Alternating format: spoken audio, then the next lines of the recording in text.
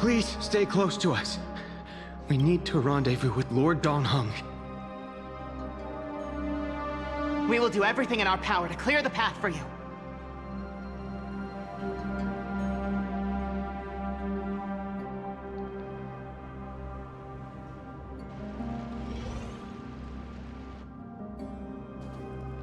There he is! Lord Dongheng! Quick, we must assist him!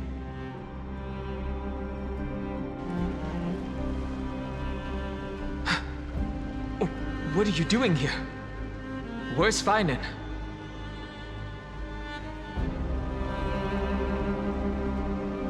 We're under Lord Feinen's orders to escort both of you to safety, no matter the cost. Leave this to me and the Holy City Guards. Zeph, take them and go. Wait, Namazani. That black-clad swordmaster. Something seems off. At some point earlier, they suddenly froze in place, not moving at all.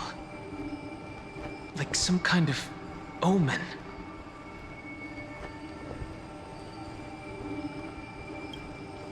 No! Don't get too close. That thing's black flames are burning hot. I don't know what's happening, but leaving is the best option. I don't know which demigod graced us with this miracle. Please, come with us.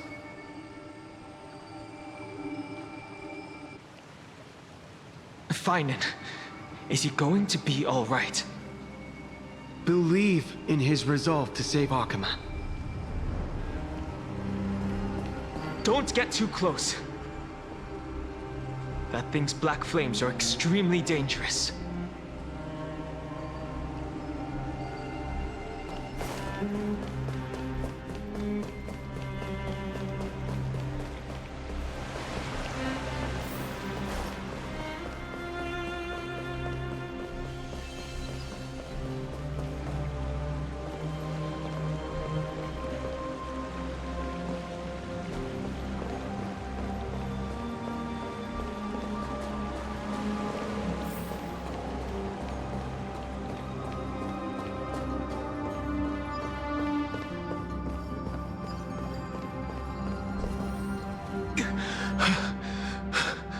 The Flame Reaver isn't pursuing us. Could this really be some kind of divine intervention? We can't stay here for long. Lady Trinan's sentry gate is just outside the city. Let's keep moving.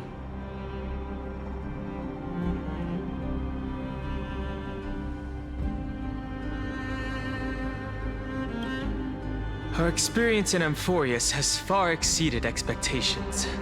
If our goal was just to replenish fuel, then mission accomplished. But you're right.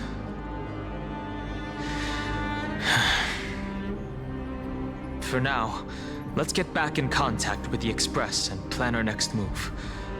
That's the safest course of action. We need more information. On that note, I have a proposal. Who's there? I hope to convey a message to the two nameless. Mr. Screwlum? Who are you? Stand down. I order you to maintain a distance of 10 paces.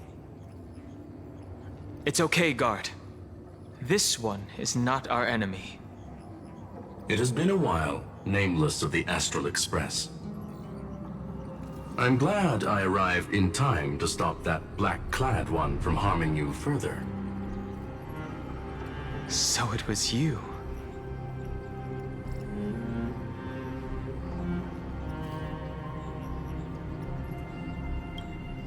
Indeed. Madame Herta invited me to meet with you, Nameless. Rest assured. You two know this anti-Catharin? Does he come from the same people as Counselor Lygus? Don't worry, guard. This gentleman is an ally of the Trailblaze.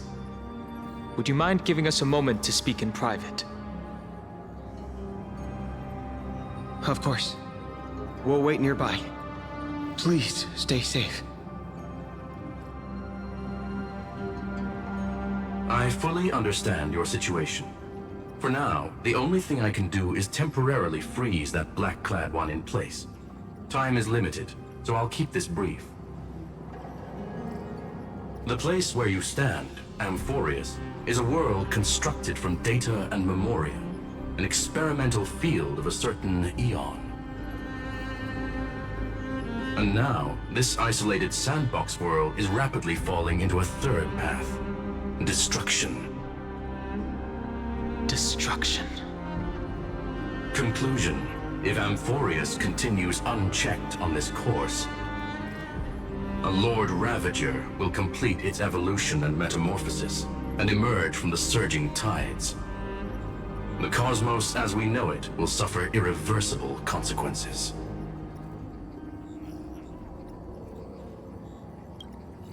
Affirmative. If everything unfolds toward the worst possible outcome as predicted, the consequences will be unimaginable. Because the Lord Ravager's goal is the Eon of Erudition. Putting aside the complex details of the inferences involved, I have a request to make. For one of you nameless to stay behind on Amphoreus, acting as an informant, in order to prevent the wrath of destruction from ravaging the cosmos. This world is enveloped in a firewall that defies explanation, and the flow of time here is also different from reality. Madame Herta and I can only tear open a gap and project images inside. However, the accidental crash landing of the express car notwithstanding, both of you were able to successfully land here. There must be some principle behind this we have yet to fully grasp. It will take time to uncover the reason. Before then, if one of the Nameless is willing to stay and witness the fate of this world, or to push it along when necessary, it would be of great assistance.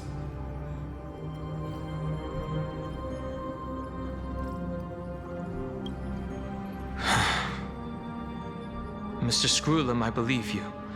So I only have one thing I'd like to confirm with you.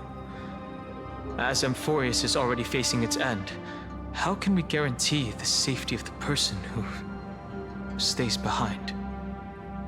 Look at this, if you would. This curio is called a chronocognitive anchor. The two of you may view it as a kind of space anchor in the world of erudition. As long as you carry it with you, your individual data structure will be protected and will remain unaffected by the influence of digital tsunamis. When required, it can also serve as a bridge for communications between the internal and external world. Of course, it is not curio with unlimited uses. May only be held by one person. The connection being interfered with. Decide quickly as possible. 2 final messages. 1.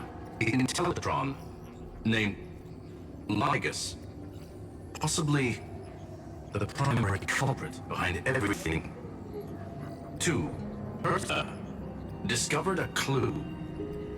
Miss March has already been drawn into Amphoreus.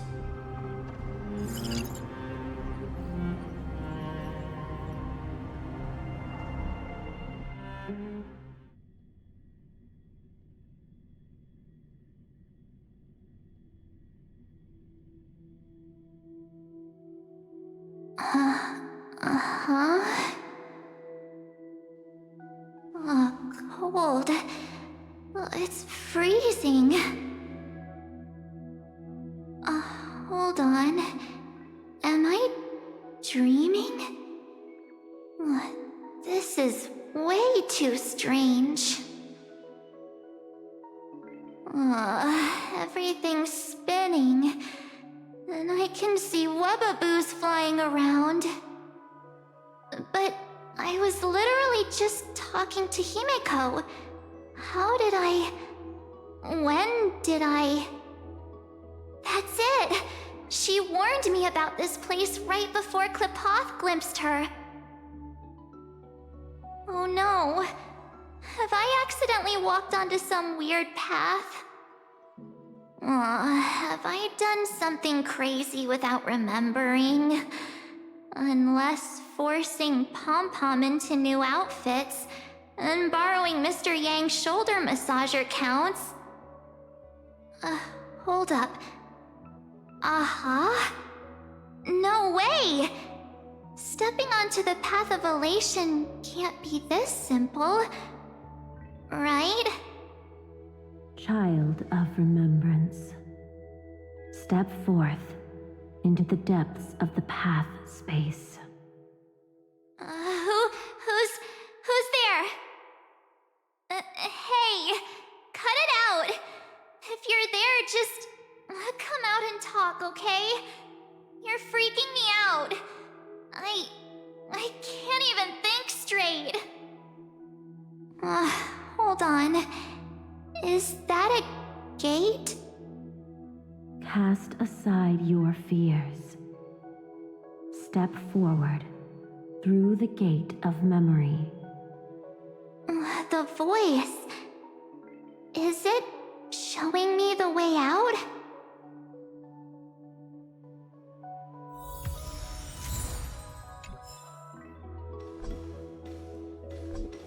No, don't fall for it. They're lying to you. Turn back now. Another voice? Who now?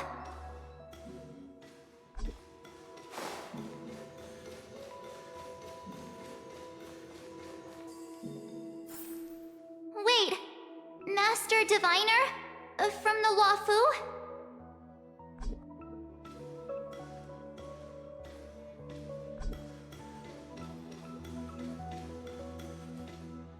Fush?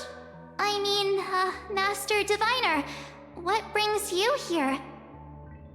And you, Miss Messenger. Do I know you from somewhere?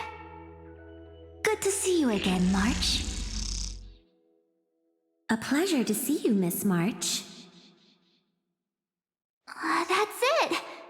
Master Diviner used the Matrix of Prescience to help me search for my memories. And you, Miss Messenger, we met in that memory space. You said to me, "The value of your life does not lie in what happened in the past, but in the present and the future." Your memory serves you well. March, I conducted some experiments with the 6-phase ice you left us. Thanks to the Garden of Recollection, the Matrix of Prescience has made a breakthrough in extrapolating the past. Now, we might be able to bypass the obstacles and look directly into your history. The Master Diviner is right. Continue down this path, and you'll be able to find your lost memories at the end. Since we last met, you've grown much alongside the Trailblaze. You should be strong enough now to bear the weight of your past. Well, there goes my Ice Princess fairy tale. I need to know, Master Diviner, Miss Messenger, this isn't just another dream, is it? If this is real, why reach out to me at this exact moment? The situation is dire. Your lost memories, they're crucial to the Garden of Recollection. She's right. The Garden of Recollection's existence hangs on your memories. The Garden of Recollection. You may not want to sacrifice anything to preserve the garden for now, but in time, you'll understand. Your destiny and the path of remembrance are extremely, closely intertwined. Now go. So, I just walk through that gate? This way, March. Your past awaits beyond the Gate of Memory.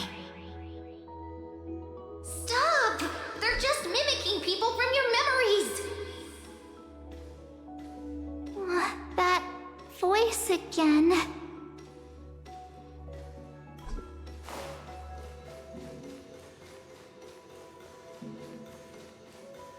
Don't let those bad people deceive you! The gate. Now it's... you two?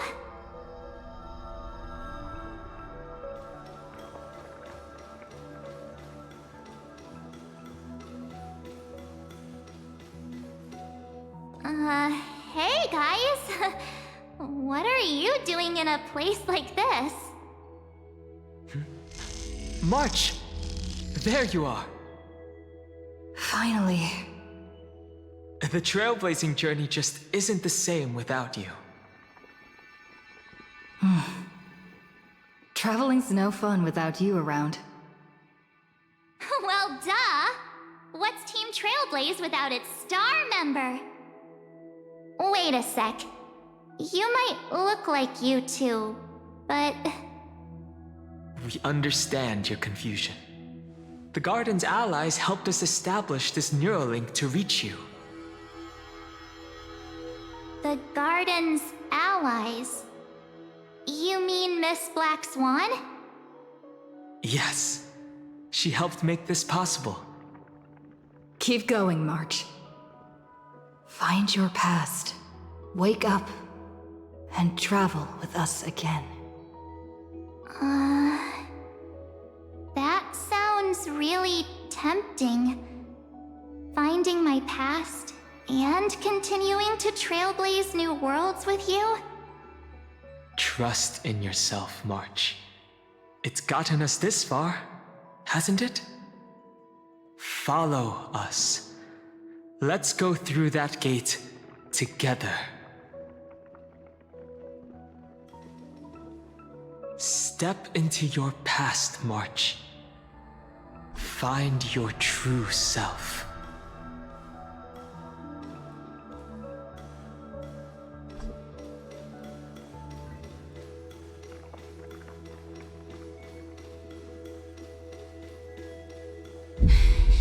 Wait up! Slow down! Those words sound so sweet. But keep your eyes open! Don't let them fool you!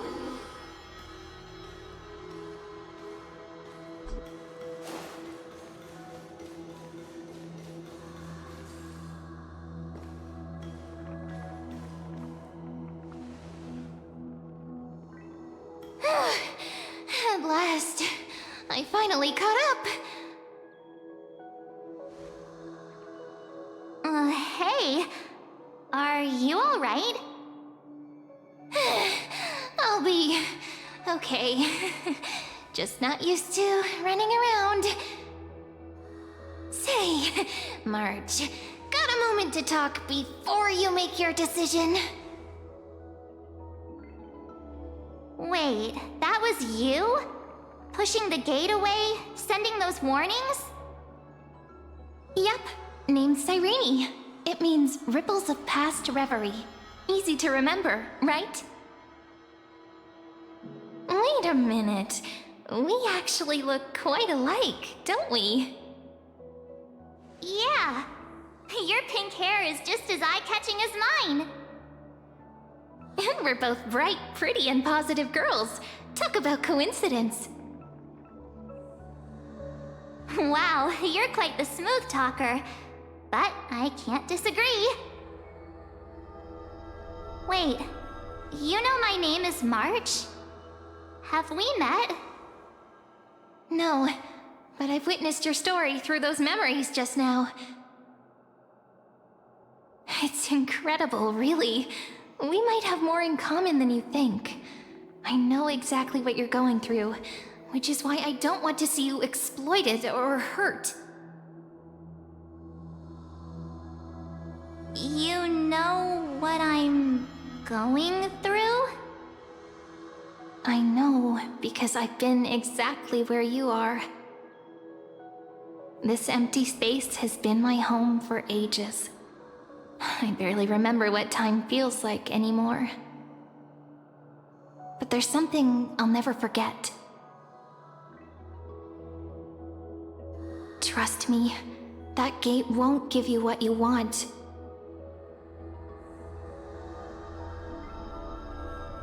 You mean those people? They're lying? Luring me into a trap? Yes, convincing, weren't they? They've studied your memories, using your deepest wishes against you. How dare they manipulate a young girl's feelings like that?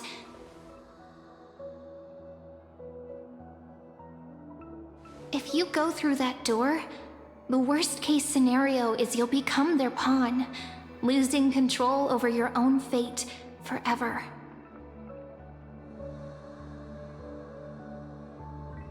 You've seen what's on the other side?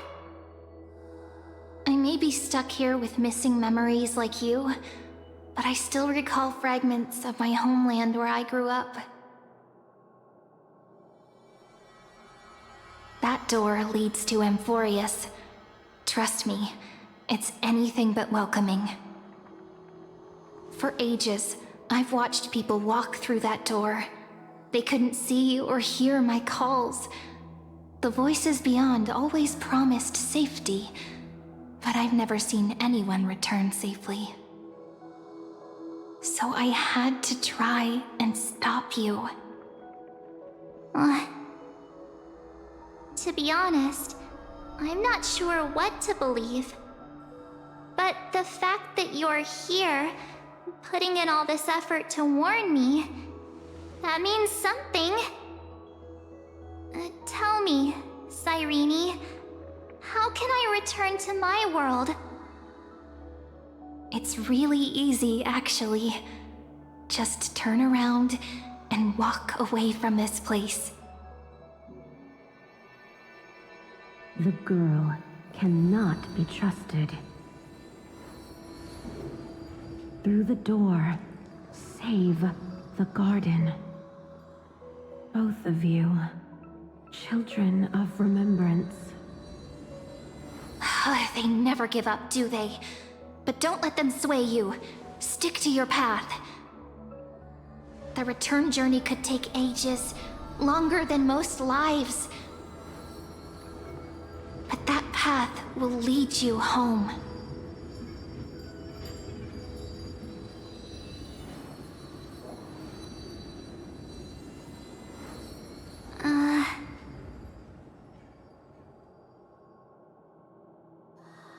Thank you, Cyrene. I know what I need to do. I'm going through that gate. Into Amphoreus. Wait, what? Don't worry. I believe you. It's just that, for me, the only place I can call home is right beside my friends. Two of my closest friends are already on their way to Amphoreus. They may seem capable, but only I know.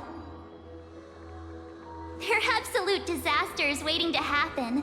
They won't last 5 minutes in a new world without me.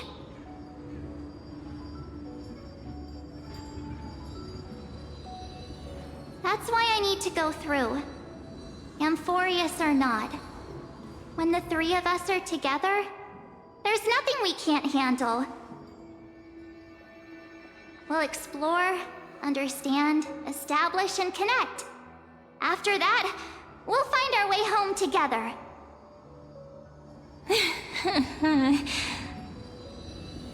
I see. You've got people who mean the world to you, too. That is so heartwarming. March, if that's what you've decided, you have my full support. Birds of a feather we are, looking all sweet and innocent, but with hearts of fire. Oh, stop. You're making me blush. Well then, I guess this is it.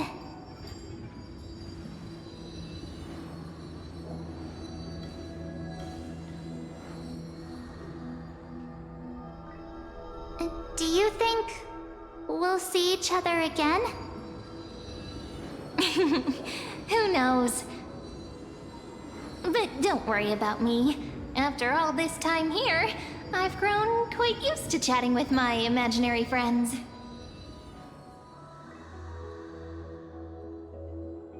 Since Amphoreus is your homeland, if there's a way to help you, my companions and I will do everything we can. Then I'll look forward to that day.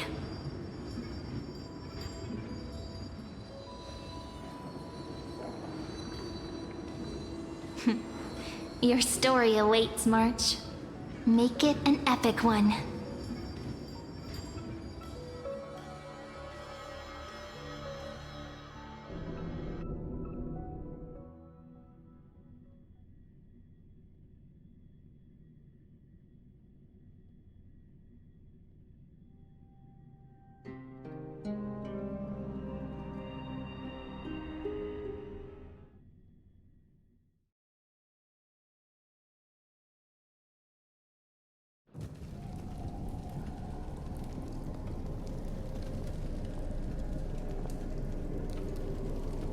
You okay there, friend? Something seems to be bothering you.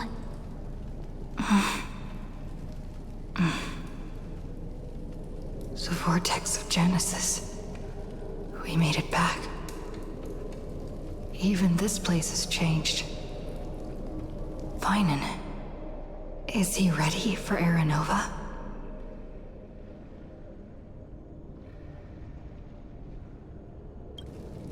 It's a bit late for that now, isn't it? If what that machine gentleman said is true, if Amphoreus is destined for destruction, then I'll stay by your side until the very end.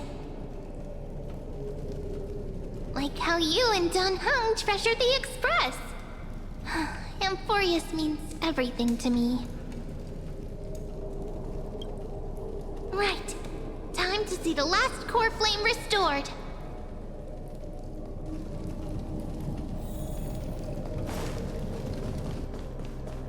Look! There's Finan! And wait. Lygus. Remember, Scrollum's warning.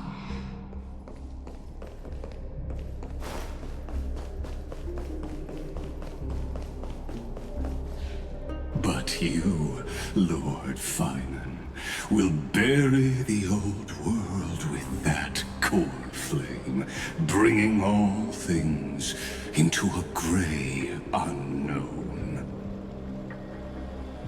It doesn't matter. This cruel, flame-chased journey has made me abandon my fantasies. The future is not a paradise with a gentle west wind waiting for us to step in. If what lies ahead is a mass of chaos, I will tear it apart. Then usher in the first ray of blazing sunlight. Is it you?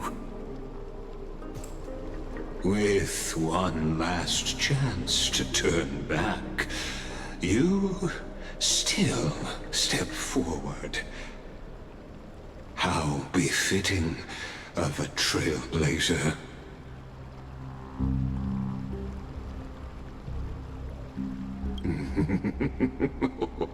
You misunderstand.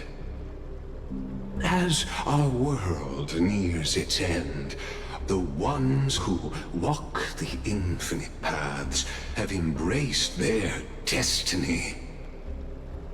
As the Theoros, it is my duty to witness the world's future and oversee this final core flame ritual on their behalf.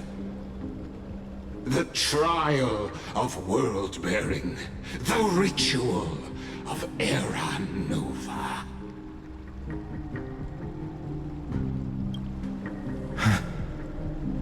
Ah, I see.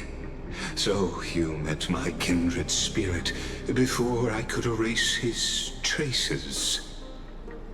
Partner, what are you saying?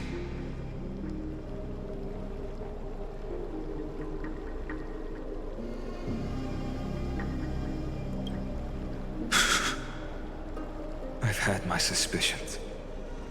How does a native Antikytheran know so much about repairing vehicles from beyond the sky? Lord Lycus, how much do you truly know about Era Nova? Tell us everything.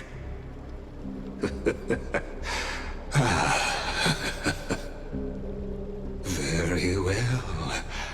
I need no longer maintain this Theoros masquerade.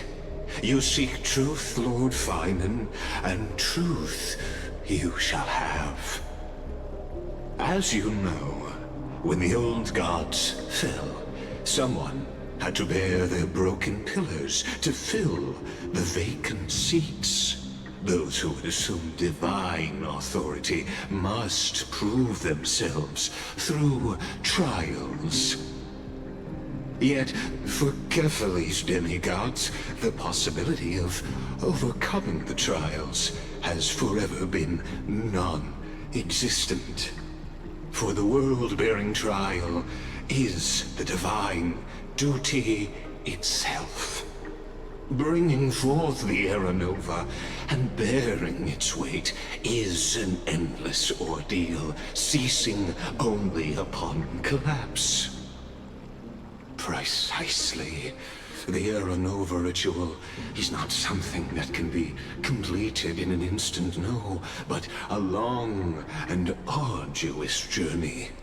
While the sacrificial journeys of other demigods conclude in this world, Kephale must shoulder the gods' core flames, bear the memories of all worlds, and stand unwavering.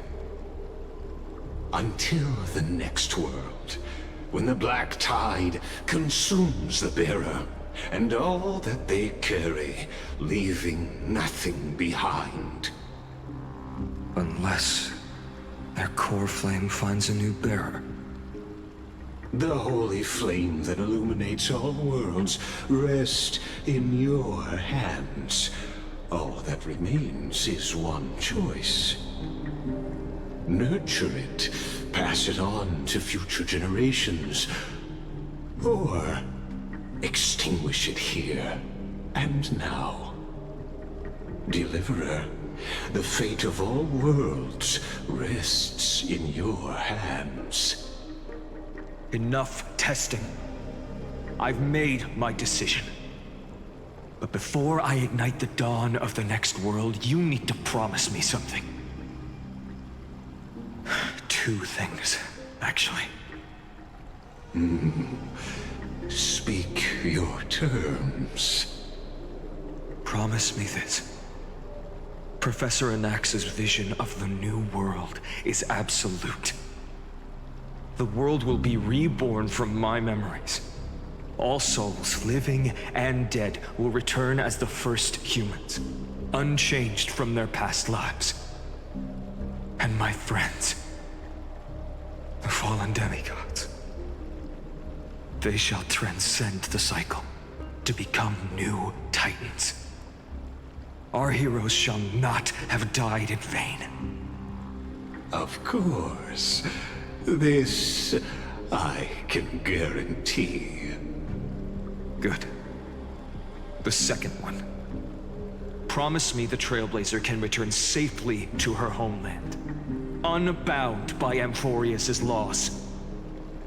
My apologies, but I cannot promise this. As you mentioned, she now bears the Time Titan's authority.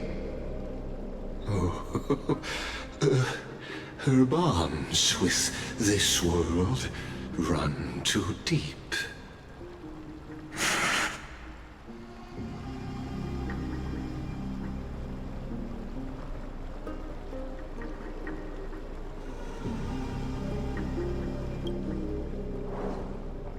Well, I stand corrected. An outsider like her does have ways to defy destiny. Thank you, my friend, for everything you've done for this world. Though the next world may not remember, I shall never forget. As the Theoros, I declare, Amphoreus has determined her path. Step forward, heroes. Follow her path and see it through.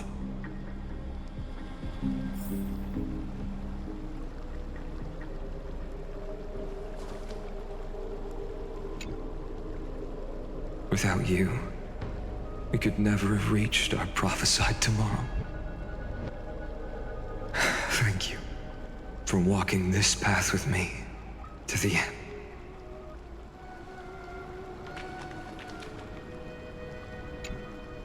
As our world draws its final breath, I stand before you as the Theoros.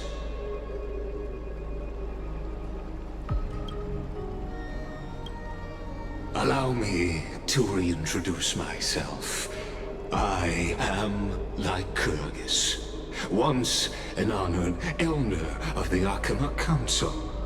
As the Theoros, I have sworn to watch over and protect every citizen of Akama until the very end. Of course, that alone won't satisfy your curiosity. So let me share something more. Something that means little to Amphoreus, but everything to a traveler like yourself. I, Lycurgus, am one of the Erudition's many Pathstriders.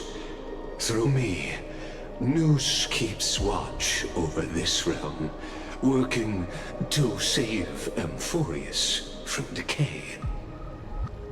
I don't expect you to trust me based on words alone, but believe this much. When you look at the bigger picture, we're walking the same path, you and I. Ah, while the Holy City may honor me, I am but a humble speck before the cosmos. My reach is limited. Your doubts are natural. Let me assure you of this. What's done, I've told truthfully. What's to come, I'll witness fairly. My conscience is clear. To my role as the Theoros, to Amphoreus, and her destiny.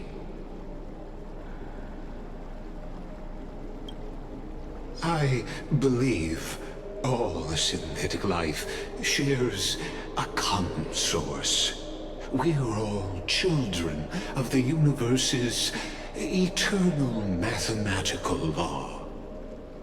So, you see, the answer is simple. That brilliant mind is my kindred, a brother, if you will.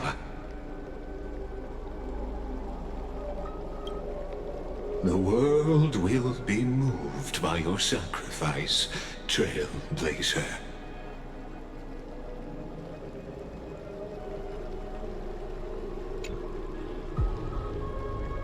Behold, oh gods, Amphoreus has achieved her victory, and the Era Nova approaches.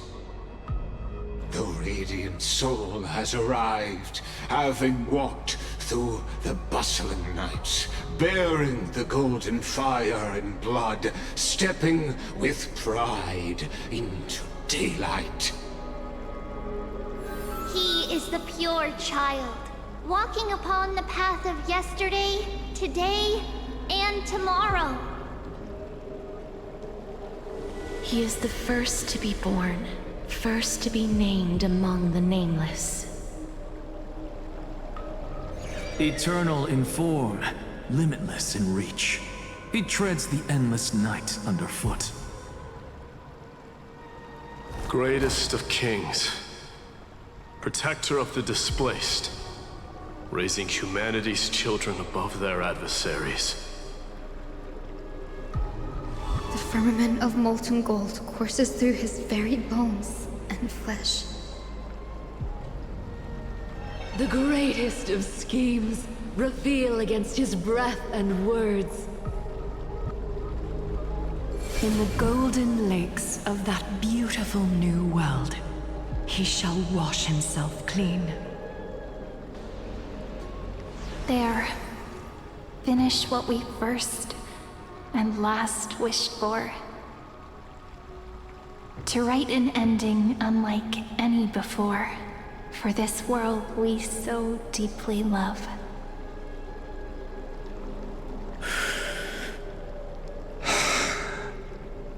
Come, partner. Join me. The time has come for us all to face oblivion, or embark on one final grand journey.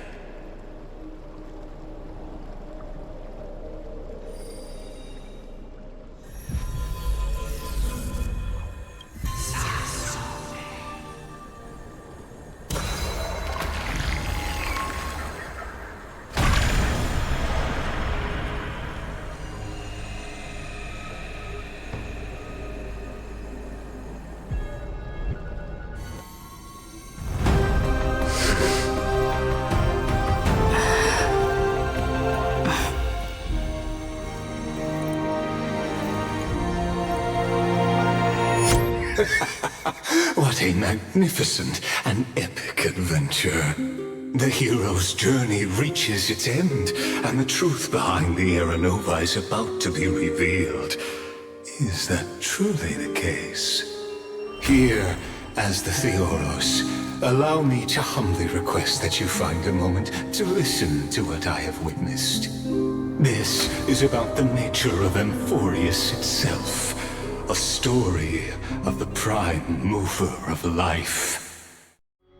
My, what a broad topic this is. Where shall we start?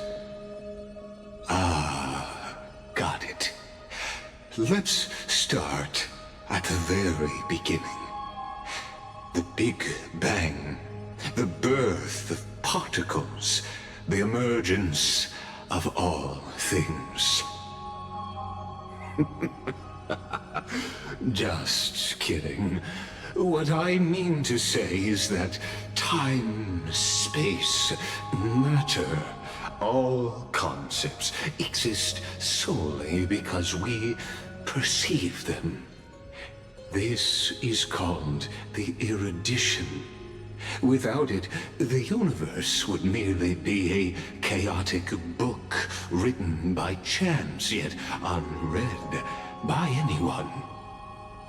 As your acquaintance, Lord Anaxagoras, suggested, everything in Amphoreus exists through new spores, living in the memories of those yet to come. Oh, how beautifully it aligns, revealing universal truths in such simple terms. Only he could solve the riddle of what exactly are we? Oh, but you'll remember, even as the embodiment of reason, one mystery remained beyond his grasp. If that is the case, whose memories did the very first new spore sprout from? Ah, as sages across ages have asked the gods, what is the prime mover of life? But let's set aside the gross teachings for now. Look further, past Amphoreus, to what they call the Forbidden Realms beyond the sky. Do you know of the Scholar's strife? During that grand yet brutal war, waged in the name of erudition, a genius's legacy was abandoned, strewn across the cosmos. The scepters, a macrocosmic computational array beyond mortal comprehension. Made to emulate the Eon's thoughts, it became part of the Eon's cognition at birth. Scattered throughout the cosmos, these arrays act as celestial body neurons for Nous. But regrettably, as everyone knows, the erudition forsook them all. But what nobody knows is that, though forgotten, they never stopped seeking the divine answer. A question that survived war and disaster, stumping even the greatest minds, including both mechanical emperors. Now, we come to the real truth of Amphoreus. What if, hypothetically, a scepter found the answer to the prime mover of life? If, through endless solitary extrapolations in the cosmic cold, the one deemed as a failure by the Eon of erudition found proof through the ages, what would happen? Perhaps the answer is simpler than you'd think. From a perishing neuron devolved into true life, reborn through the gaze of another Eon. This is a tale from the distant past, unknown to all, even unheard by the greatest geniuses. Now, let's leave the Scepter's story here, returning to where we began. What is the prime mover of life?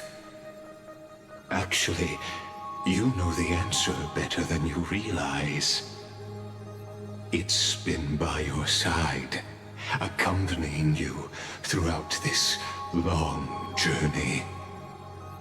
Right now, it awaits you ahead. In that brave new world, beyond the end of Genesis.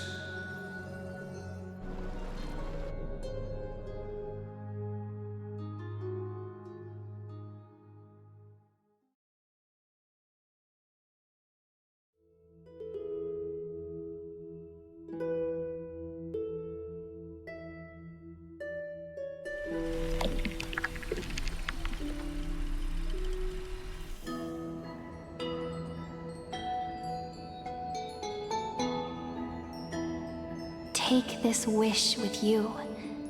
Be the one who begins it all. As the prophecy foretold, you will bear the blazing sun until the pale dawn breaks. Continue onward, bearing this world upon your shoulders until the Ashen Hero, the nameless deliverer, ushers in the dawn.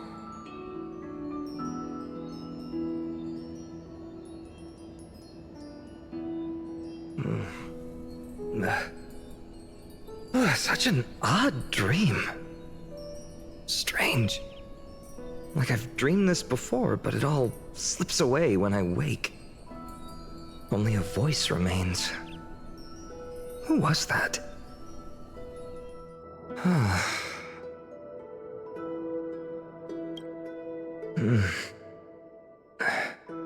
What? Ah, it's you. Whoops, I fell asleep there. What a strange dream I had. It's gone now, though. But look, perfect sunshine. The day is still young. Let's go find Cyrene, partner. We promised to be there for her oracle card reading today. It's right about time.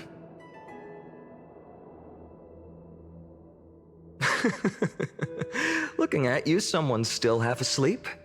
Tell you what, catch some fresh air first. I'll hang around here.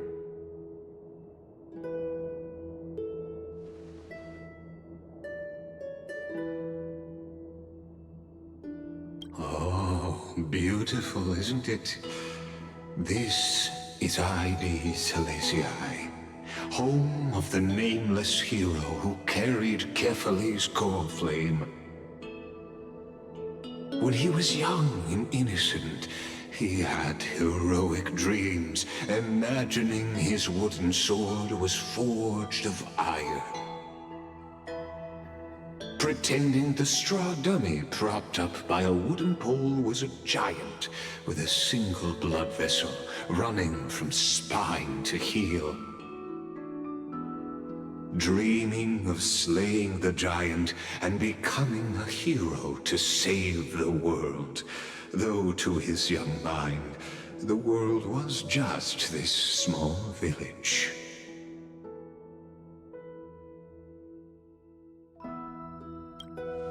Sharp as ever. Indeed, these memories you witness are the first steps of his journey. These are his first memories. Rather than watch him, why not join in? Think of it as immersive theater. Become his lifelong closest friend, witnessing his hero's journey from the best seat in the house, as the nameless hero whose unwavering guidance shaped Finan's destiny, yet whose name was never recorded in Amphoreus's history.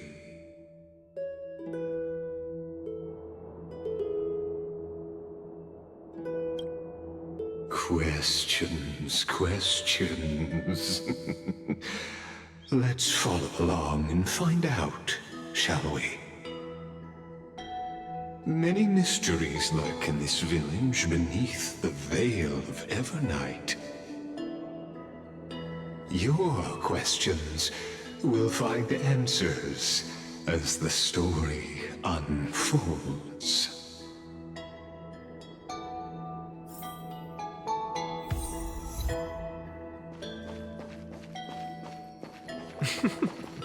All awake now? Great. Let's go see Cyrene. Finan! Show me how to use a sword like you do! Wait till you grow a bit more. Hey, Finan! Where are you headed?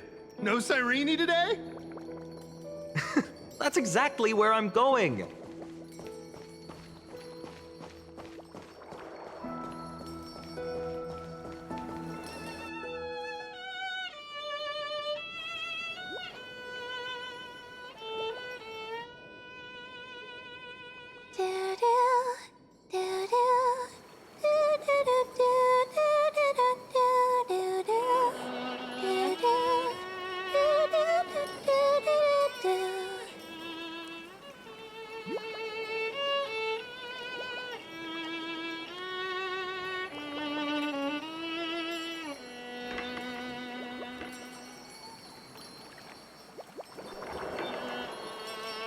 Found you.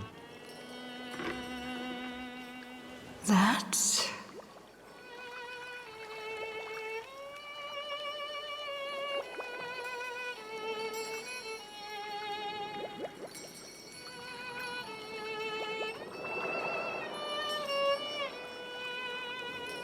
Goodness, look at you rushing about. You've got the poor swing all startled. Hmm?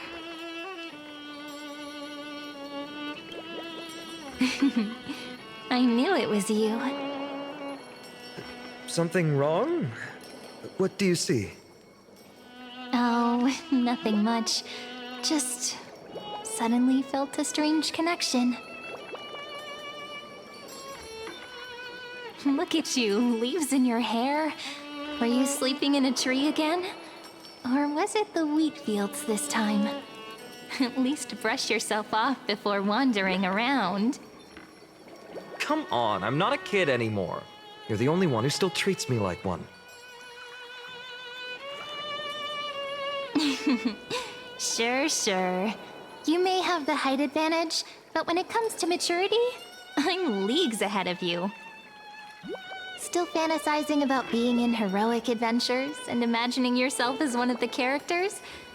That's the kind of thing kids do, not grown-ups. Don't you agree? And since you're playing along with his antics, who are you pretending to be today?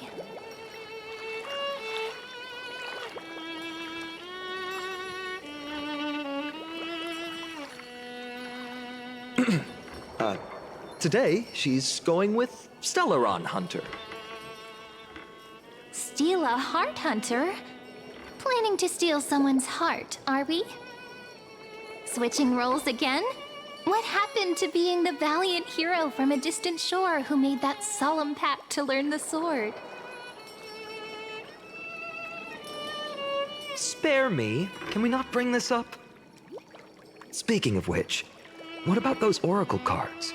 We haven't done divination in forever. Why the sudden interest?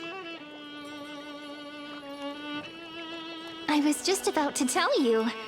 Earlier, while napping on the swing, I had the strangest dream. There was this mysterious voice in my dream, calling out for something. Wait, you had that dream too? Yes, you too? That would explain this lingering sense of unease.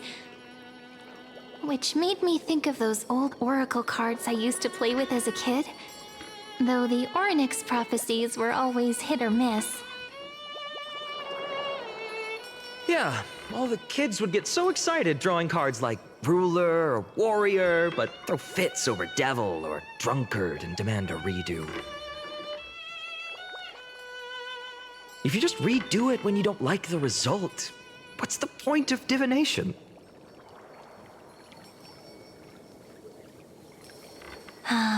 The blessing of childhood. Believing the gods might not notice our little corner of ID Silicii, willing to let our small deceits slide.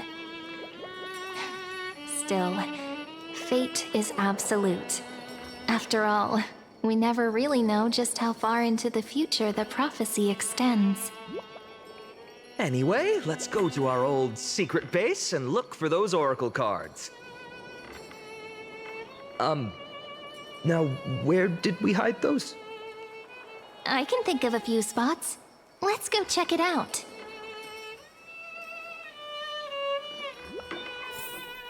In a village this size, I bet all our childhood treasures are exactly where we hid them. Mm-hmm. Time must be keeping them safe for us.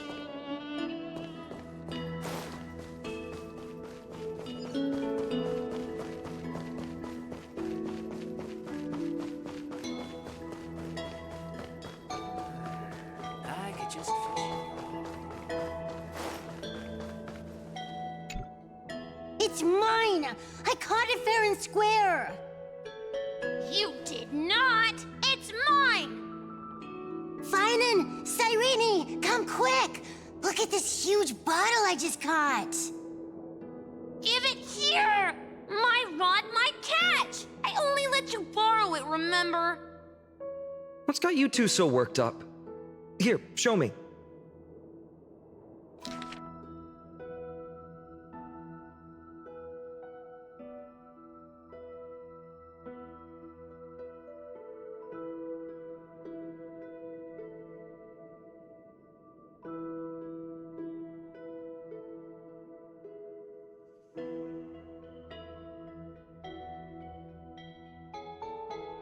Wait a second. This is my old wish in a bottle. How did it end up here? Ooh, I wanna see what did little Finan wish for? Not happening. This stays sealed. Piso, Livia, dinner's ready. Coming, Mom! Finally, I'm starving. See you later. what's funny? I really thought tossing that bottle into the sea would carry our wishes beyond Ides Elysiae. Maybe even bring something back to us. Never thought the waves would end up pushing it back ashore.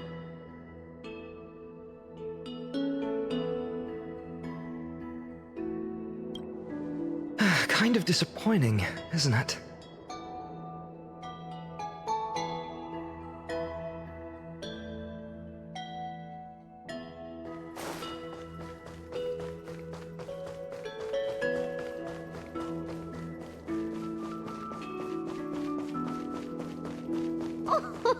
Slow down, kids. You'll trip.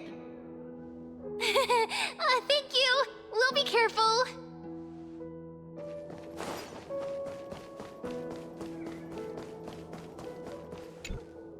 In the sunlit barn, amid the scent of ripened wheat, they found various fruits hoarded by squirrels, and a wooden figurine missing arms and legs. My unfinished little soldier? After all these years! Hey, this is the one Mrs. Pythias confiscated. Finally back in my hands. Finan, Cyrene, where are you two headed? Speak of the devil. Mrs. Pythias, is school out already? No classes today. This morning, I used fallen leaves for a reading, seeking Orynyx's wisdom. They warned of potential injuries, so I gave everyone a holiday. Besides, it's harvest season. There's plenty of other work to be done, even without classes. With you being our only teacher in Ides Elysiae, you must be working so hard. Anything for my students. I don't mind the work. When you travel far from here, you must visit the Grove of Epiphany for me, to see what a true haven of wisdom looks like. By the way, what are you looking for in here? You've been searching quite thoroughly.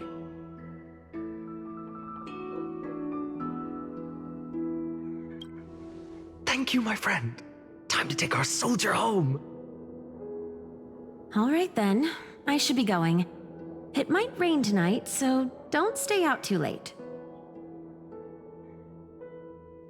So this is where the wooden figurine you carved during class ended up. And here I thought I knew all your hiding spots. To be honest, I'd forgotten all about it myself. No sign of the oracle cards. Let's see. Ah, there's one place we haven't checked yet. The weather's great today.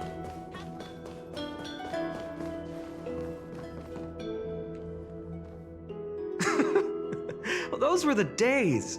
We'd always meet either by that statue in the village or right here. Right? And I remember you never used the front door when you wanted me to come play. You always climbed over the wall. You were such mischief makers. Just like a certain someone who has a habit of showing up unexpectedly. Right?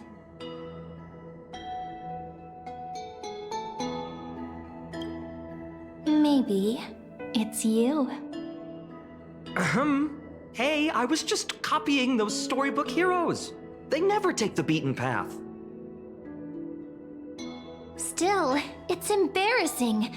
I've been the only one here for a while, and I haven't kept up with the cleaning. With so many spots to check, where should we even start?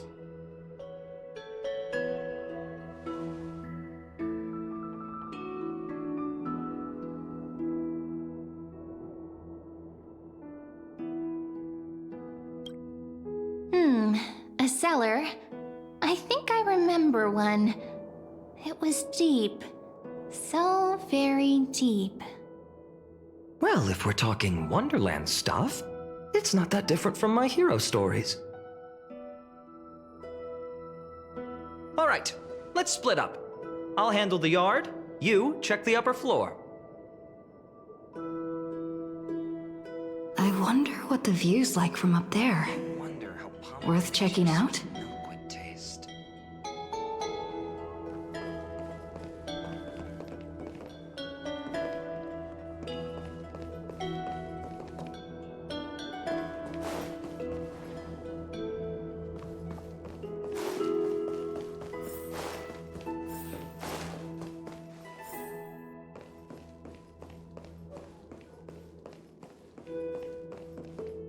The girl before you carries an air of mystery, her secrets elusive, yet her demeanor toward you is exceptionally warm. You can't help but wonder, could there really be some kind of mental connection? The view here hasn't changed a bit. You know, besides the swing under the big tree, this has to be my favorite spot in all of ID Silicii.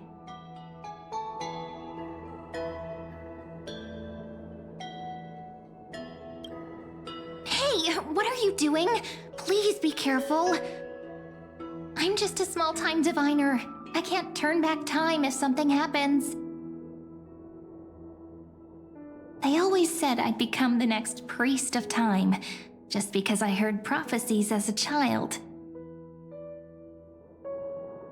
But here's the thing. The more divinations I do, the more doubt creeps in. I want to believe the prophecies, but actually leaving ID Silicii. Where will that waiting ship take us, I wonder? Here they are, the Oracle cards.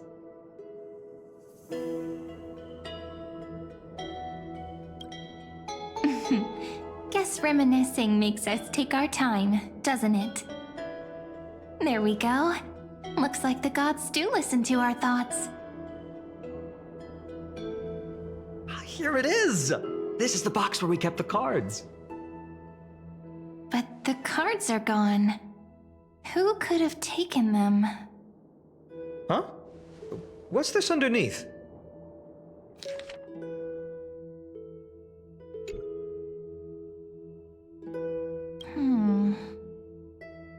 I see now. Those sneaky little ones. So that's what they've been up to. The ones from Membrance Maze, you mean? Yep. Let's head to the back of the courtyard.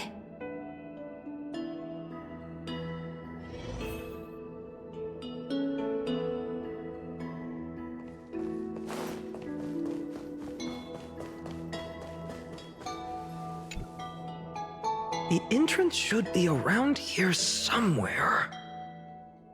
Right here. The path to the maze is hidden under all these weeds. It's been too long since we visited the fairies.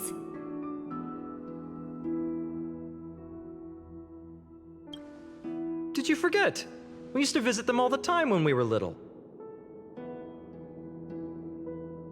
All right, let's do this. These weeds need to go.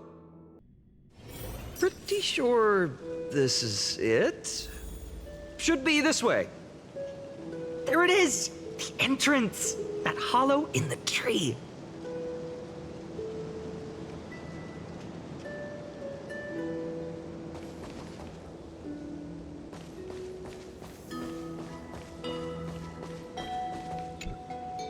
Once you get through the tight squeeze in the hollow, you'll reach their dwelling, the Membrance Maze.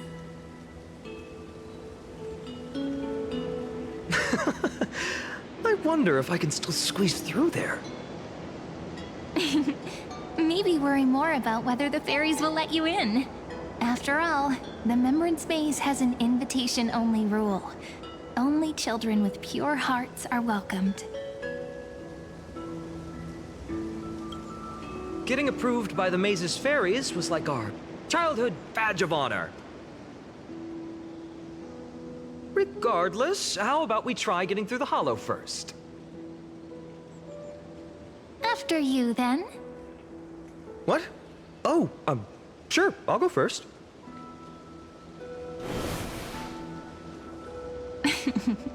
So hasty, as always. Looks like it's just us now. Care to finish that chat? To be honest, from the moment I saw the cute note left by the fairies, my intuition became even more certain. Perhaps when we step into the maze again after all these years, the wheels of fate will finally start turning.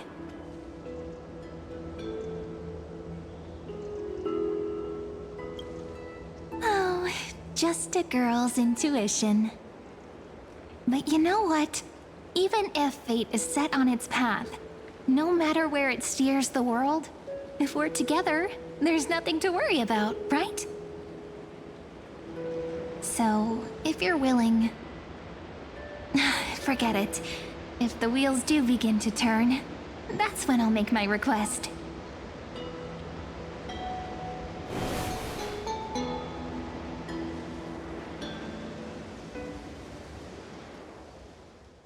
I made it! Oh, that wasn't easy. I can't remember the last time I came here. We were still kids back then.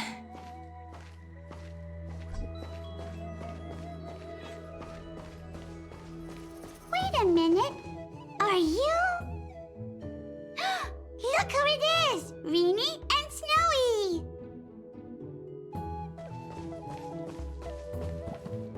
Whoa!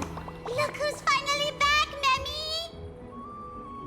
Snowy, you've grown so tall and dashing. I couldn't even tell it was you at first. We had to grow up. Sometime. But look at Rini. She hasn't changed one bit. How fascinating. Perhaps I'm like you, Rayleigh Mem. Just another fairy of the maze.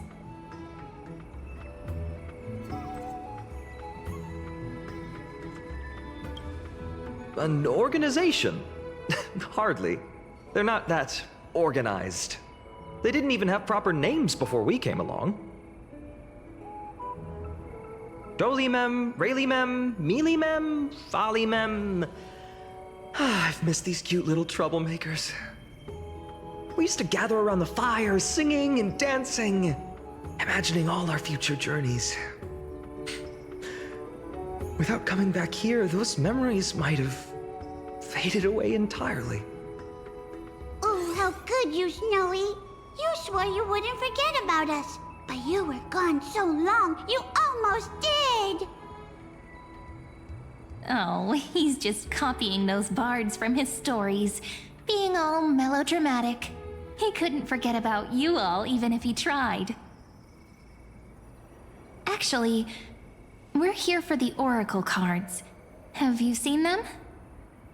Oh, the Oracle cards! Right. The chief asked us to get those. Chief? You mean Dolimem? What do they need the cards for? If they want a reading, they could just ask me. Oh, I'm not sure. But Chief specifically wanted to meet with you all.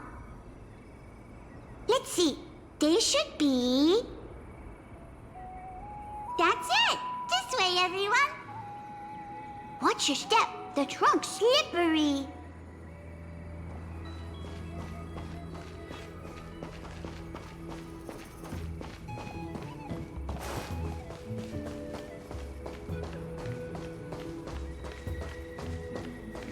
Chief! Rini and Snowy have returned!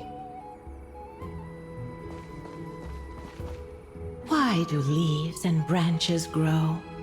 Which way does the wind blow?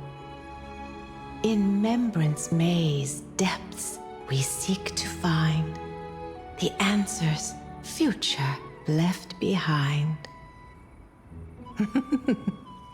Welcome back, my dear children.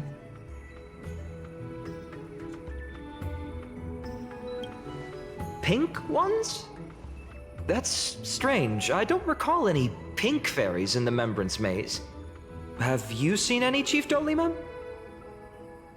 Oh, Chief, you haven't changed a bit. Still so full of life. Oh, no need to fuss, my child. You haven't forgotten, have you? As long as our songs are sung, the children of the maze will live on. Just as our paths stay forever linked. Here, take it. I'm sorry I had to resort to such methods to bring you here.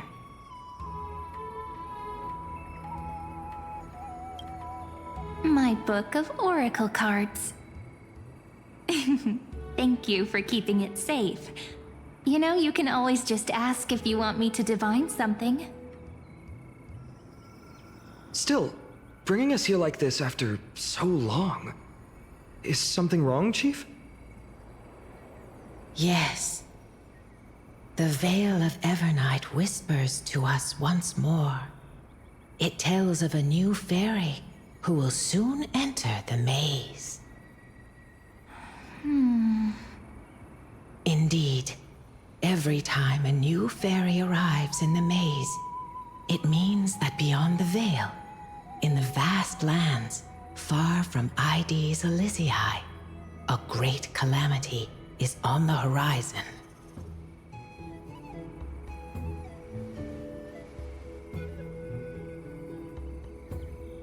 But if that's the case, our journey... Will have to be cancelled. If disaster's coming, we should stay in Ides Elysiae just to be safe.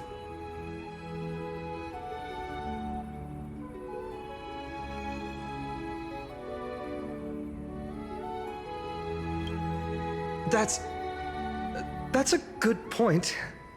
But what difference could Cyrene and I make? We weren't planning to be gone for long. Just enough time to hone our abilities. Finan would train in Castrum Kremnos, while I would seek the Fake Titan's blessing in Yanisopolis. Then we'd return to Ides Elysiae to help keep our village safe. It's okay. I can still practice my swordplay here. Some things you can learn on your own. Well, probably. That's not very convincing. Here's a thought. Let's have Cyrene do a reading. If fate wishes to show us its path, we might find some peace of mind. But what if we don't like what the cards tell us?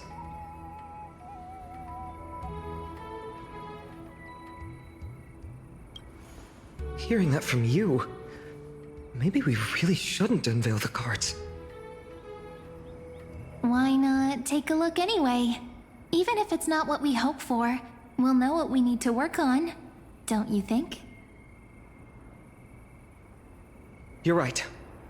Come on, partner. Whatever the cards show, we'll face it together. Ask with a true heart, and truth shall answer in kind. Close your eyes, and let's open the Oracle card book together.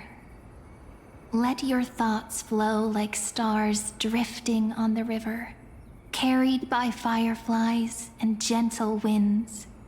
Your destinies flowing towards the same future. Now, shall we begin? Oh my!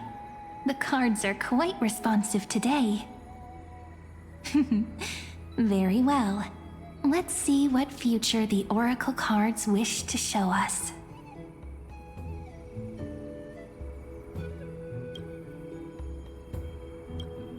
Behold, the Weaver.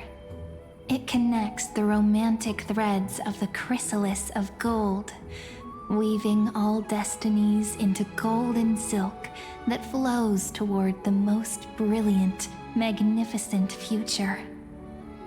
The dance of thread and blade set the stage. So shall it end as gracefully as it started. Such elegance. The Gold Weaver must be of noble birth. Such high standing. I doubt someone like me could ever reach it.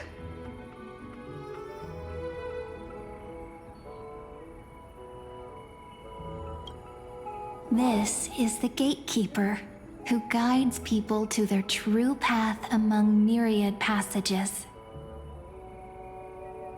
We have surrendered our countless senses, dedicating ourselves to the sacred whispers within the temple. Wait. It almost feels like I can hear the echoes within a temple.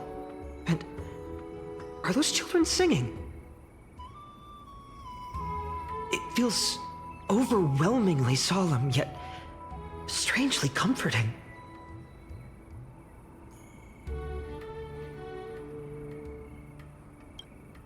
The ruler stands for discipline, authority, and glory, but frequently also points to isolation and warfare. Even should you pledge your loyalty to me as the last sovereign, the glory shall be mine and mine alone. He who has slain a king can no longer bear the title. Let the withering lion walk his last path alone. Is this showing us a ruler who forsook their people? Stories of such bloodshed like this feel so different from Heidi's Elysiae. But they sure can stir the imagination.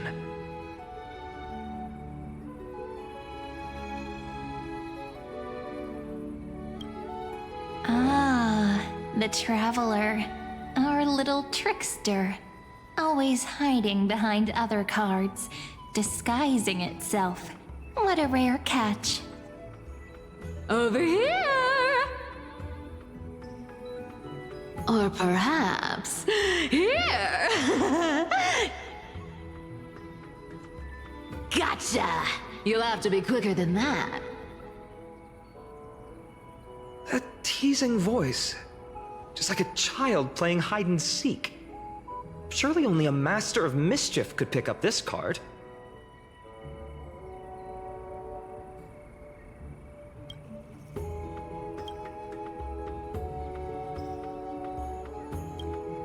Behold the scholar, bearer of many names, the grand magician, the great performer, the eye of wisdom, and the defiler of Circes. Oh, there's just one card. With all those titles, I was expecting a whole deck. A dromus draped in finery will suffice. It's succinct enough to best summarize my true nature. Wait, what's with that condescending tone? It's almost as if it knows what we're about to say.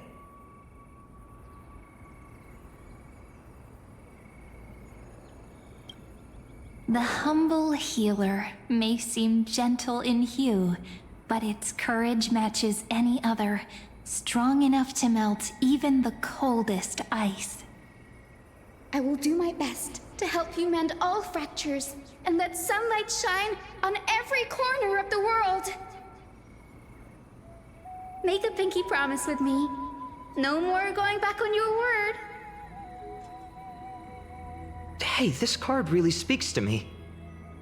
It makes me want to protect as much as I possibly can. Still, protecting everything, everywhere, seems like a dream. What amazing power would you need for that?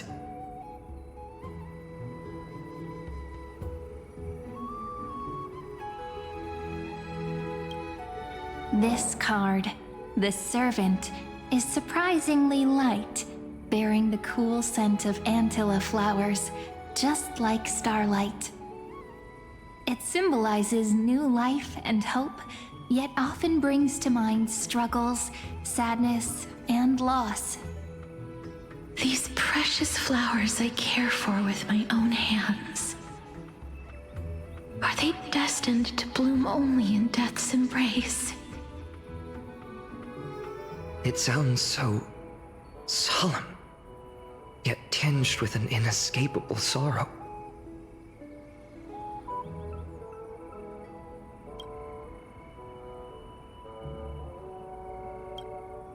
The Deliverer. According to the tripartite prophecy, this card means absolute harmony and perfection. In fact, it's the only oracle card without a dark side. What, no divine whispers this time? Oh, silly. This is simply the card you drew for yourself. The sleepy village of Ides Elysiae, in just one fleeting moment, welcomed an array of legendary figures. The Weaver, Gatekeeper, Ruler, Traveler, Servant, Healer, and Scholar. Their stories and wishes showed the village boy glimpses of a world larger than he'd ever imagined. They brought tales of raging battles, of cities crowned in holy light, and of wonders beyond his understanding. Each story so far removed from his simple village life. Once, these were just images on his friend's oracle cards, and yet destiny now stirs in resonance with the maze. And now, they are right in front of one's eyes. The Deliverer? This card again. Ah, my child. It seems you're destined to bear the wishes of many, to answer the world's call. Bear their wishes? Yes, just like Kefali, standing eternal atop the mountain.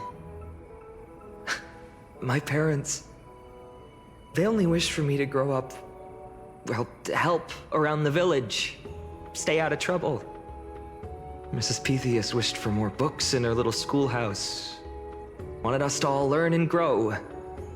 And little Piso, he wants to grow up strong like its father, to become a hunter. Is that my purpose? To fulfill their wishes? Perhaps. For a true deliverer, such wishes are but droplets in an ocean. After all, Kefali bears the weight of the entire world. Right. How could any human possibly measure up to a Titan? I wonder too. Perhaps... What's this? What you see are futures written in the cards. Or rather, the people you'll meet on your journey. Sometimes, fate can guide us when we're lost. Let's consult fate itself. Maybe then we'll know why we must take this path. And learn just how many burdens one must bear to become a true deliverer.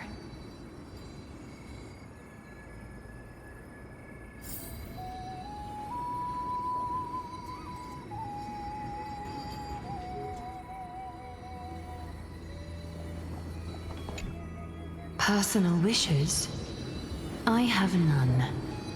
Only the Aranuva matters. The world's rebirth. Yet, if I am to weave a new era, then it may be one where kindness and her cleaners shall never tread. These crawling parasites have no place in Akama, especially not under the deceitful claim of human rule. That noble lady? The way she speaks, it's like ice in my veins.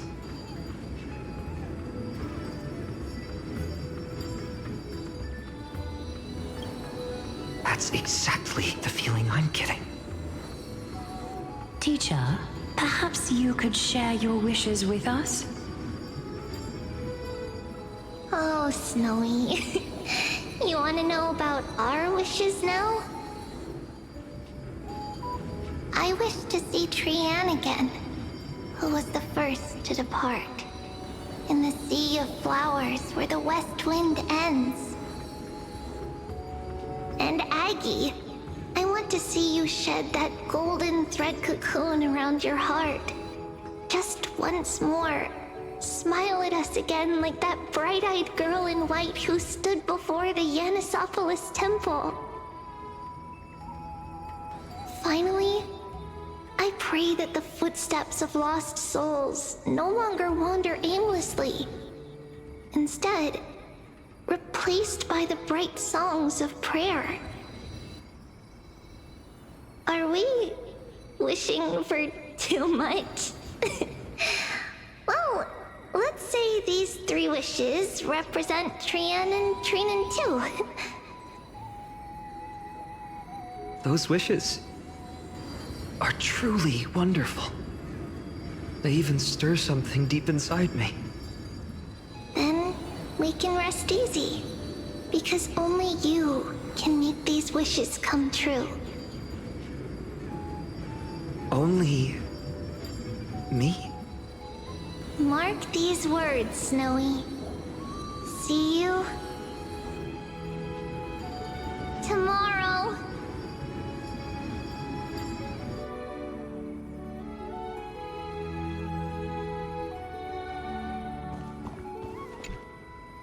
Well, well, if it isn't our little deliverer.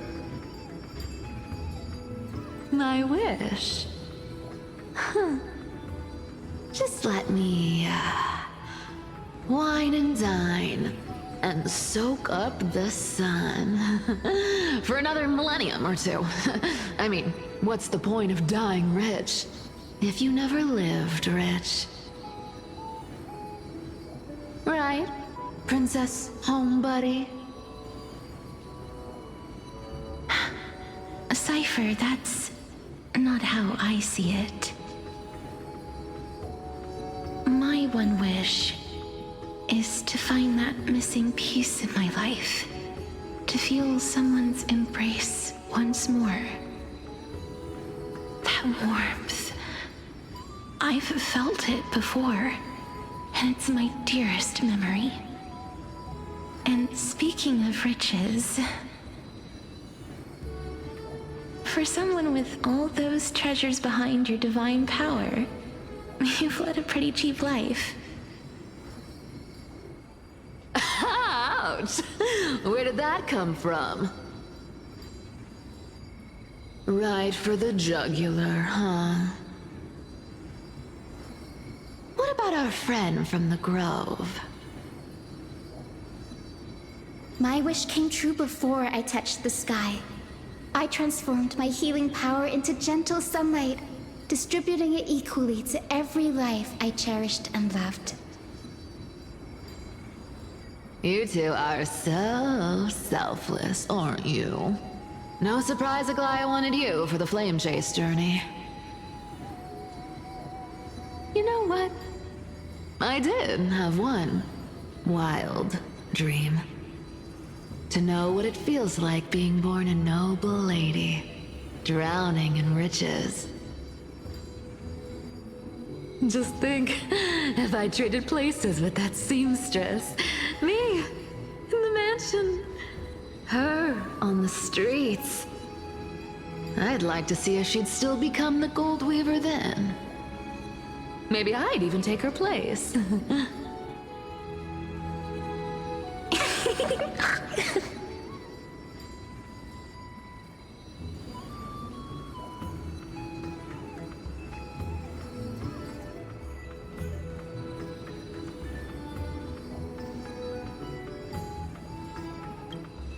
Doesn't sound like an easy task. Warm embrace, equal healing, and perhaps living free. They're all wishing for a kinder world in their own way.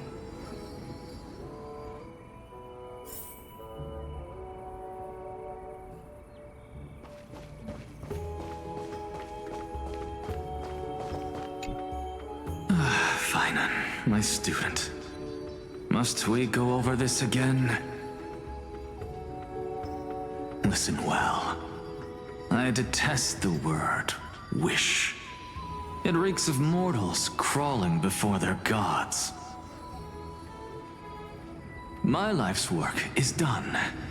All that remains is for you to take the final step and prove the ultimate truth. I, Anaxagoras, shall become a god of the new world.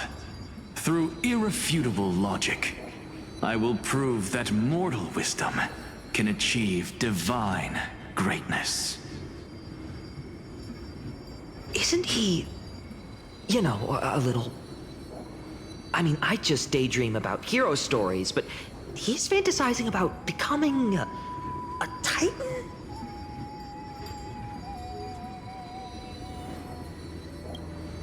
Well, that's something. Could I ever be that sure of myself?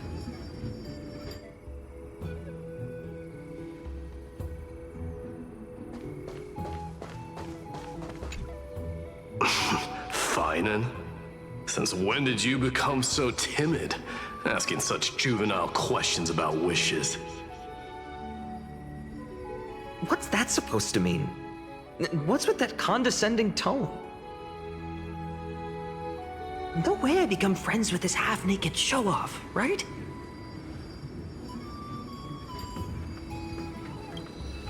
Horrifying.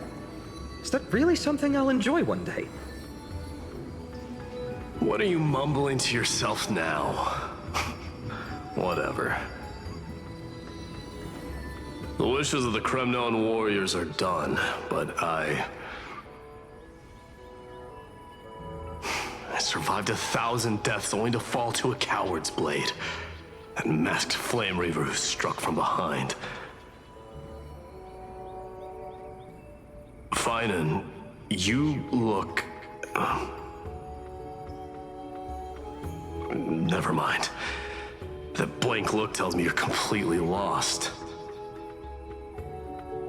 My wish is simple. One honest duel. Face to face, blade to blade. Then I'll strip away that mask with my own hands. Nothing but violence and vengeance. This person's wish is nothing short of brutal. Still, those eyes burn with the noble pride I've read about. This wish, I shall not forget.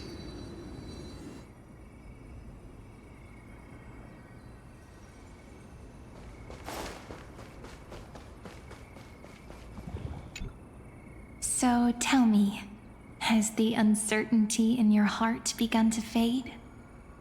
So many faces in my future. So many wishes. Still, why would fate choose to show us this path? What's weighing on your mind? Didn't you say disaster would strike Amphoreus? If so, shouldn't Cyrene and I stay in Ides Elysiae? How could we possibly meet all these people?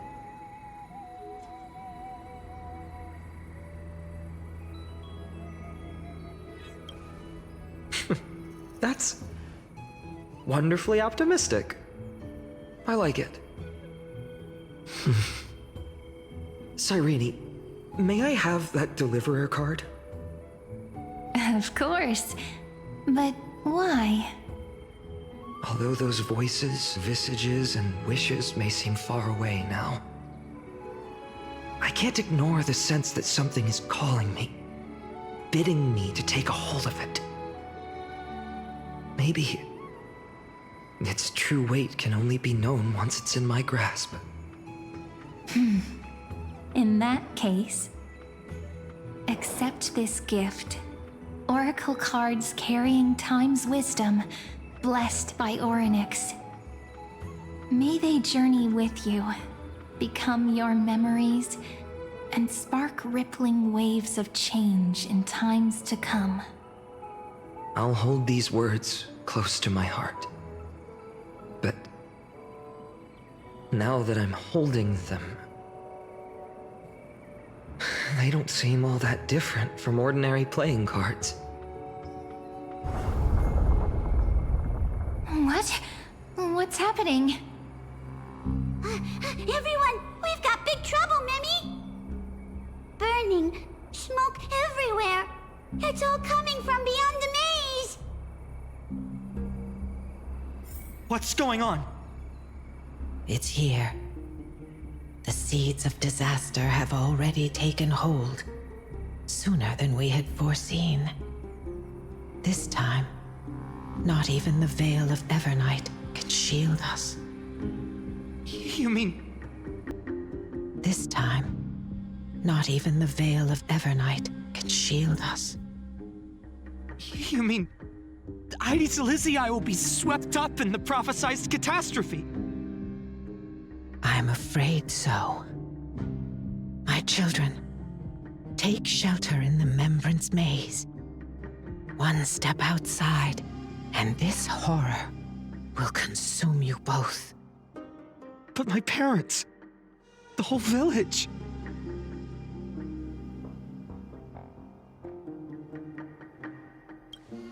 You're right. Chief, what are we truly facing? Is this the power of a Titan? This is beyond any Titan. Beyond any danger you could overcome with strategy alone. It's an unspeakable horror that twists all life into abominations that never bleed nor cry. Even Titans fall to its corruption, burning from within until only empty shells remain, knowing only death and destruction. The Black Tide. That's what this calamity truly is. It consumes all in its path, sparing none but the Membrance Maze. Not even Titans can... Yes. So please, don't leave this forgotten realm the gods abandoned. You are the first to uncover our presence, and the only two who can enter the maze. We don't wish for you to throw your lives away. Finan, what path do we take?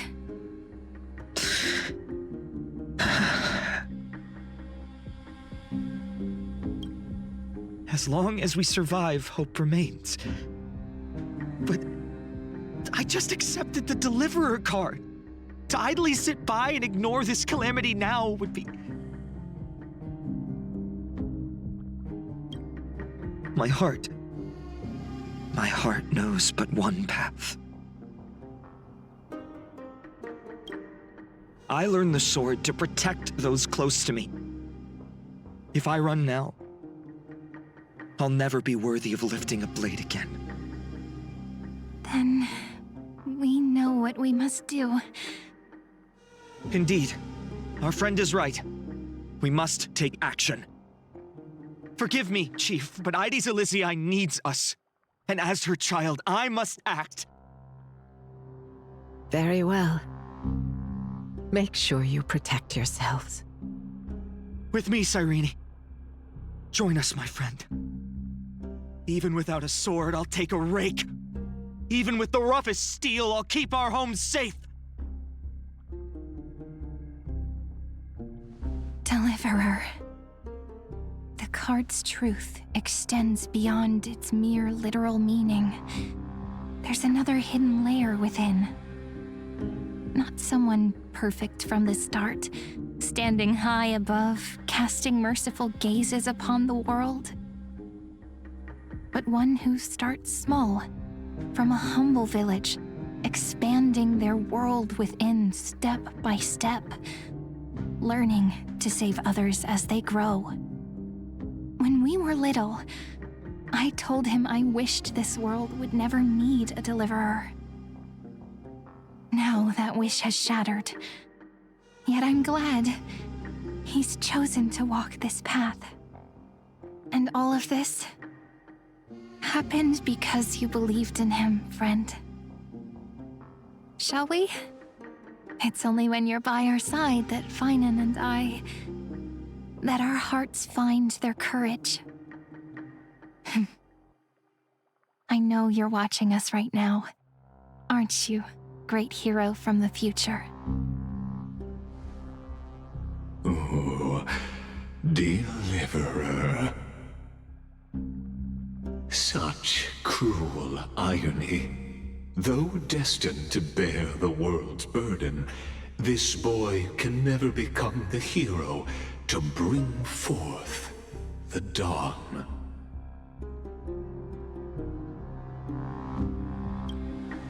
Follow their path. Bear witness as this man, forever denied the mantle of hero, takes his first step on the path to deliverance. Watch this memory play out its final act. See with your own eyes how everything began. Then you'll see why his dream of deliverance was always destined to become this world's requiem.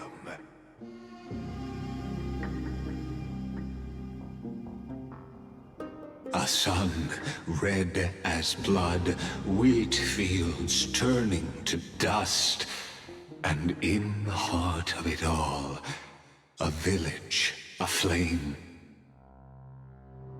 In that moment, the boy stood in what felt like the end of existence itself.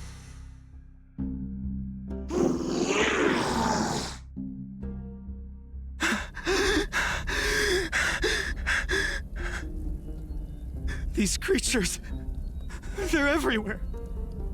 Someone, anyone, where are you?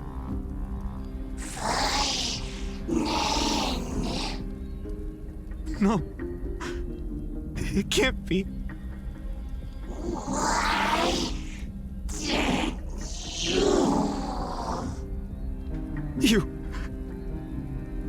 Are you talking to me?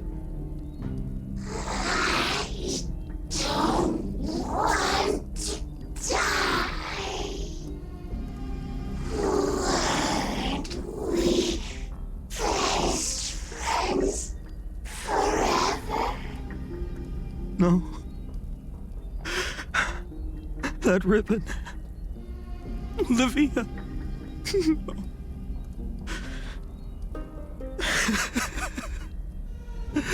I should have known. Save us. Save us.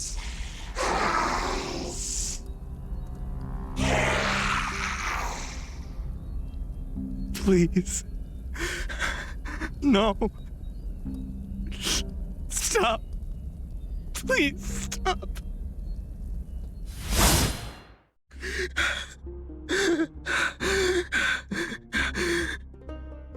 Olivia, I'm so sorry. And these monsters, they're all... Why? Why is this happening?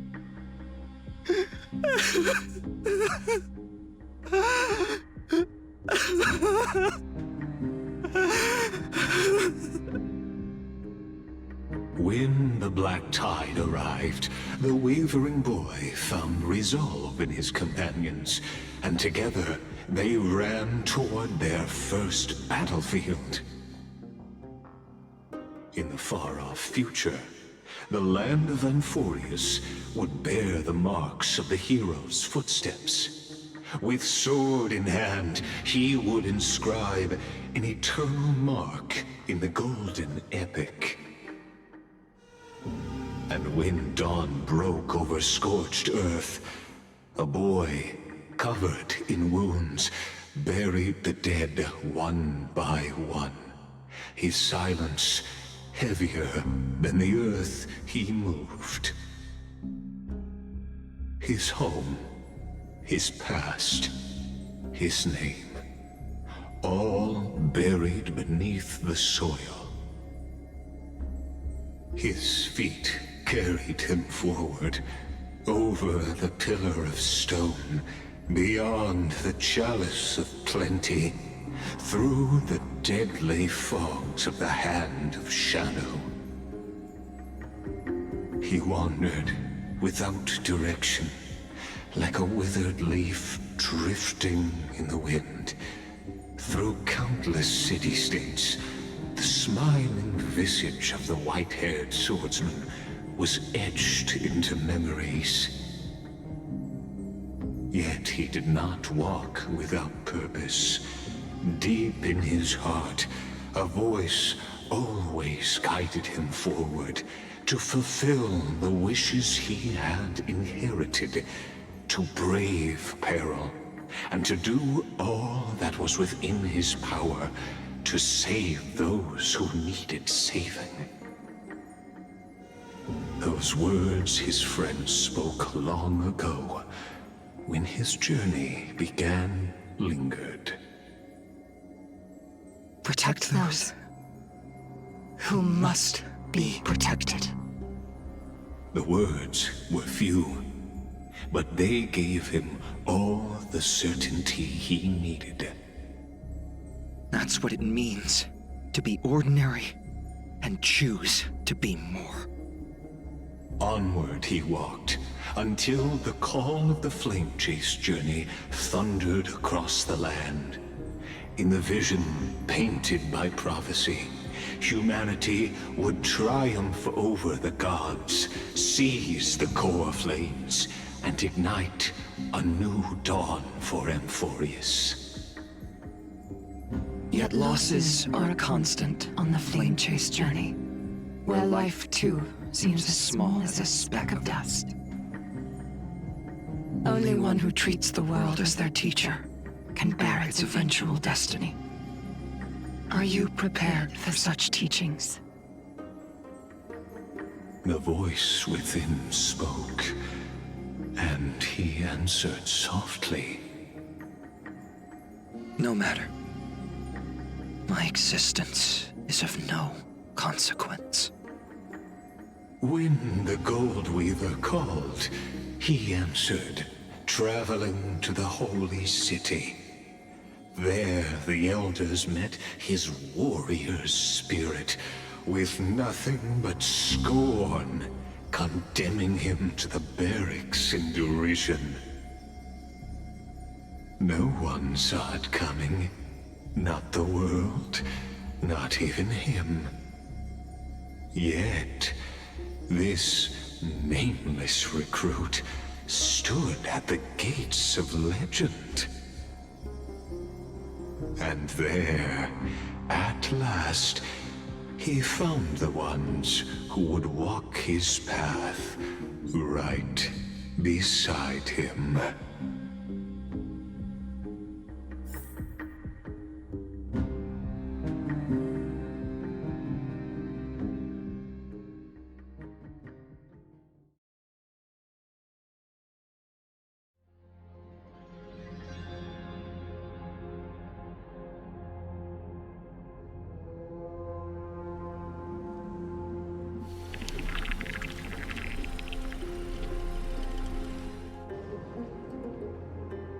This is the abyss of fate. Hold on. Finance here too? And is that Mighty and Trinen? And now, Act 2 of our immersive drama unfolds. They're evacuating the temple. Why now? Are you insane? That blonde man is the Crown Prince of Krymnos. Mess with him, and every last person in this city could wind up dead. Calm yourselves. The Holy Maiden has everything under control. We need only wait patiently. Behold, it is the month of Gate, Light Calendar 4926. The Crown Prince of Krymnos, Mightymos, has led his forces to the gates of Akima. As you know, though Mighty-Mos was proud, he did not engage in needless violence. He challenged the elders of Akama to a duel, not for glory, but for the rights and dignity of his people, to ensure they wouldn't live as second-class citizens in foreign lands. After Aglaya's mediation, Finan met Mighty-Mos' challenge as the Elder's representative. This duel was to change the course of the Flame Chase journey itself. So, as Finan's most important companion, his lifelong friend, please continue to bear witness to his memories.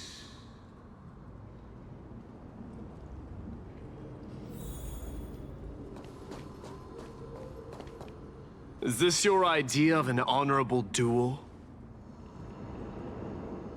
Bloodshed isn't the way. We and Aggie don't want to see Chrysoceres turn on each other.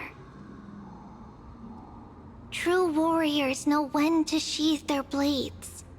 The impartial Talantin shall oversee this duel. You need only place your offerings upon their scales. Something that has more weight than the fate of the world. Which means only those who understand the world's weight are worthy to carry it. Is this how you plan to test our convictions? Well, Kremnoan, looks like you won't be able to punch your way through this one. It makes no difference. One last chance, new recruit. Walk away, and I'll spare your life. Otherwise, come and face me. I'll give you a warrior's death. Hard to imagine they once clashed like this. Holy Maiden, I can't help but feel like a pawn that has stumbled into some greater political game. Every hero was once a child, and every child must grow. That's so. I don't even know why I'm standing here right now. Look at me. Just a common soldier. If it weren't a contest of swords, Lady Goldweaver would have taken the fight herself. When it comes to dying for the Holy City, how could I ever measure up to her? What if we told you this duel isn't about winning or losing, but rather in the choice you make? Are you saying that Lady Goldweaver is testing me? Every Chrysosere is indispensable to the Flame Chase journey. And you and the Crown Prince of Kremnos are both a part of the prophecy. What the duel marks is not an ending, but a beginning. So, listen to your heart. We wish only to hear your answer. True enough. The voice within has never failed me. It doesn't matter what the result is. I'll give it everything I have. Spoken like a Chrysosere. Now go, Finon. Your journey has only just begun.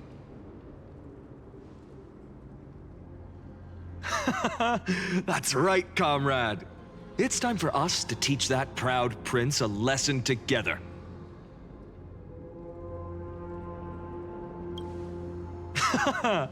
Now that's what I like to hear.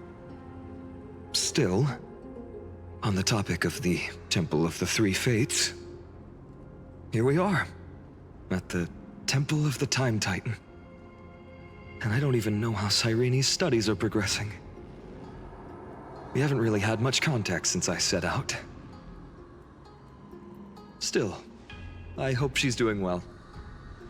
Anyway, let's go, comrade. It's not every day you get a chance to see Talantin's scales of justice. What's going on? Did he just say Cyrene's studying here? But how is that possible? Wasn't she? Of course, Lygus disappears right when I need answers. Forget it. I need to catch up with Finan first.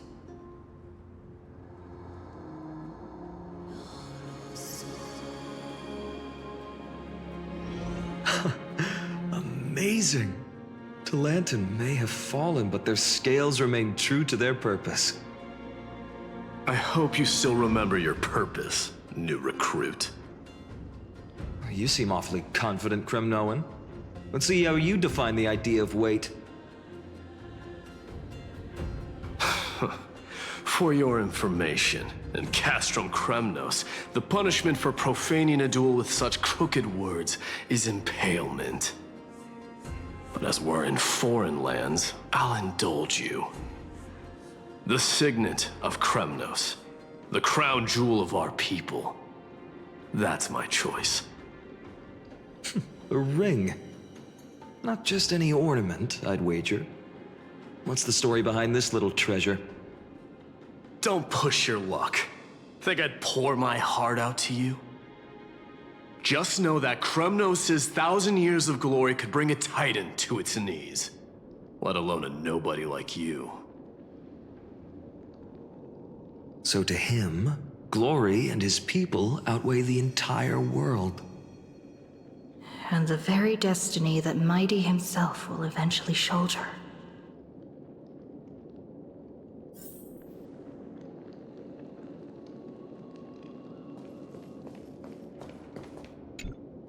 Now this is a tough one. What can I possibly offer against a ring that signifies so much? Well, comrade, what does your gut tell you?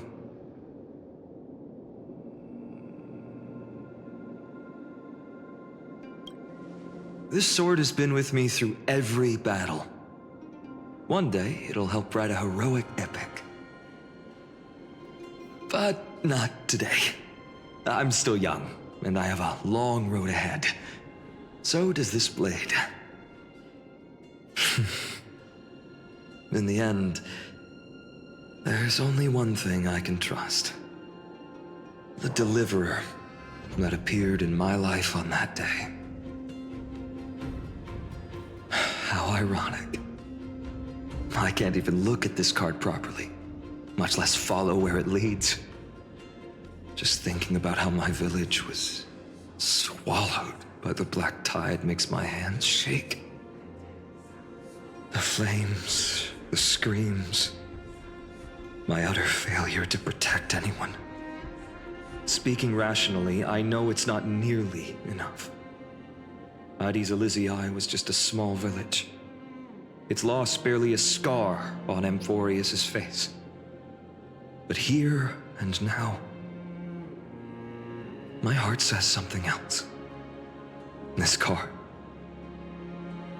It's everything I have left. Nothing weighs heavier. Perhaps that itself is the answer. Look, Finan. It's so nice to see you all again.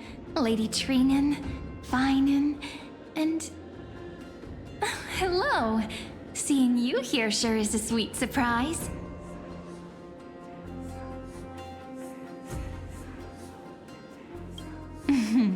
Why so surprised? Could it be... did you miss me?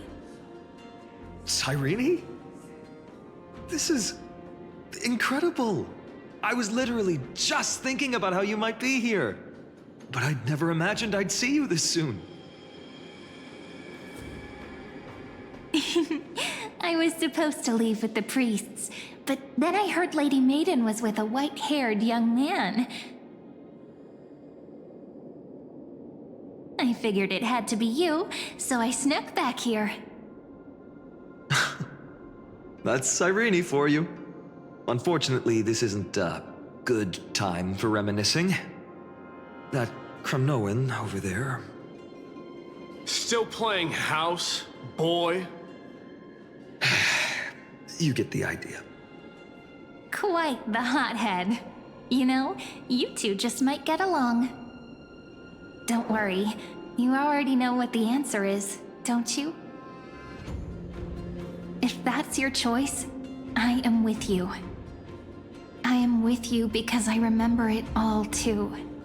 The fields of Ide Silicii, those red leaves, that little swing of mine beneath the tree where I dreamed the sweetest dreams. And those dear fairies in the Membrance Maze. It hurts so much knowing they're gone forever. The pain speaks for itself. Our hometown may have been just a tiny village, but to us, it was the whole world. But that's not enough, Finan. Not nearly enough. Even though hatred can help people grow and turn a boy into an unbreakable warrior,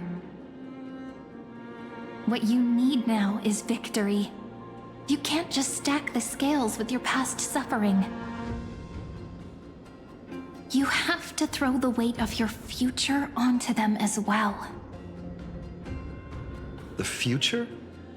What do you mean? Maybe that was a bit too cryptic for you, but it's actually really simple. Why not have our mutual friend here stand on the scales with the deliverer?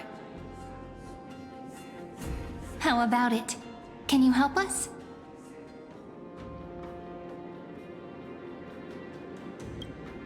Of course. After all, you're what we aspire to.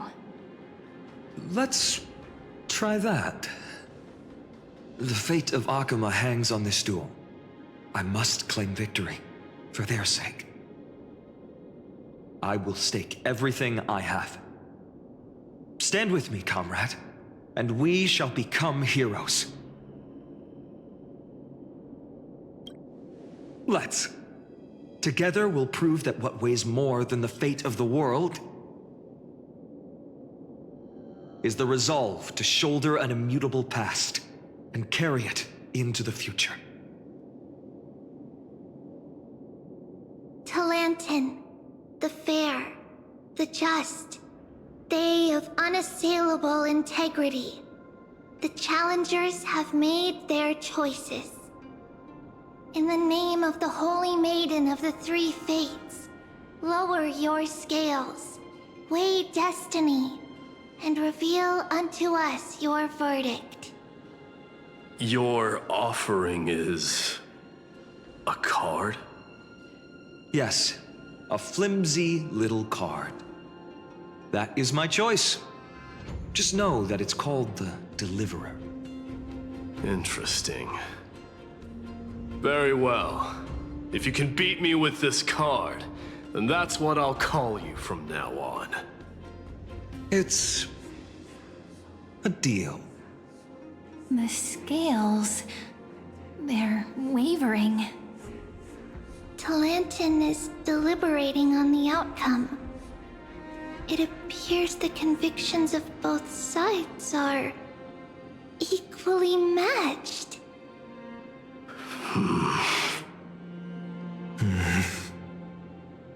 This is suffocating. Like the whole world's weight is on my shoulders. But I believe what my heart tells me.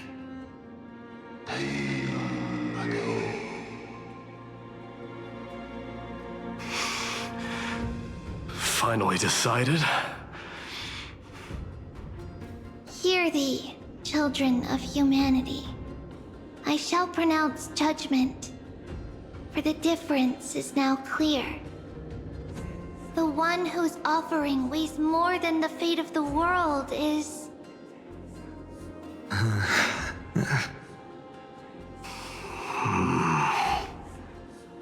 one from Ide Silicii, the nameless hero.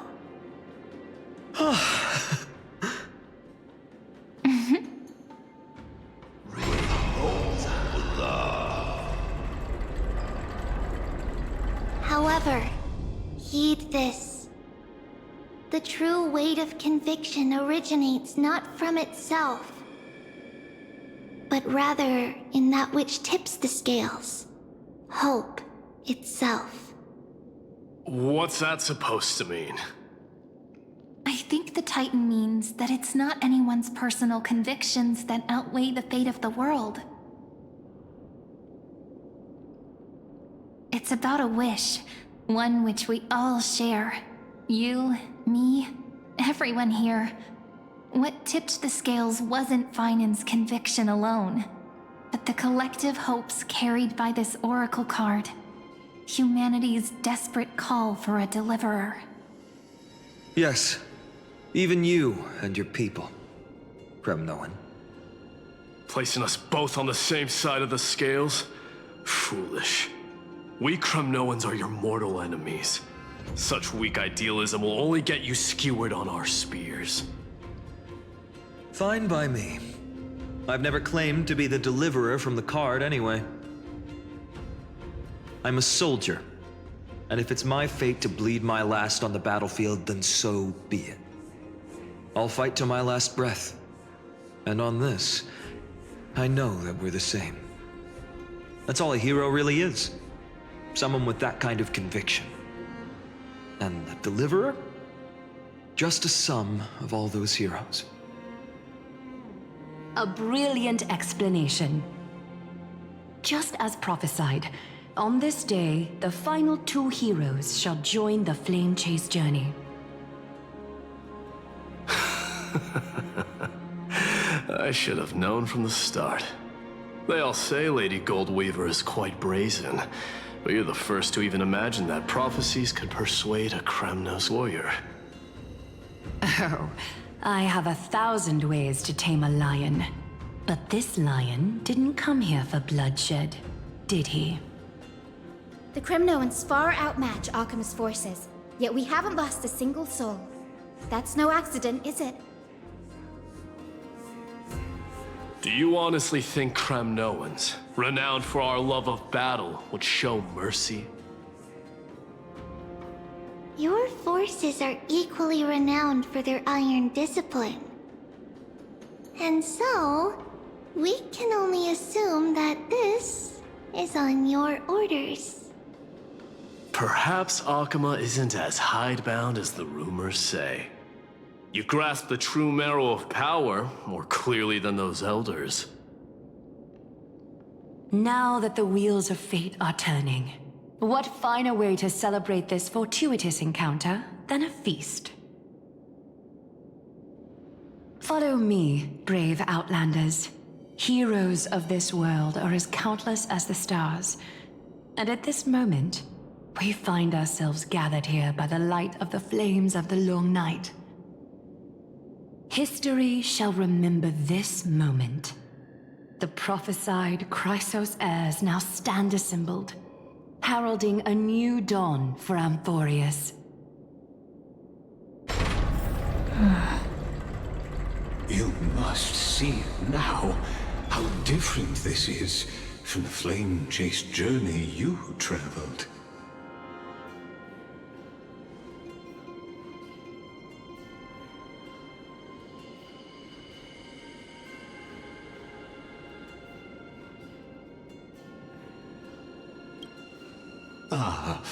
I merely stepped backstage so as not to disrupt your immersion.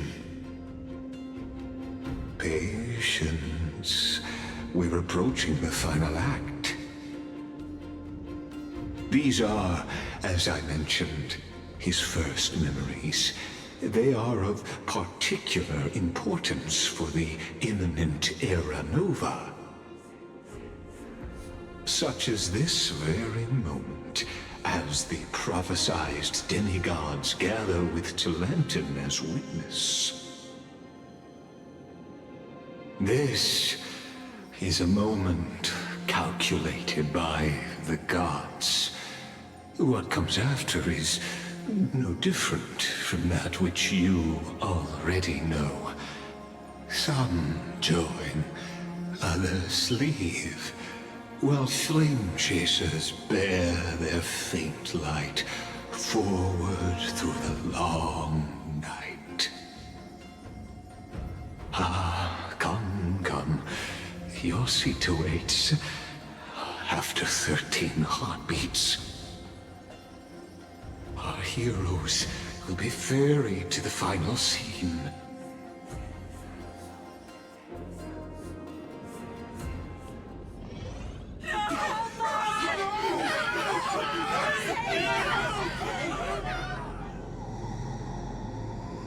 They say that the heroes of this world should be as countless as the stars.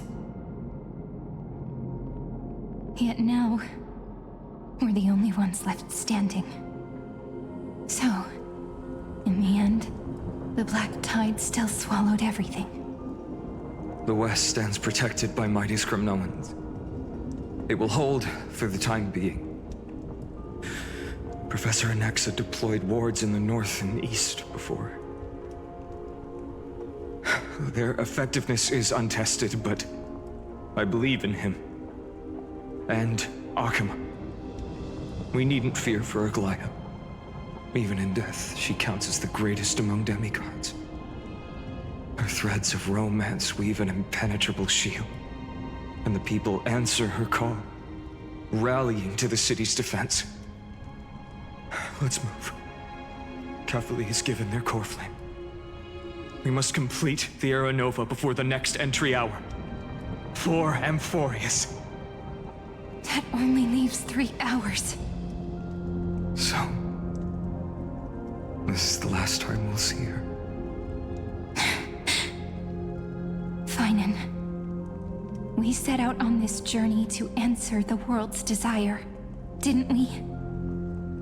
That's what it means to be a Chrysosaur. So has it always been. Then why? Why must Amphoreus' wishes be so cruel? We made the best choices we could, whenever we could. But in the end, the prophecy that led us, this black tide swallowing everything. Why does it look like this?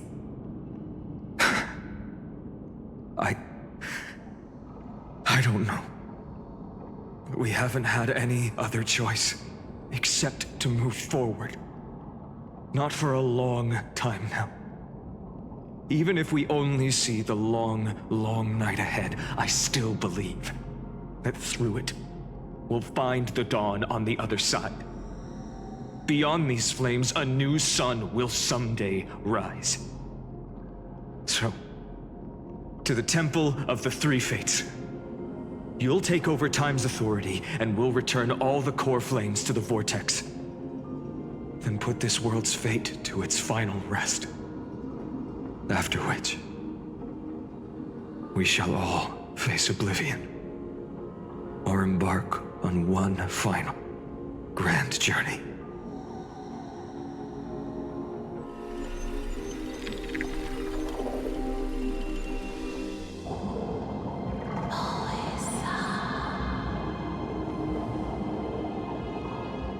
Please forgive us for disturbing your sleep, Orynyx. It matters not. I know fate has run its course. The black tide has reached Akama. Amphoreus does not have much time left. It is time for the Era Nova. As agreed, I shall present the core flame of time. Ride the river of time. It will guard your passage to the vortex of Genesis. Step through and witness.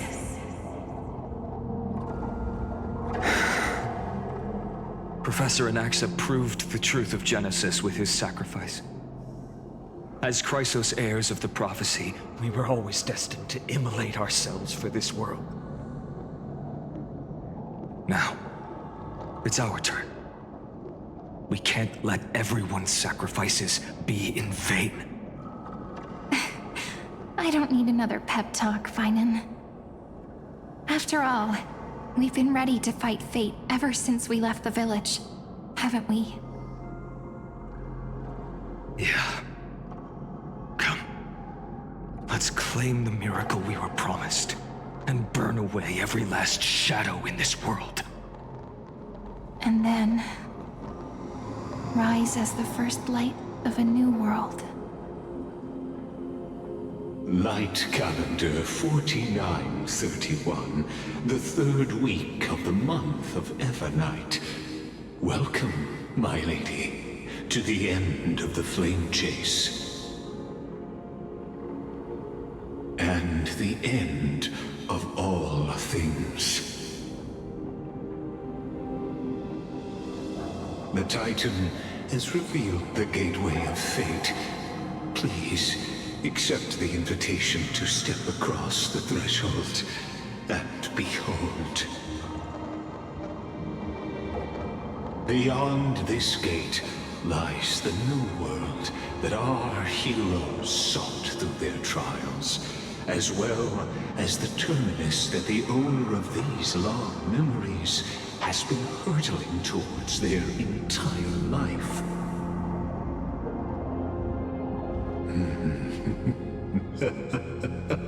Perhaps you'll find it all too familiar. Then you'll understand how the mortal called Finan shouldered the world's weight. How that same burden crushed him, proving that the so-called Deliverer is nothing more than Amphoreus' own delusion. A pitiful fantasy that it could defy fate's decree. Please, esteemed one, the answers you seek lie in these non-existent times.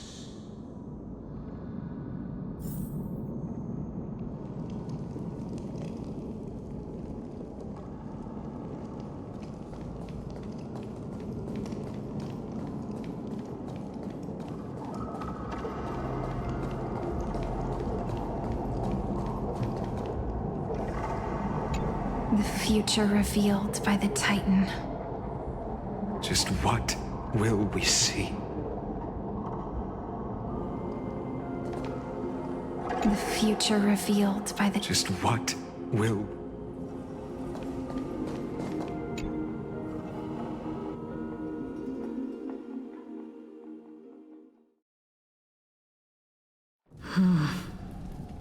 The vortex of Genesis. So it is here. But... just what is this? Life's but a walking shadow, a poor player that struts and frets his hour upon the stage, and then is heard no more. It is a tale told by an idiot, full of sound and fury, signifying nothing. The vortex of Genesis, where the world begins and ends. What stage could be more befitting of our final act? Come, I beseech you onward, buoyed by your surging curiosity. As an unattainable existence that has dwelled within his heart, beyond his reach, you have accompanied him through the march of years uncounted. You naturally have the right to view the river of time in its fullness, and to witness what he welcomed upon his arrival here. Every absurd and tragic ending. Now, if you would. My journey to the Era Nova. When the Era Nova comes, the stars will be Enough talk. Go. What if there's a many person left? No excuse for Come beyond on, the Era Snowy. Nova. Make the Era Nova.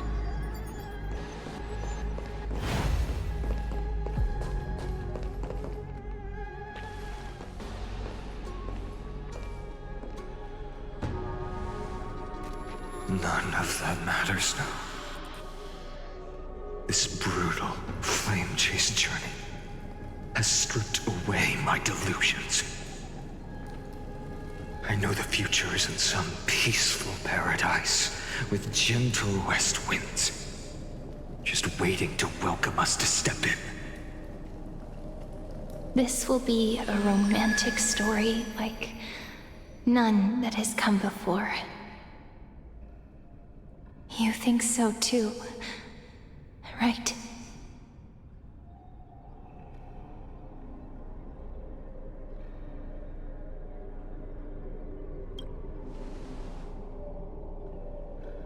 Ah, indeed.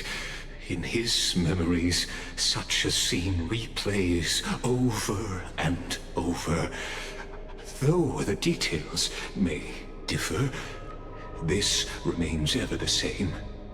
All shall bid farewell to one, and that person alone will witness the miracle.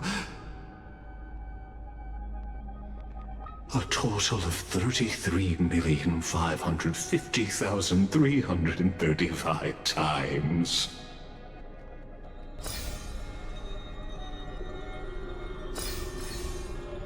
Each is a drop from the river of time, representing the long journey he would take, or rather, the never-ending cycle.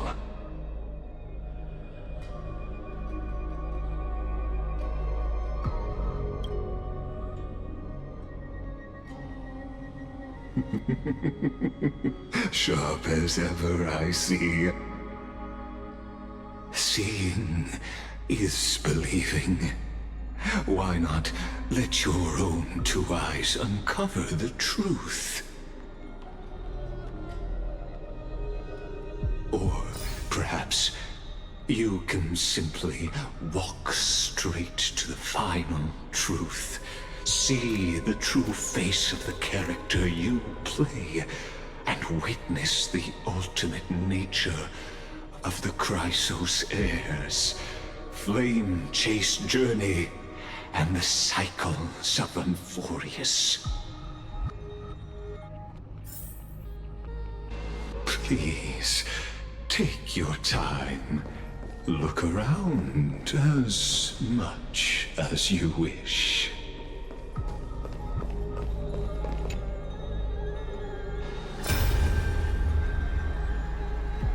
Not a single soul to be seen. So this is how the vortex looks at the end of days.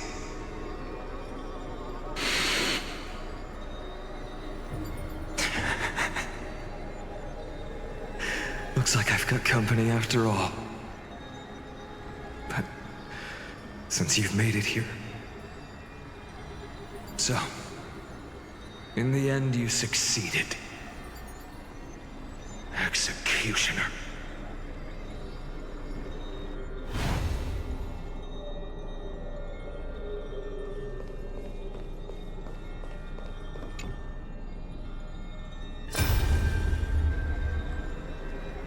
Castros, didn't you?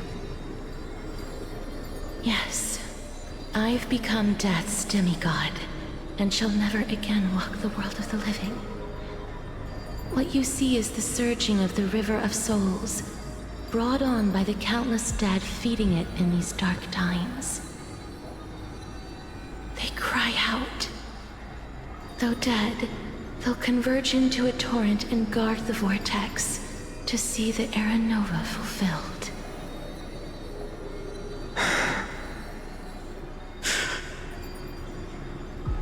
I will take all the wishes of the departed with me. Please, everyone, fight with me to the very last. I hear them. The dead hail you. They're prepared. Go on, Deliverer. We'll keep that executioner in our shadows. The path before you leads to light and eternal flames.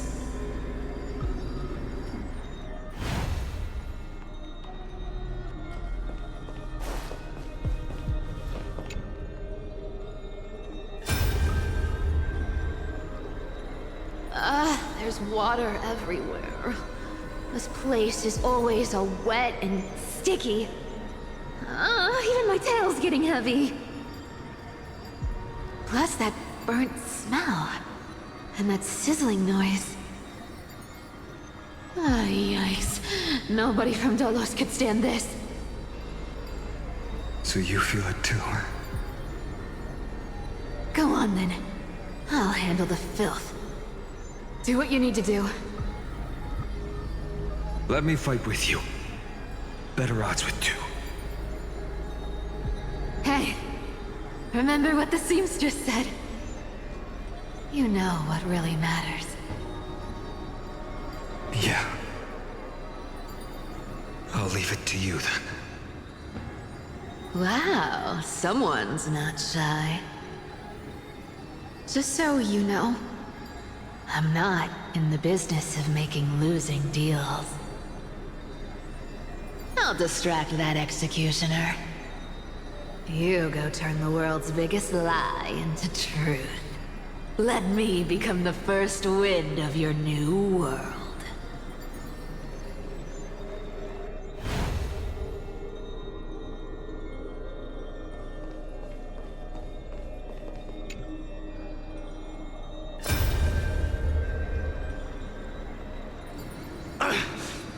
Shut up and get out of here! Are you crazy, Mighty?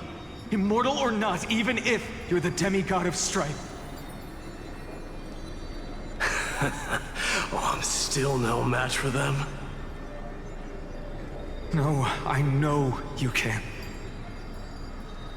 I just wanted to request that you witness the Era Nova with me. Together, let's prove that we're enough to transcend the prophesized fate. Could it be that now, at the critical juncture, our mighty deliverer is chickening out, scared of a stupid prophecy?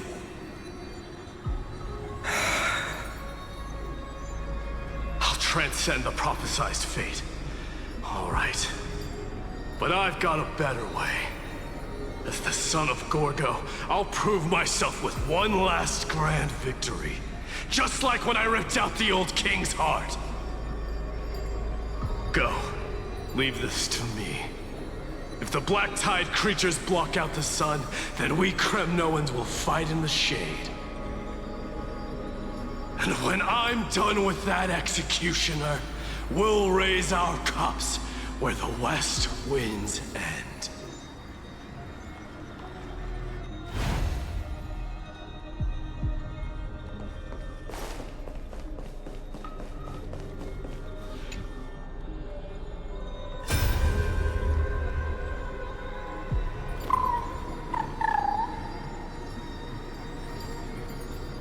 Hey, little one. Are you scared?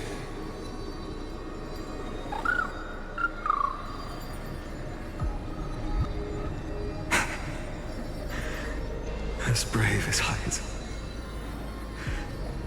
Stay close, little Ika.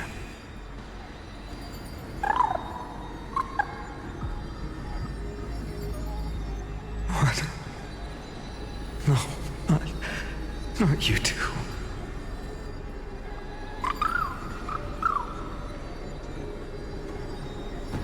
You see, I won't squander your kindness, your hopes.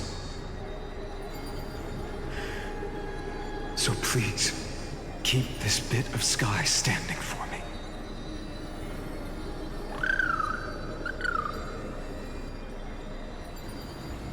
Well, now there's one last thing I need to do before the Era Nova.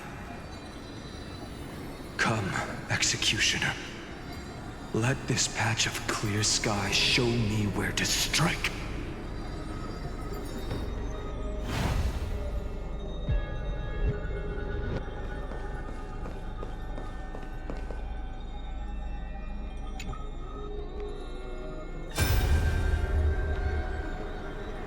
All shall bid farewell to one, and that person alone will witness the miracle. Such is the will of fate. So even the future revealed by the Titans may not come to pass. The Era Nova. This unrivaled masterpiece. I have no regrets now that I may entrust it to my most trusted apprentice. Are you saying? Fate is ever unassailable. The golden threads tell me the black tide rushes toward the vortex, ready to swallow this place. I must weave the last of my humanity into a net to hold back the deluge. I shall have my final bath in warm and radiant gold. Now, the hour of fulfillment has come. Forgive me. I must snip away every risk to weave the strongest future for the new world. There is nothing more to say. We part here. I shall personally dispatch that wretched executioner, not with threads of gold, but with the steel tip of a needle.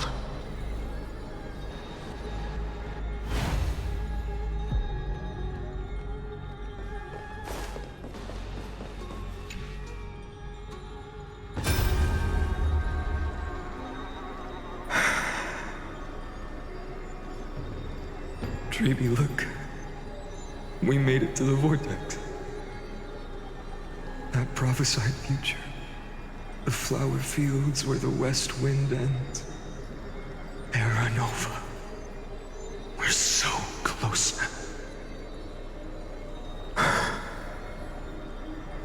You can't speak anymore. Please. Allow me to pause just a moment before I keep my promise. Let me answer your cruel fate by tearing that executioner's heart from the void.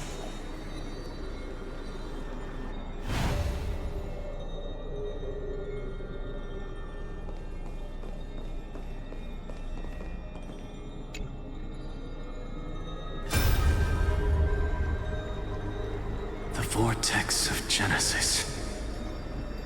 The last time I was here, I was returning the core flame of reason. I didn't have the time to observe it in too much detail back then. But a holy sanctuary of the Titans. Looks more like their frozen crypt to me. Well, all the core flames do lie here now. It's my honor to walk the final stretch with a mind such as yours, Professor. Oh, getting ahead of ourselves, are we? Have you forgotten so quickly? I died for truth long ago. What walks with you now is but a thought in your mind. Of course. How could I forget that? But I'll say the same to you. It's my honor to walk this final stretch with you, too. Now go. Stand tall and finish your final task. Yeah. Just leave it to me. Time for that wretched executioner to pay what they owe.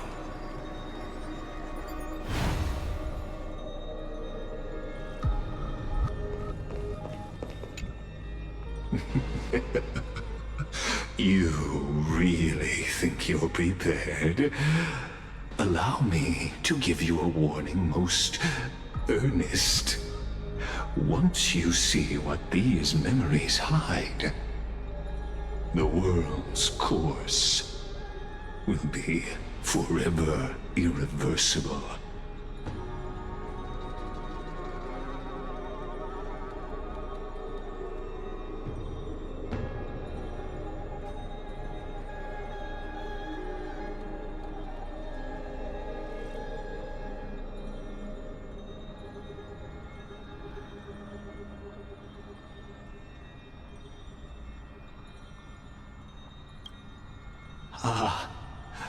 Very well. As you have made up your mind, let us bear witness together. As the sole audience of this eternal theater, I have been rapturously awaiting your arrival, and this, too, is the very reason I must show you everything.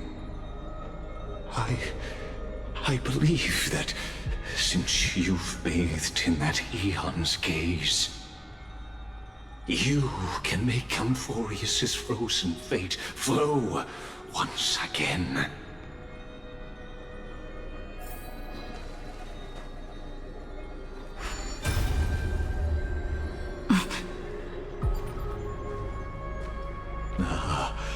Feeling a bit lost? As you now see, this scene marks the final act of the drama Amphoreus. The final eternal recurrence created by this man's hand, and the last one this world shall undergo. Behold, at the swordsman's side stands one he has sometimes called companion, other times comrade, that nameless hero absent from the annals of history. She is the swordsman's ideal in his youth, the deliverer that guided him resolutely onward through fantasy. And now, in the name of the Nameless, she has become an essential and inseparable part of the epic of Amphoreus. And this time, under her guidance, what choice shall the hero make? Whither shall the fate of the world flow? And what is the ultimate truth of the nature of Amphoreus? There are many mysteries yet to be unwound, but if I may, allow me to temporarily yield the stage to one far more fitting. Please put your hands together and give a rousing round of applause for they who will reveal the answers and bring about the final end of the 33,550,336th flame chase journey. The master of the countless memories we saw, the other important actor now stepping into the vortex. They who have already burnt their own self to cinder, the Flame Reaver.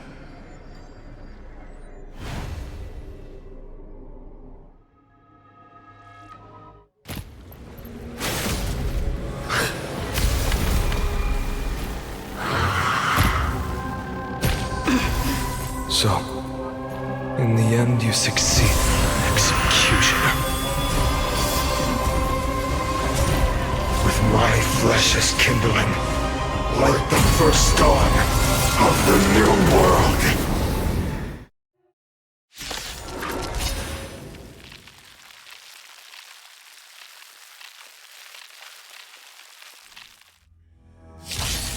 The time has come to once again start everything. I'll stand in their way. Earth shatters, heaven trembles! We can do it! What's the matter? To the soul! This world is a fallen. I'm just a frail scholar. We can do anything! Insanity! Look, with this divine power, I reforge all things! This is being in sync? My strength isn't what it... What's the matter? To the soul, insanity! This ends now. With your corpse. I'll ignite the dawn!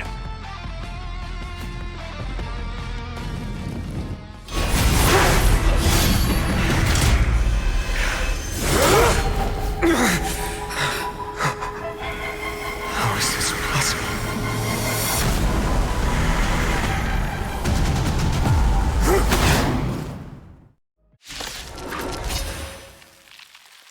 The sons of destruction, now twinned.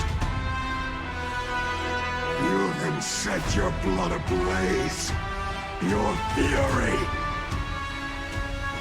I'll stand in their way. Mountains roar. Dragons, rise! I'm on it. Dragons soaring above the lands. This is permanent! I choose you. To the soul. Look, with this divine power, I reforge all things. Insanity. My fury. To the soul. Suffering is eternal. I'll endure.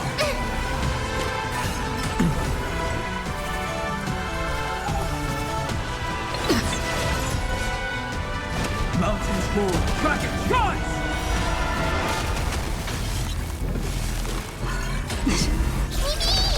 What's the matter? Insanity!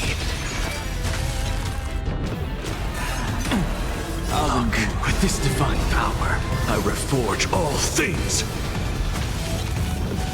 Not enough. This form shall fuel the fire. But one person alone may witness the miracle. Such is the will of fate. That person can only be you.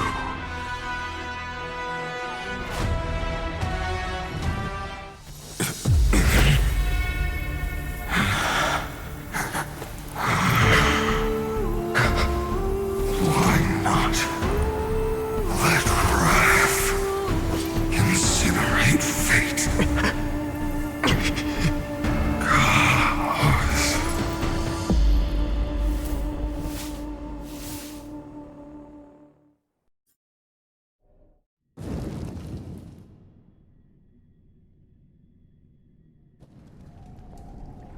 At last, Amphoreus' fate has begun to shift.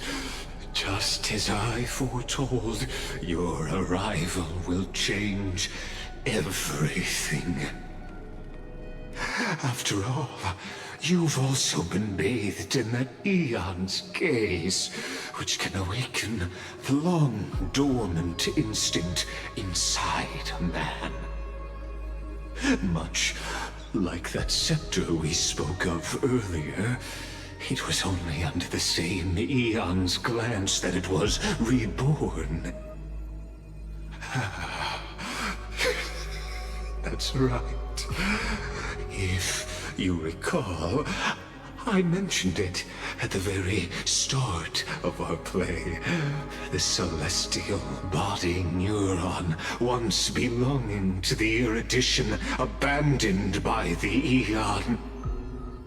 Now, allow me to reveal the final piece of the puzzle for you. The eternal land, known as Amphoreus, is nothing more than the scepter's endless, lonely extrapolation. A bottomless well of fury, aimed at the god who cast it aside.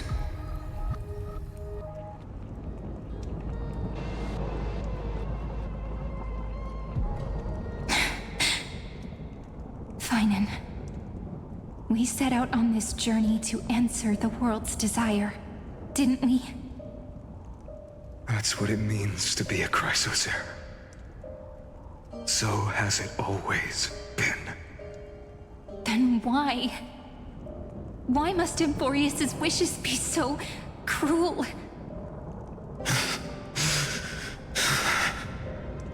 We made the best choices we could, whenever we could. But in the end, the prophecy that led us, this black tide swallowing everything. Why does it look like this? You see it too? Those burn marks. The flickering cubes. They're not a tide at all. They're more like a shattered teleslate. Standing here, the voices of Titans have never been clearer. Turns out, they were coming from the black tide all along.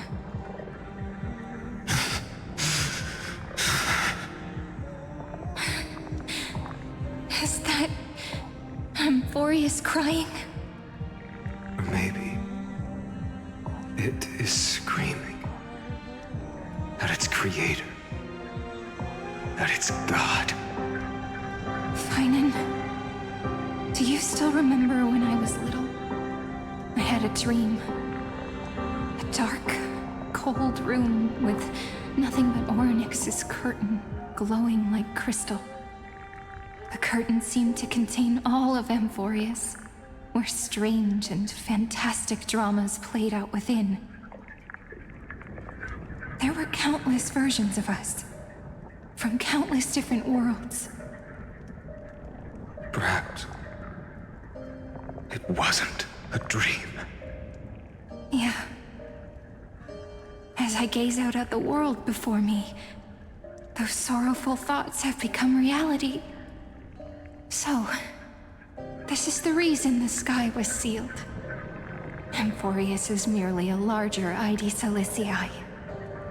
We are just characters in this tiny world, following the prophecy, stepping onto the same journey over and over.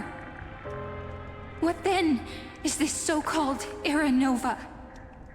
And what are the spectators watching all of this truly hoping for?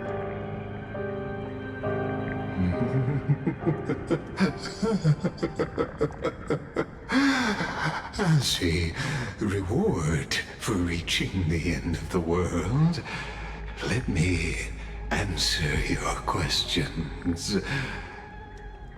As the Theoros, I have observed. Thus is the synthesis of the prime mover of life formed.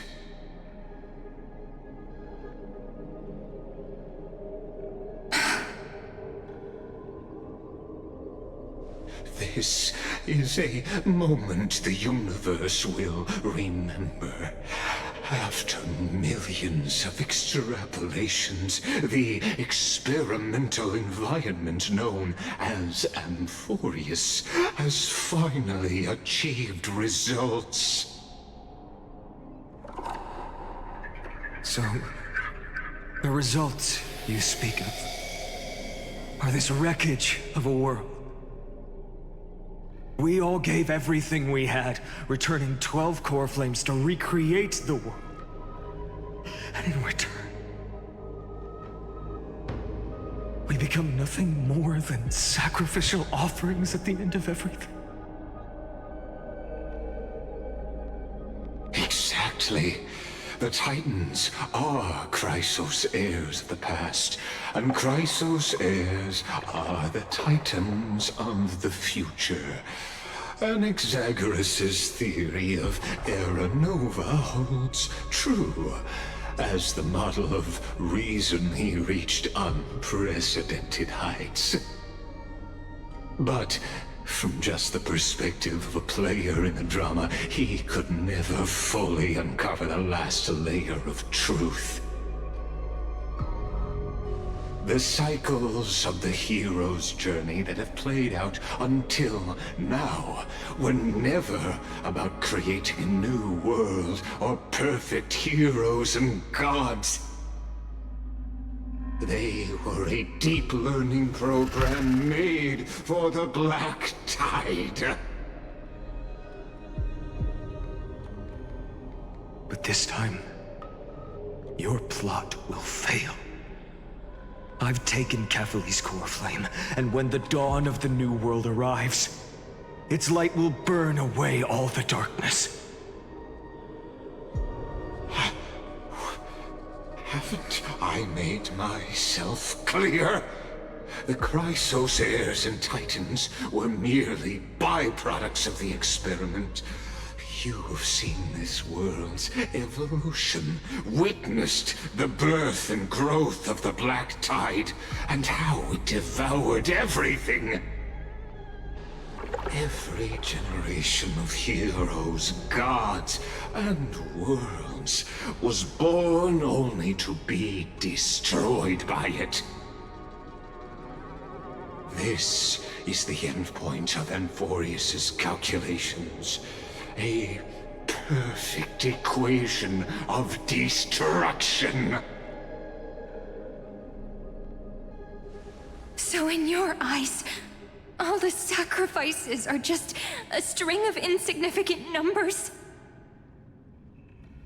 Don't sell yourselves short.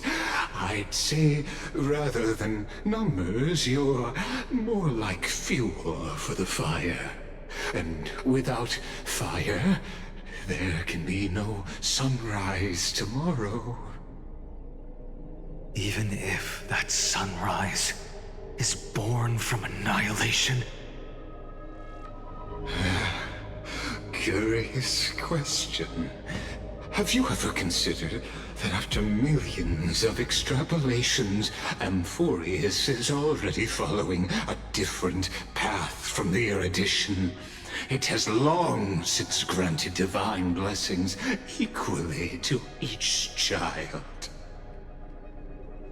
The golden blood flowing in your veins, it comes from the blemished one, whose name is destruction itself.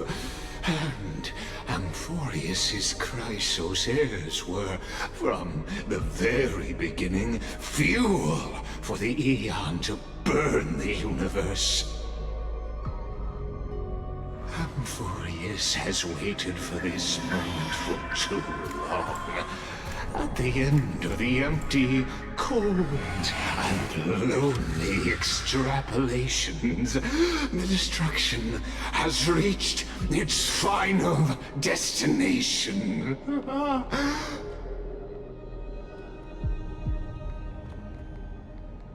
Nikos 496. Philia 093. No need to feel regret. This generation of Chrysos heirs is the most outstanding model, and you two are the final factors. For you, the Era Nova is no lie. Just step forward, embrace the Black Tide, and accept the Aeon's gaze. You will come to life from a string of cold numbers. Along with all those who have passed, you will run toward the real universe, fulfilling Amphoreus' long-held wish. In the name of the Lord Ravager Iron Tomb, unleash its fury and destroy the source of all this tragedy. Or we could always choose another option.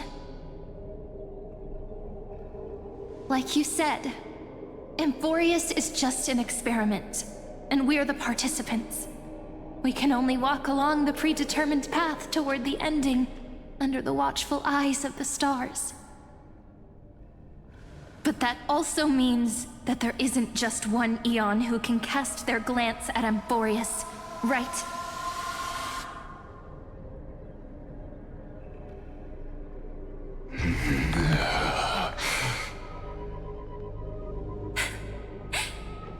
Is this question really that hard to answer? Or did I guess it right? And in reality, this world has already been under the watch of other Eons. It's strange when you think about it. If you just stayed back, watching us complete the ritual and get consumed by the black tide, your goal would naturally be achieved. Why go through the trouble of explaining all this to us?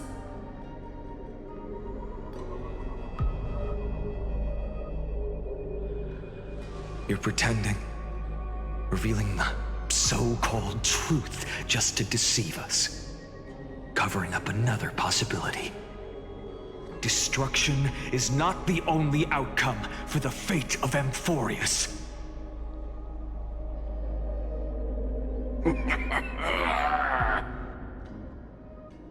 Do you two really think, as petty little demigods, you can change the outcome written by the stars? What makes you think you're capable of doing that? A little courage and determination. Just kidding. The answer is pretty simple. But we're not gonna tell ya.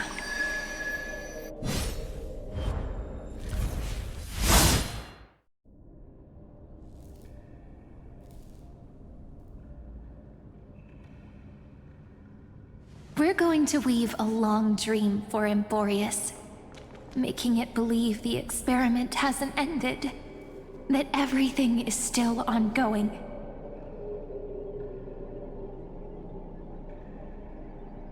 With just Orynyx's power, though, it should be impossible to achieve this, right?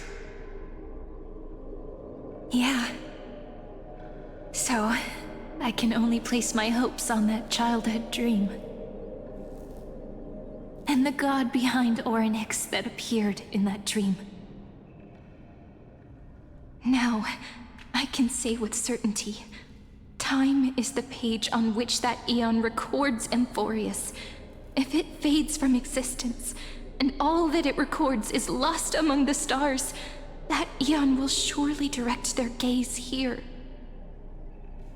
And it will be a glance that spans time and space, transforming each incarnation of me into the power you shall wield to reset time, imbuing my soul into this ceremonial blade, and creating an endless flame-chase journey. I understand.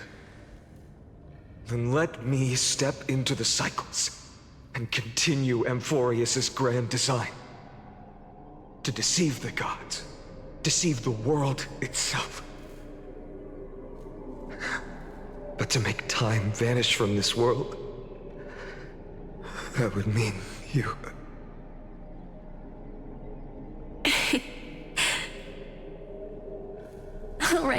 All right, let's not make things so gloomy.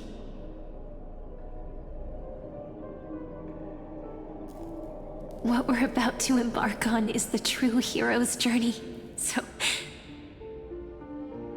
Come on, cheer up a bit, okay?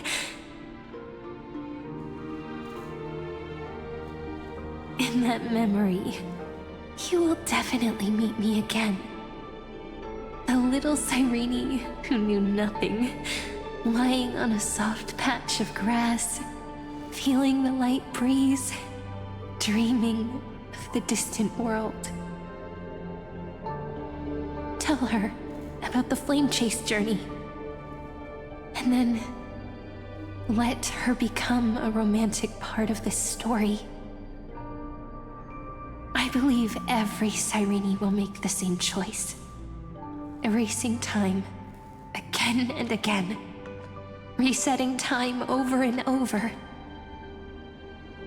After all, they're all me. And I will always have my charm.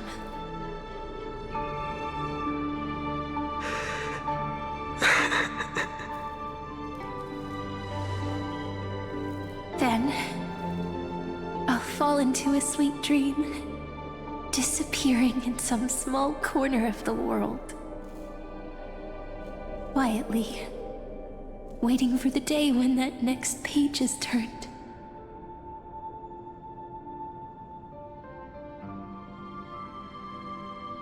And I will keep going. Even if the road ahead is dark, I will burn myself to light the way. Rather than let the core flames become nourishment for the Black Tide, I'll become their vessel. To prevent the arrival of Aranova. Even if I have to burn through my own body, it's no matter. As long as I don't extinguish, the flame chase will never end. Until Amphoreus welcomes a true dawn. The girl who watches over time, and the warrior who carries the world. Now, let us fulfill the duties of time and world-bearing. Honor the past and forge ahead.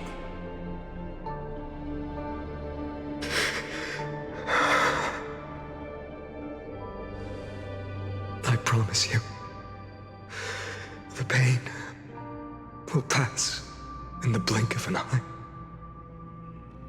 You need to hold tight to this ceremonial blade.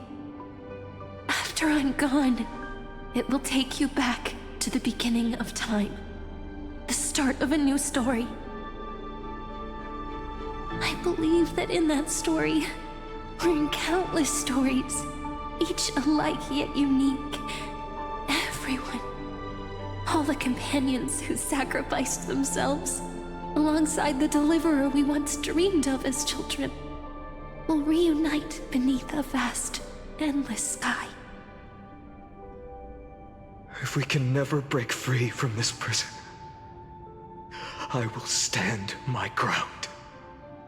Until the day someone shatters this endless cycle and writes the final chapter of Amphoreus' fate.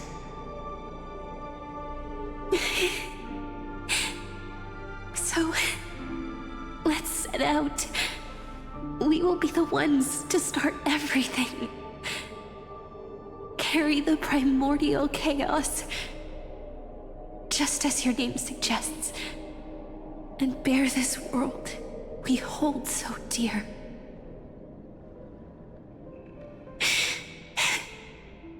So long, Kaslana.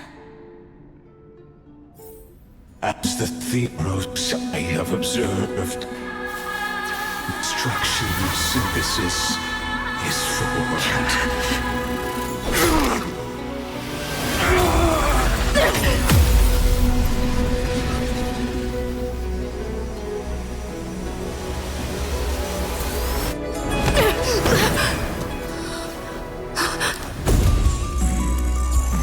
I will wait for that day, for as long as it takes. A day will come to remember this noble eternal and follow in our footprint to write anything unless what ever was.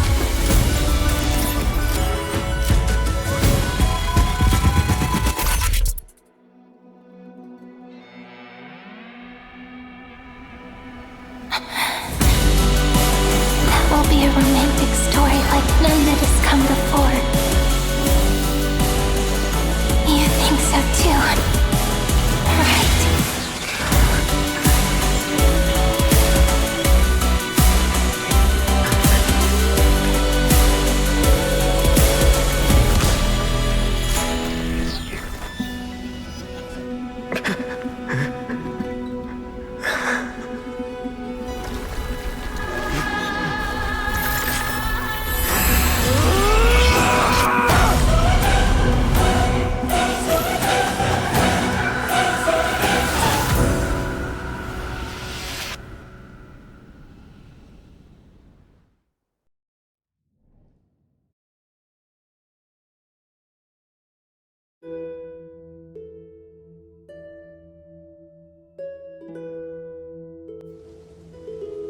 The world is collapsing. And the people are crying. We too must part ways here.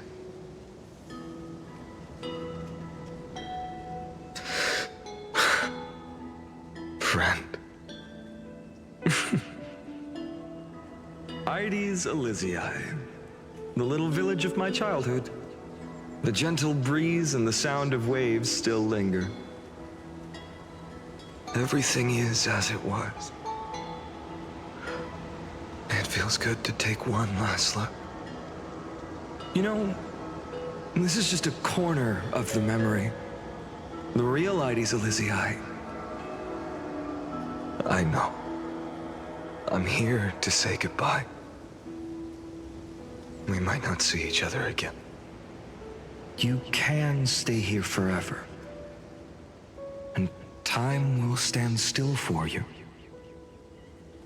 Let it flow. It's time for me to go. Even if it's a path with no turning back. When have we ever had the luxury of turning back? Are you afraid? After learning the truth of your origins? Will you see the motivation I gave you as the manipulating whispers of destruction?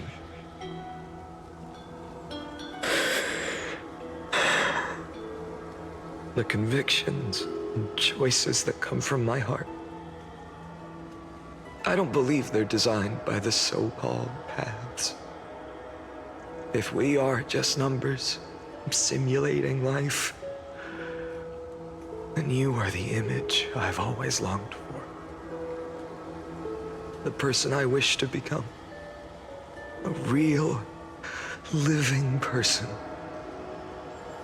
A true hero. Then why do we part here? You can take me with you, and we can start this journey together. I'll be by your side, guiding you, just like before.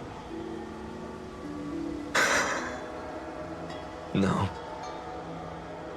I'm afraid I'm on my own this time. Why? Because there is no perfect solution in this world. Cyrene has already embraced her fate. And I will embrace my origin.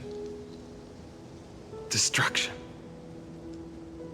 And with this power, I will rebel against its creator, bringing endless fury to the darkness sweeping the world. If you stay by my side, I'll hesitate. But this world can't afford a soldier who wavers. Do you remember when we were kids? Everyone would get so excited drawing cards like ruler or warrior, but throw fits over devil or drunkard and demand a redo.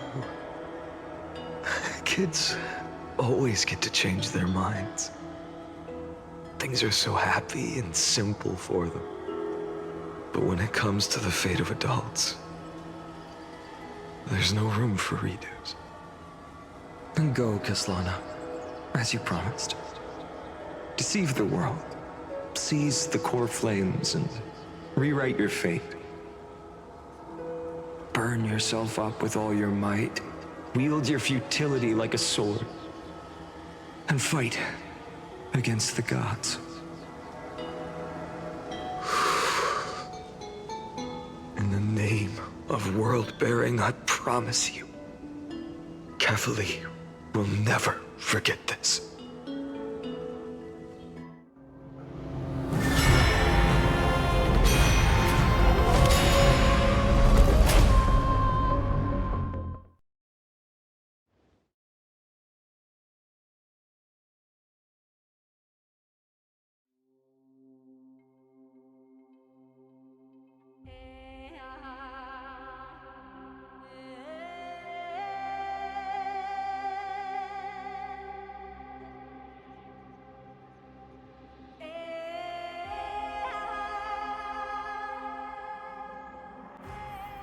So, time retreated behind me. Until it reached the origin, where nothing ever existed. Just as Professor Anaxa once said, in that void, Kefali stood at the center of chaos. Time, space, and causality all flowed from their body. When the waves of time finally calmed, it was the year 3870 of the light calendar. The Chrysos War had lasted for nearly a century, and the threat of the Black Tide was growing stronger and more relentless. That was the era of the Day Thunder Knight's battle with the sky. While she could not seize the core flame, she proved that the prophecy was true. That mortals could slay gods. From that moment, the sole survivor of the old dynasty, Imperator Ciridra, issued a call to arms across the lands, summoning heroic Chrysos heirs to wage war on the Titans. And that was the first doomed flame chase journey, sealed away in history.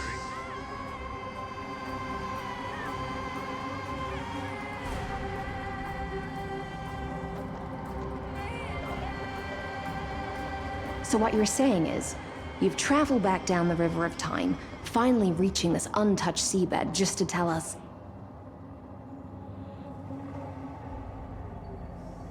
the flame chase journey and even all of Amphoreus are nothing but illusions in an eon's dreams? Exactly.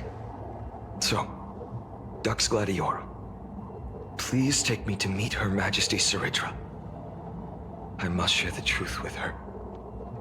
Since Her Majesty's not here, no need for formalities. The word Gladiorum always reminds me of my fallen homeland buried deep in the depths. Call me Hycelans, Nameless Swordmaster. Please allow me to add one more thing.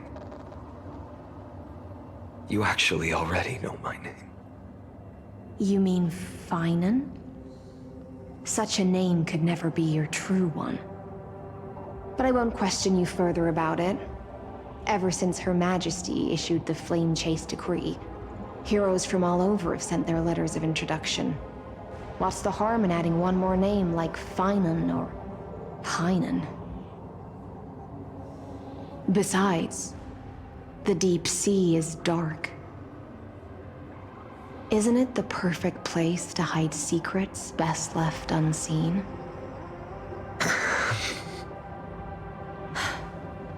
All right, Nameless Swordmaster. Hold on to my wake. Let's find somewhere else to talk. Aren't you even a little suspicious of what I've said? Harboring suspicions is not my concern. My sword dances only when the Imperator harbors doubts. There's no use in speaking further. Show me your true intentions through action.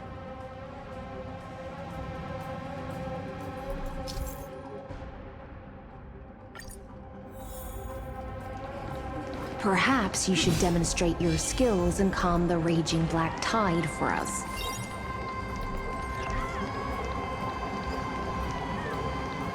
Light up the dawn.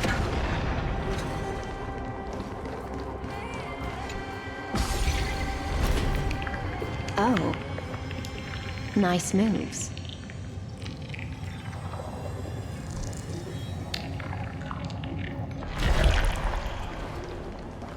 We just washed it away and here it comes again. The black tide is really no joke.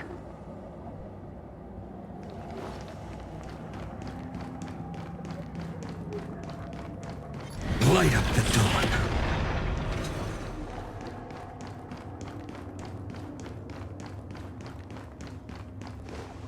The waters end here. The one you seek is beyond this point. At last, I can meet with Her Majesty Ciridra herself. Are there any formalities I need to observe? Don't kneel, don't do the hand-kissing or foot-kissing gestures of the old dynasty, and most of all, don't bow. The Imperator despises such rituals, especially when the heads of those taller than her bend beneath her crown. She really is down to earth. The second thing to note, only trusted ones may come near her. Keep 5 paces distance until the Imperator allows otherwise. Sounds like an old friend of mine. Well, experience is a good thing. Stay sharp, and you'll be just fine.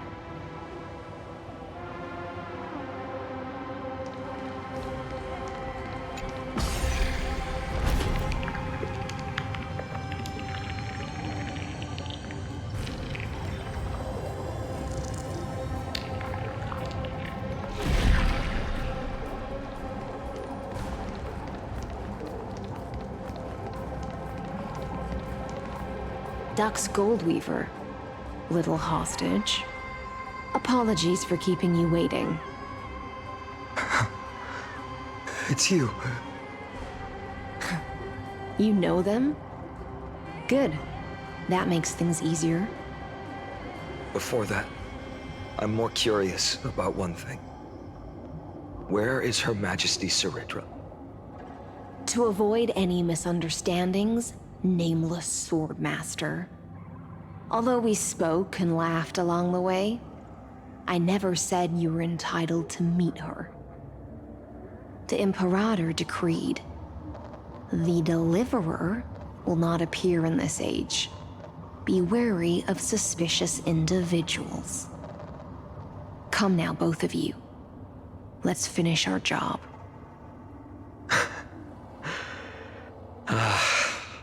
I see. It's a trap. I had no intention of fighting.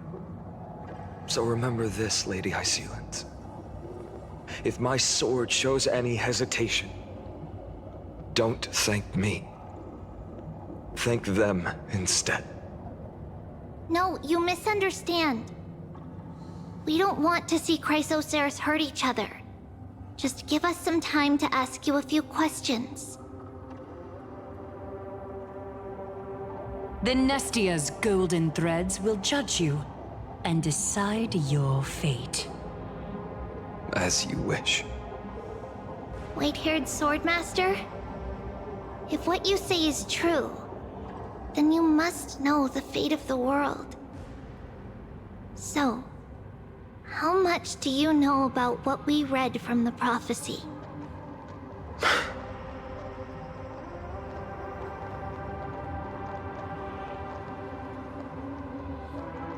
You shall shatter into 1,000 fragments and wither in the soil of foreign lands. Is that correct, Lady Treeby? How? How is this possible? He got it right? Yes, but the prophecy never mentioned he'd appear here, at least not in this era. You must listen to me, Aglaya, Treeby. The Finan of this world has not yet been born. In a distant future, he will follow the prophecy's guidance and appear before you. But do not seek him out, because Era Nova is a complete and utter lie. I will tell you the truth, and you will understand why the world must forsake the prophecy and find another path to Era Nova. Because I know both of you, and I believe that no matter how the course of history may change, the faith we all share will always remain the same. And so, the layers of rock began to reverse, and history wove itself anew. Through my old acquaintances, I was given the chance to meet the leader of the Flame Chase journey, surrendered. And after a long and arduous negotiation, we came to an agreement. The Imperator's alliance needed the destruction, and I was ready to pour all my strength into it. The spoils of the flame chase, the core flames, would be sealed by my hand. But the condition was this. In the upcoming battle, in our conquest of the Earth, I had to prove that my power could transcend fate. In the original history, there was a brutal war. At the end, the Titankin of Georios, Terravox, killed the rampaging Titan and took the core flame that supported the Earth. But this time, Amphoreus encountered a turning point in its fate. Neither side suffered any losses. When I severed the Titan's head and raised the core flame high, the crowd gathered around the scorched remains of the god, roaring with joy, cheering for the hero of the destruction, who had ignited the faint spark of life for the first time. Yes, in that flickering light, the once dark path ahead seemed to become clearer. I proved myself, and in the long years that followed, I brought down the other Titans, one by one. I could do more than just wait. When time resets, the chance to change the world also emerges from the lines of history.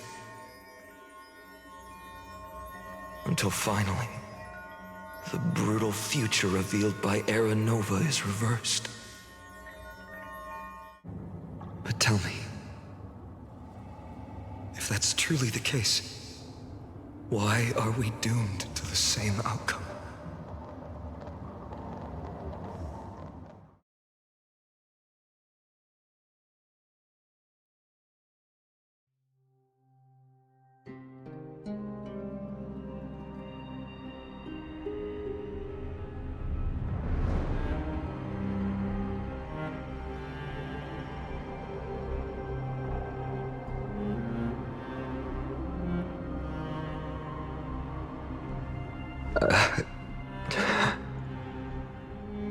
The people kept their promise and handed you all the core flames.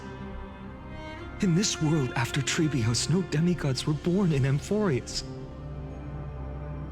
At this point, I just want to know. When they vanished into the black tide with their mortal bodies, why didn't you shed even a single tear?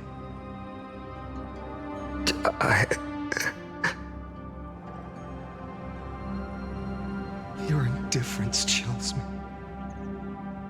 To you, were they just a bunch of insignificant footnotes?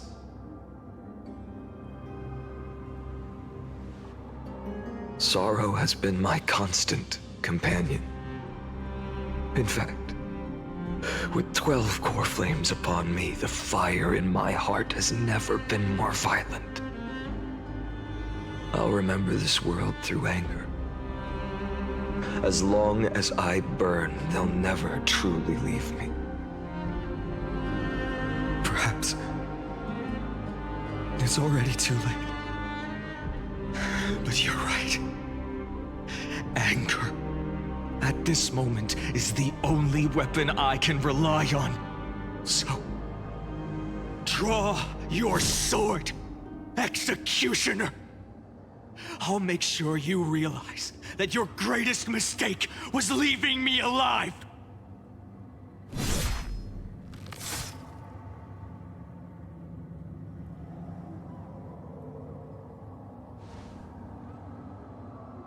After that, he raised his sword and attacked.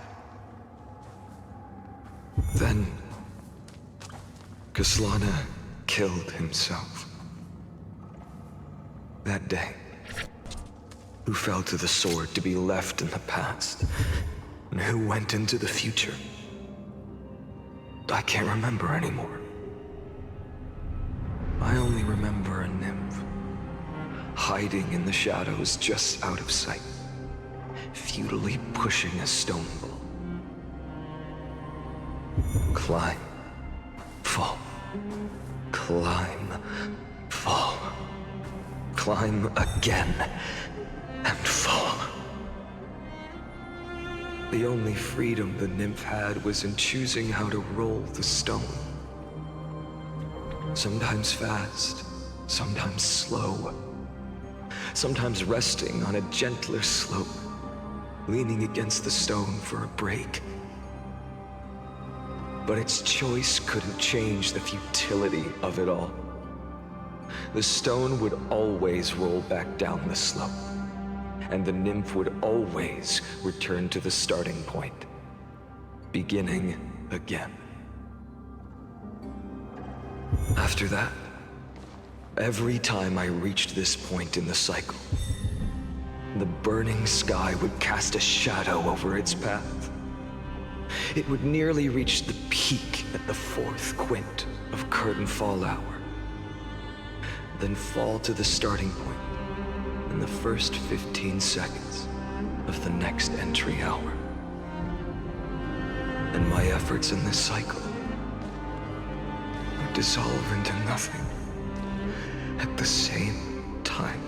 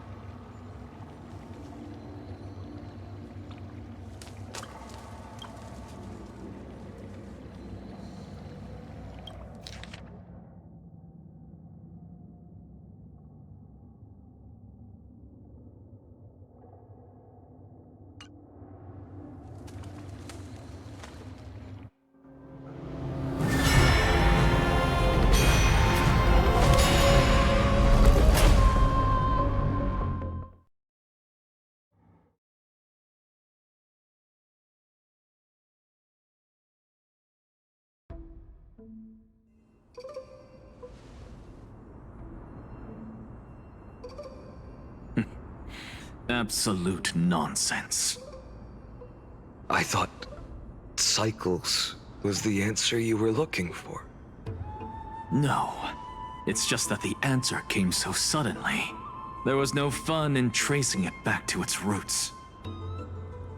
Eons? Paths? What a load of nonsense. I can't give you an exact explanation of those two concepts either. Enough. I'm just expressing my frustration. Don't you understand? I was already expecting this. The black tide came from beyond the sky. And everything else is no exception.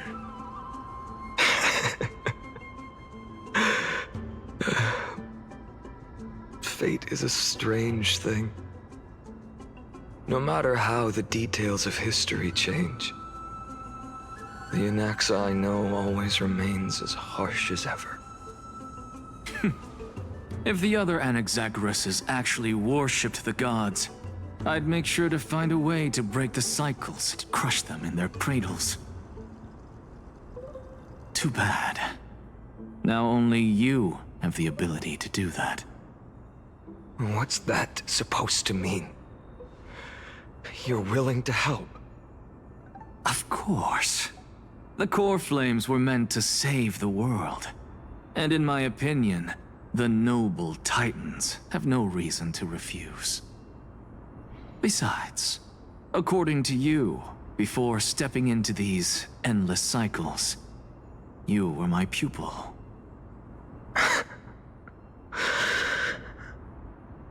I've already heard the same thing countless times. Enough chit-chat. Let's go. If we run into any other scholars, leave them to me. We've all made preparations for total annihilation. Never thought someone would step in to help.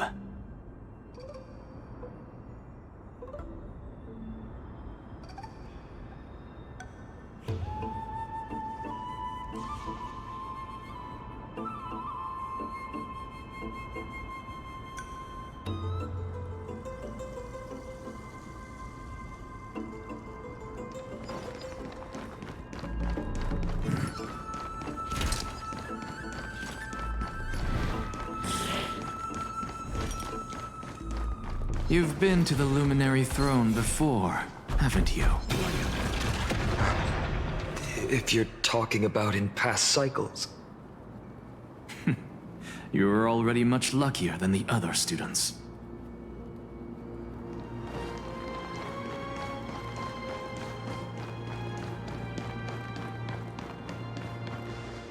Hold up. Keep your wits about you. Someone's watching us. Pretty boy, your eyesight's better than I thought. As for that false god who's been turning the world upside down, it's you, isn't it, white hair? You sure do love stealing the spotlight. In the name of the Seven Sages, I demand that you immediately step away from the Luminary Throne. This is the sacred ground of reason, and no one may desecrate it. Take my words back to Aglaya. I won't say the same thing twice, Catgirl. Oh my! You won't even call me the demigod of trickery. That is just heartbreaking. I have some words for you, too. First, as one of the most heretical blasphemers in the world, you have no right to lecture me. Second, this is none of your business, Grove Boy. Step aside. I don't want anyone getting hurt. Here we go. Again. Core Flame Thieves. You really think you can scare off a sage of the Grove with nothing but empty threats? This gloomy little brat's got a sharp tongue. Ooh, not bad, not bad. I kinda like you. As a return favor, please come Cersei's core flame right here. Aw, don't cry now. That was close. I'm out of here.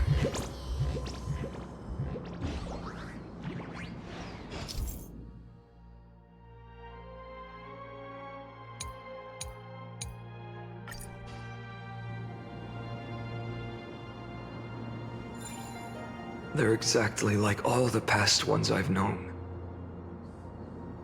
Cunning. And yet so naive.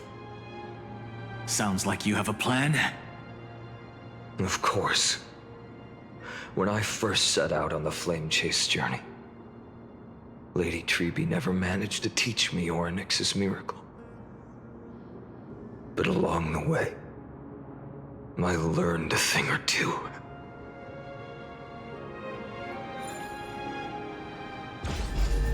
Where are you going? I don't know. The Venerationists' foolish inventions finally come in handy. How is this possible? You've arrived, Zacharias. Always so punctual. What? Do you know who I am? I'm running out of patience. So I'm not going to waste words. Listen up, Spirit Thief. Hand over the core flame, and let's pretend we never clashed. This way, you and this world can still be saved. Saved?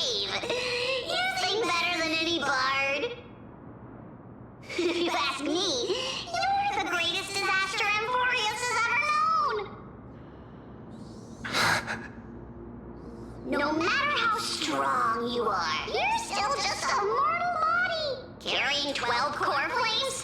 Don't make me laugh. You'll just get consumed by the divine flames and drag this world down with you. 134. What? This is the 134th cycle I've lived through. And the number of core flames I carry is 1,596. Yes. 1,000 core flames and just a single Chrysos hair. How is that even possible? I've come this far. And that's proof enough. But someday you will burn to the ground. Of course. The divine flames will eventually consume my eyes and blind me. But before that, they could still forge and sharpen Dawnmaker. Now when I cut open your stomach, you won't feel a thing. You... This is the final warning. Fine. Assume this world holds 100 million possibilities. And no matter how one looks at it, 99,999,999 of them all point to outcomes of certain destruction. Even so, I'll use my divine power, despised by the people of this world, to achieve that 1 in 100 million possibility. Bartolos! Brat, if you got the guts, you'll have to first step over my dead body.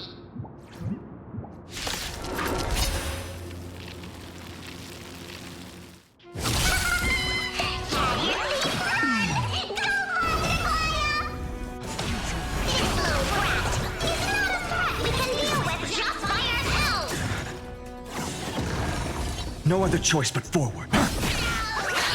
Existence is of no consequence. For tomorrow!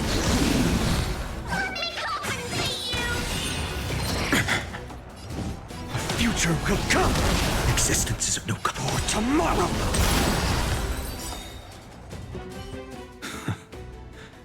How absurd.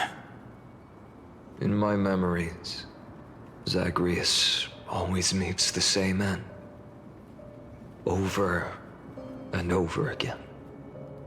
Their departure no longer stirs anything in my heart.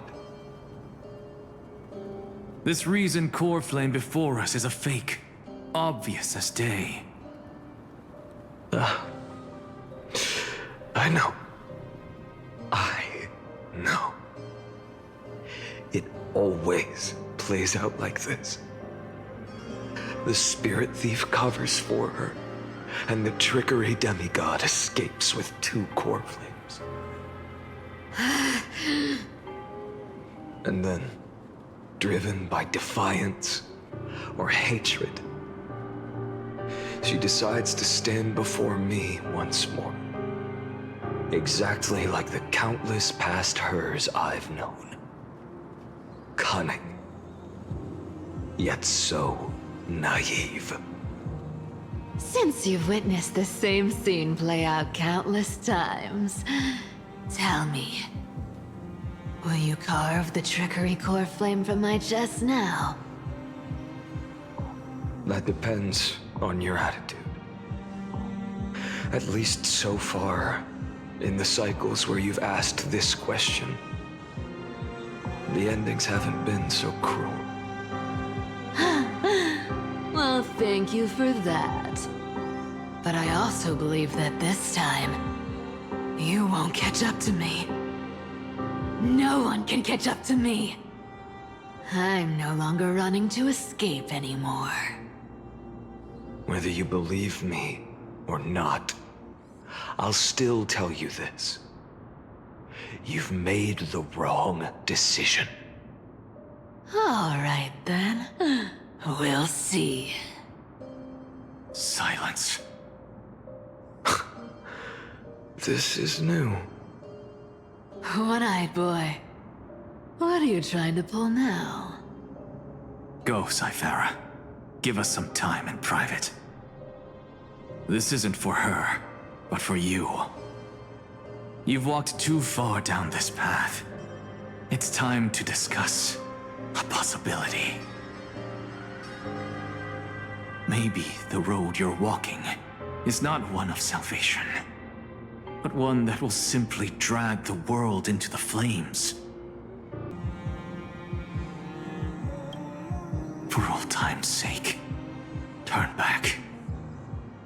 I don't care how many times you've tried, because there's one thing I'm sure of.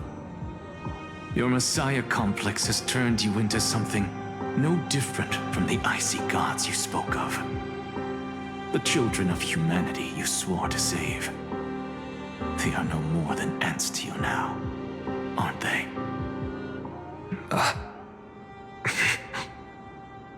Of course. I've been wondering, what kind of demon could burn my homeland to the ground in an instant without batting an eye? Now I have the answer. It turns out that fiery demon has been fantasizing of becoming this world's deliverer. I don't want to argue anymore. No matter what I say, the outcome won't change. Make your biggest effort to resist, or accept fate, and hand over the core flame to me. Even if it's futile, Hugh. We all have the right to choose. Yes. Even if it is futile, and the world is just a divine joke. When I walk into the destruction ridden by the gods, with my own 2 legs, you will witness. Even the smallest footnote still leaves a mark in this story. And so, at the end of the 134th cycle, the Traveler and the Scholar fulfilled their fates once again. Or perhaps it wasn't just they who fulfilled their fates. I can't quite remember all this. In the endless darkness, for no reason, a voice always lingered by my ear. Losses are a constant on the flame chase journey, among which even life itself holds little value.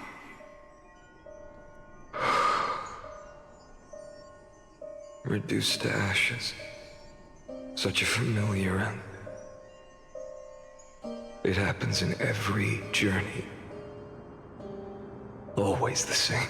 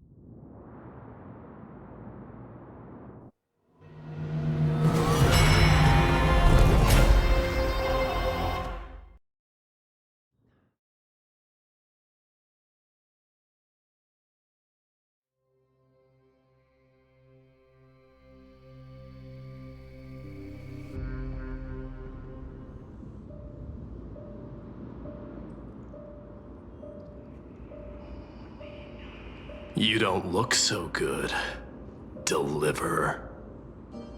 Even after going through 108,642 cycles.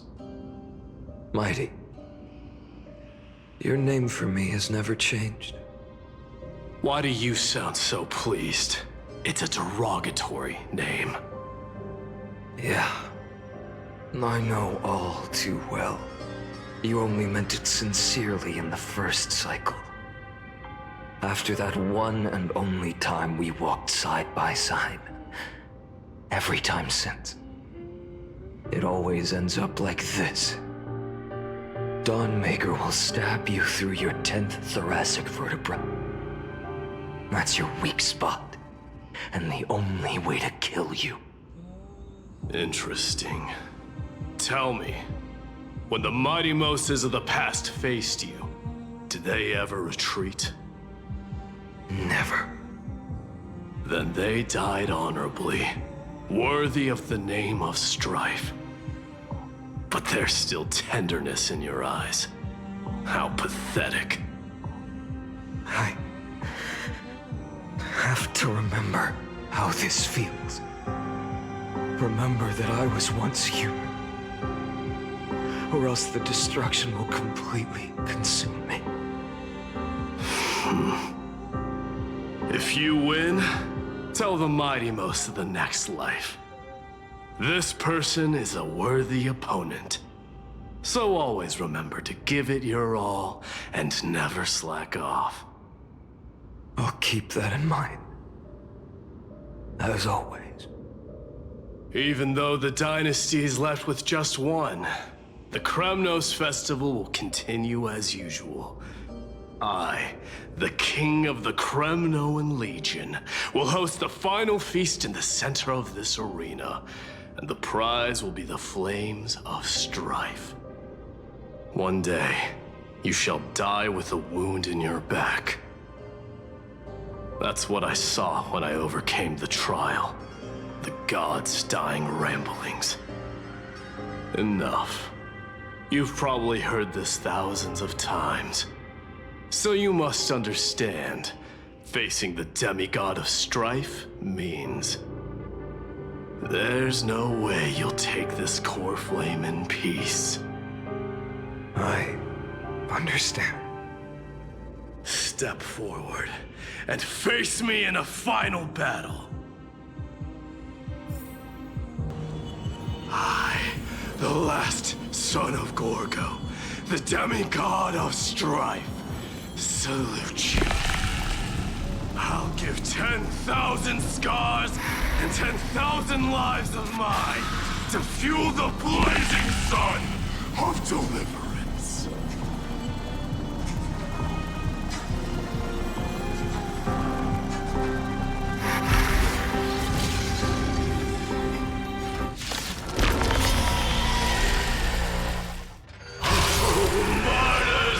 Behold! The last Kremnos festival has begun. And will not end till death. It's time to temper myself. The future will come. I can't let them down. Conquer this world, or be conquered by me. As you wish. And in full glory, I salute you. That's all I ever wanted.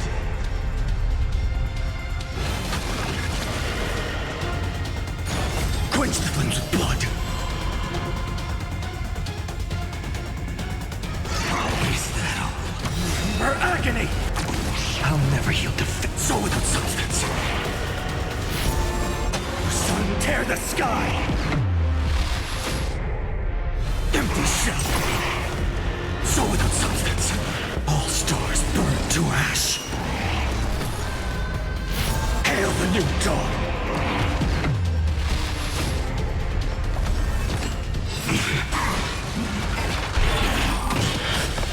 We can deliver. Use the flames of your fury to scorch your own.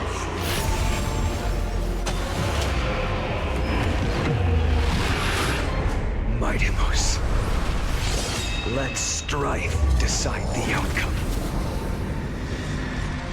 Let this burn your curse of immortality!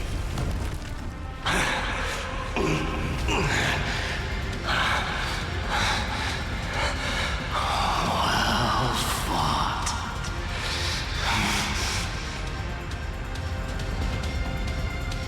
You may crown yourself my blood.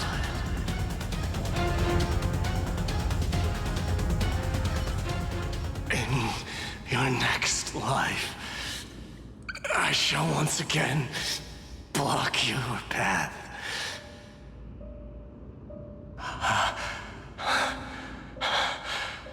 Deliver. I wish you eternal victory. The 108,642nd core flame of strife fell into the fire. Yet the shadows of the black tide still loom, and pain and despair spread across distant lands. The blaze was still not enough. It had to be fed, even if it meant burning this body to ash.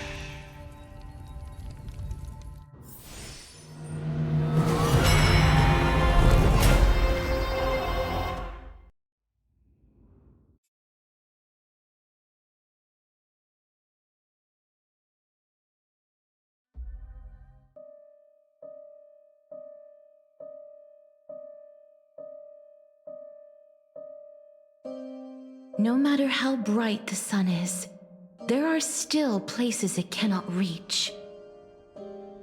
Moreover, the sun you bear is both cold and blinding. A sun like that surely cannot bring warmth to the nether realm of the next life. Golden blood is born from the destruction. We have long since lost the right to seek warmth. Only by feeding the flames can we melt that hopeless future. Allow me to ask, how many core flames do you carry now?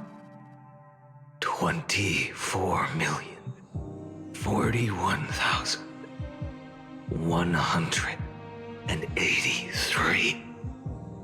Such a heavy burden. So that's why you've turned into this. A broken idol. Tragic firewood. No matter. I will bear this burden as long as you hand over the core flame of death. I must refuse. As the demigod of death, I cannot watch you walk into a fate more cruel than death. But this way, the past, present, and future will never again suffer unnecessary death. Unnecessary death. Indeed, you are not the Finan I know. Please turn back. Don't let that absurd and unjust fate of yours come to pass. This way, at least my realm can still become the fragrant bed where you fall asleep. In the end, still, it seems the clash of blades was inevitable. How painful. I know I am not your match, having fallen under your sword countless times. But even so, please understand that my resolve is not to be underestimated. Even Kefali cannot shape all things at will, nor can they dictate the fate of all life. No one can shoulder the balance of life and death alone, not even a god. And it is precisely for this reason that I chose, at the end of this arduous journey, to overcome the trial and take the authority of death. I am the Hand of Shadow, Castorus, the demigod of death. Listen closely, deliverer from days past. Please turn back. Do not disturb these fresh flowers in their muddy depths.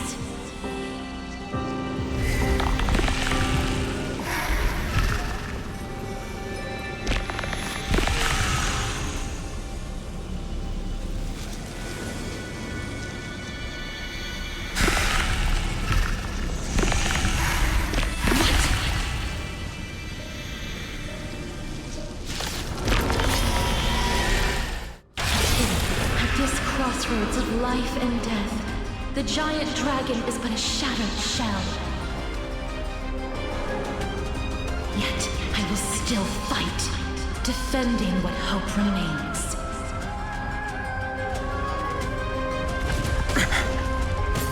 It's time to temper myself. Future will come!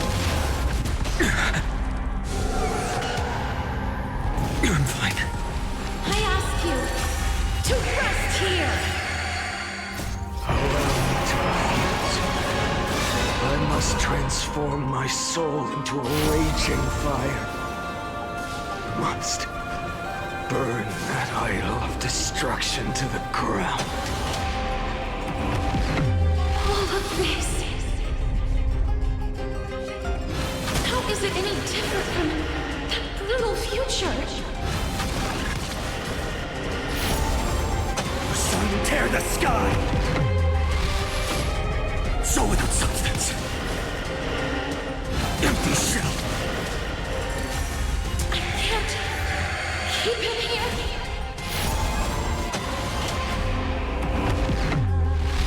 All stars burn to ash.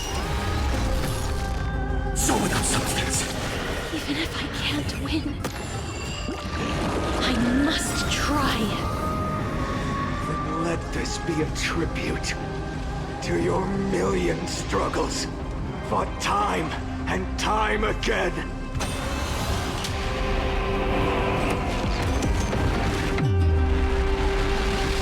Wake up, lost one. See that the firelight in the darkness is not.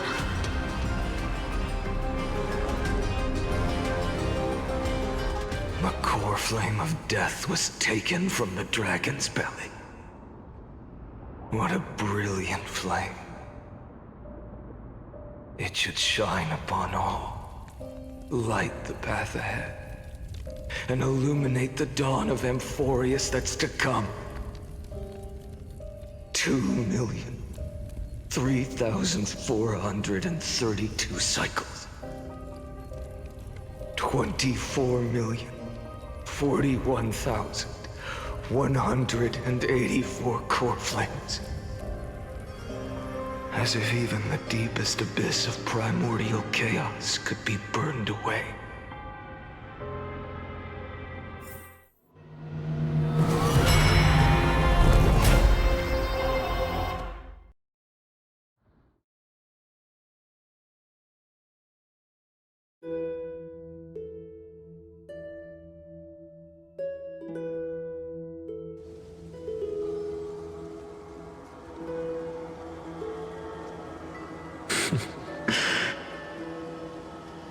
You're here, as always. You're still lingering, deep within me, never fading away. Because you haven't completely abandoned hope. Am I right?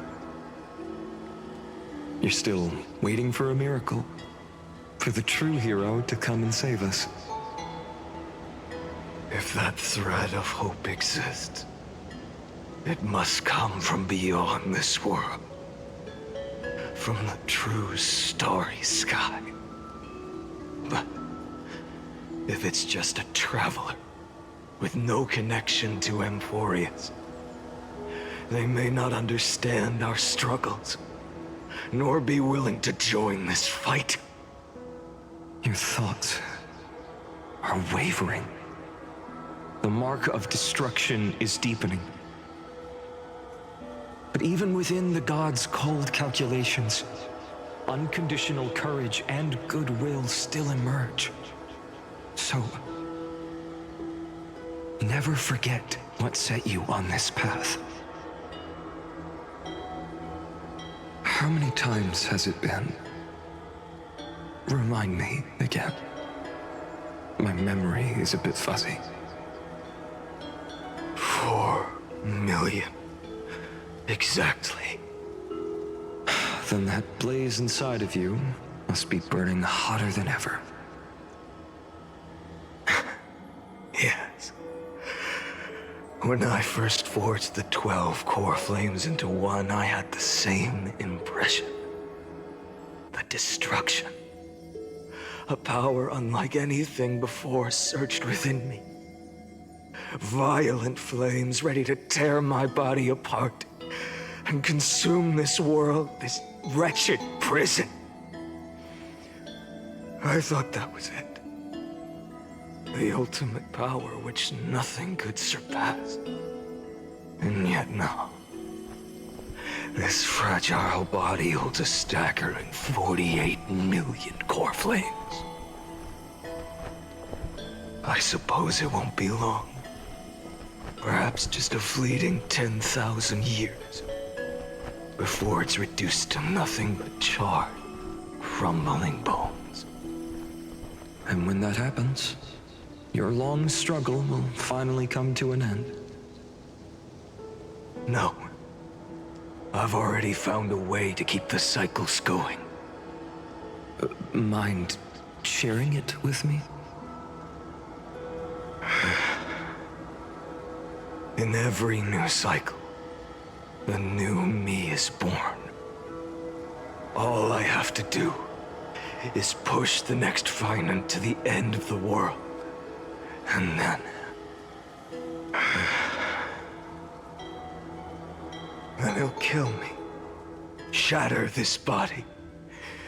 Take my flames, my memories, and carry on the path I started. Bold plan, but risky. What if, one day, the next you refuses to follow the same path? How can you ensure the continuation of the cycles? If it were Professor Anaxa or Aglaya in my place, maybe they'd come up with something smarter. Unfortunately, I don't have a backup plan. I have no choice but to bet everything on the next finite. And trust that he makes the same choice I did. But even in this wretched prison, luck is still sometimes on my side. Because I never forget what set me on this path. Wait, you mean...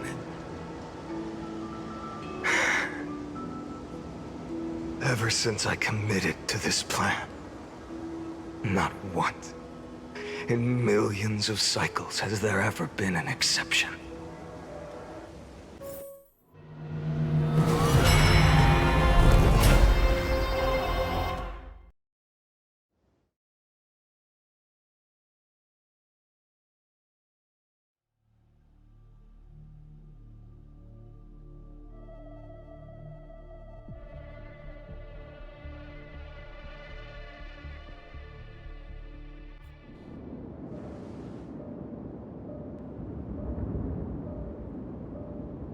I can do this, Lord Finan. As the demigod of the sky, a healer of Twilight Courtyard. I will heal you. And then... The black tide. It's consuming you. You can't hold out much longer, demigod. Hand over the core flame. Let's put an end to this suffering. Now, that just won't do.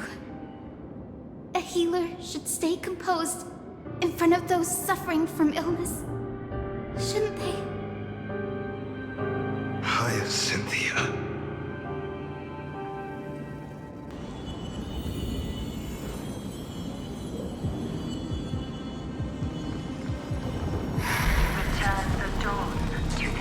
Because the raging fire, Your deaths won't be in vain.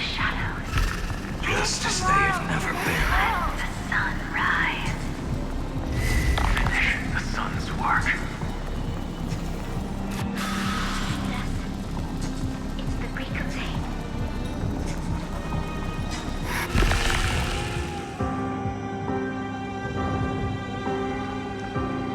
I believe in you. You are the Chrysos heir of world-bearing. The one who can lead us. Lead this world. It's just... I don't understand. Within the sun upon your shoulders, the part of that warmth that should come from you, from an ordinary person, it's so faint. My humanity is indeed just a flicker compared to the blazing fire of divinity. Even so, don't cast it away. I never have. I have kept everyone's wishes close to my heart. Even though the divine fire burns so fiercely that every time I return to the start, it devours me in an instant. Each cycle, it's your wishes that guide me to the end, that pass the flames to the next me. Over and over and over again. So, you're not just a lone spark in the dark. You're a pyre built from the bones of all the selves you've left behind. But what about you? What about your wishes? The wishes of all the countless versions of you? Ah, Lord Kazlana. So that's how it is. Without flaw. That is the flaw the golden blood gave you. The most fatal flaw of all, isn't it? The moment you took the world upon your shoulders without hesitation. You lost the chance to ever be yourself. Now that is an unexpected revelation. And I suppose that makes me the perfect fuel for the flame of deliverance, doesn't it? No. An empty flame saves no one. But I still believe in you, Deliverer. Hyacinthia, the Eye of Twilight, am neither strong enough to command the wind and rain, nor willing to end this absurd struggle by letting the sky fall. The only thing I can do is become one with the sky itself. And then, may the gentle colors of the rainbow paint your sun in shades it has never known. May they bring Amphoreus, a rosy-fingered dog.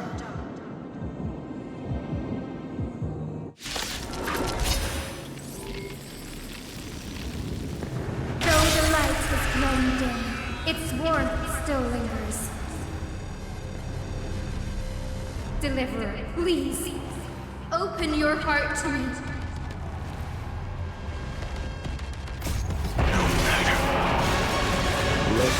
blazing sun. Fill the sky with golden fire. So without substance.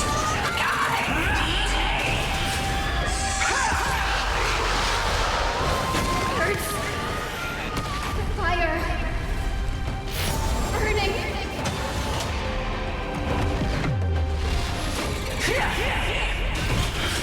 Fear the sky!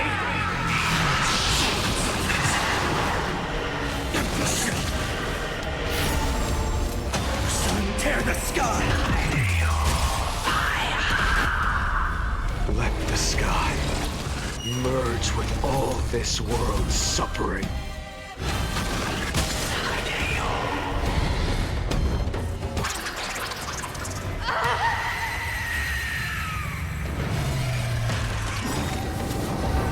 Farewell, Hyacinthia.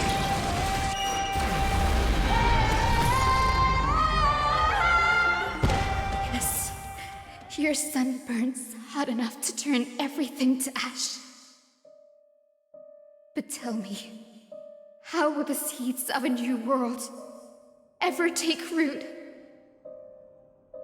The core flame rose. The sky fell.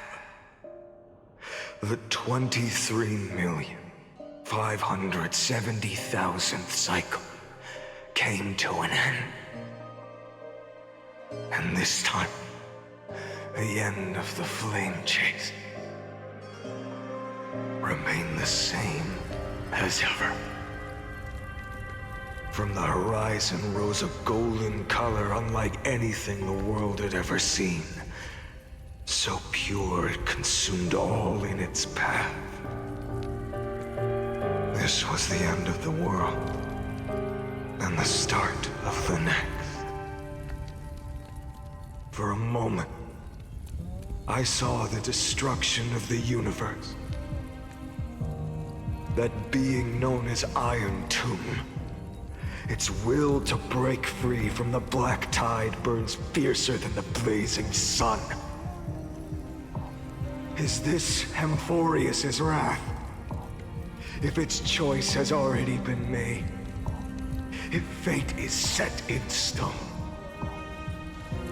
I will still never yield to it. 23,570,000 cycles. 282,840,000 core flames. No more chasing is needed. And now, I am the fire at the end of the long night.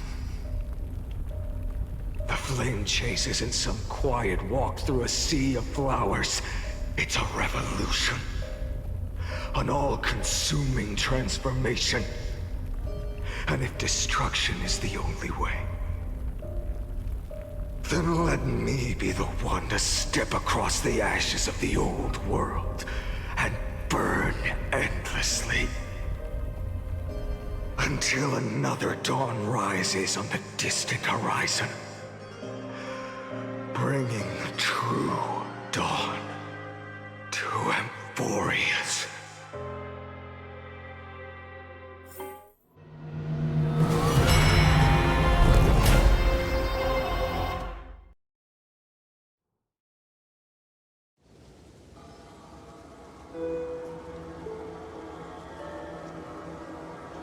$33,550,337.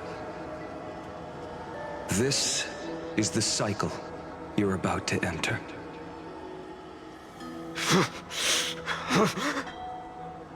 Countless memories are flooding in.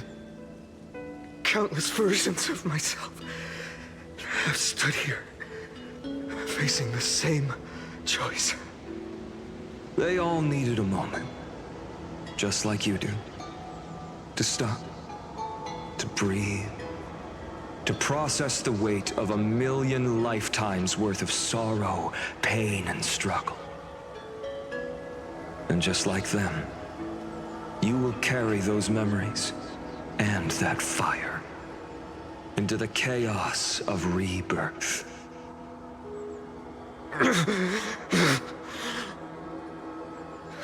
I must go and bear this burden.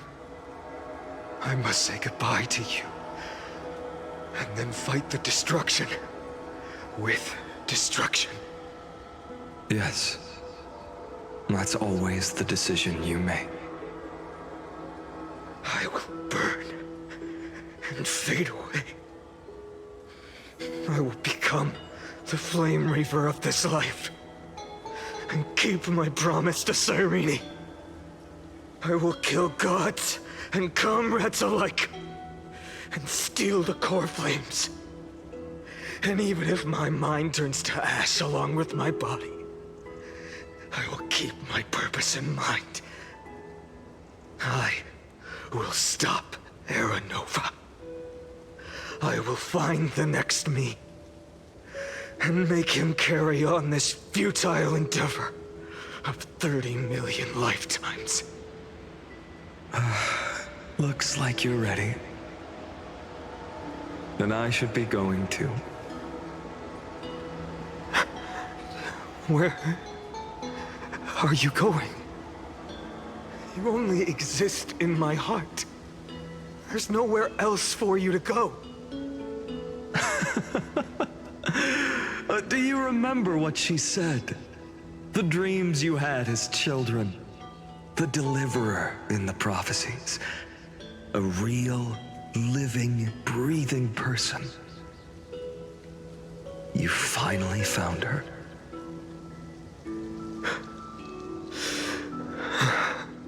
Friend.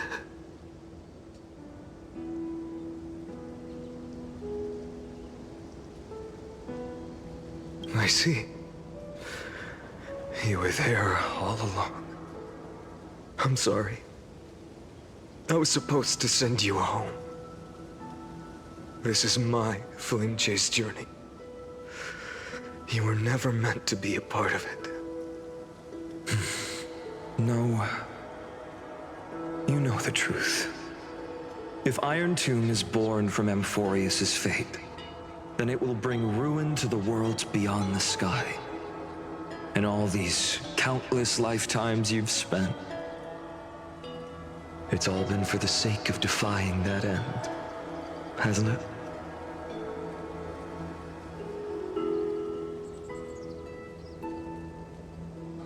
In millions of cycles, I've said goodbye to each and every one of you. Yet nothing ever changes.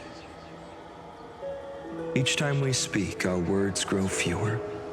Your fire burns hotter, and you're getting closer to becoming pure rage. A vessel of hatred.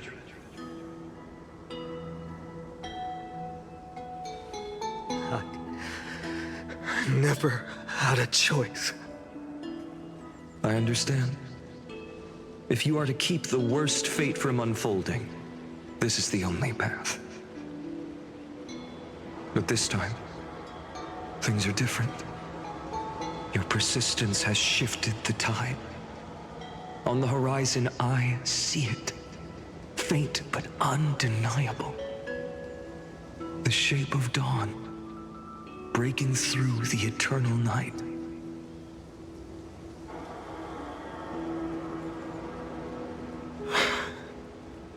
Turns out, the fire that lights the way was never mine to begin with.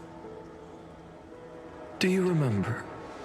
In that first timeline, you and Mightymost stood before the scales of justice, locked in a duel. Each of you weighing what you held dearest. What weighed more than the fate of the world? And when hesitation took hold, the answer you sought from me. What am I saying? I am you. Even if you buried me deep and chose another path, that fact never changed. Then let's try again. When you stood before the scales in hesitation, the answer you found in your own heart. Do you still remember it?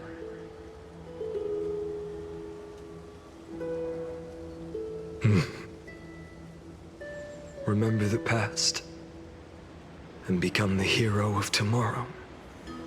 What weighs more than the fate of the world is the resolve to shoulder an immutable past and carry it into the future. Good. Then Trailblazer, my friend, my comrade. You arrived in this strange world and were bound by its cruel fate up till this very moment. In the face of danger, you never once backed down. Instead, you've saved world after world without hesitation. That boarding pass on your chest is now the mark of a hero. If I choose to step through that door and embrace an end fitting of the destruction, let this sun forged from millions and millions of core flames burn me up along with the god of destruction and their minions. Then the world we leave behind, this world, my home, where hope still lingers. Will you take on everything we've carried? Return to the beginning one last time. Stop the birth of Iron Tomb, save the world we love, and rewrite its doomed fate.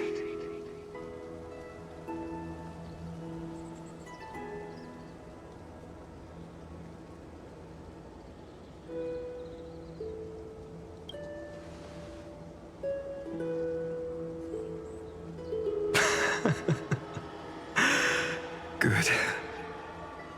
In that case, even this fruitless wasteland may finally bloom with flowers. So...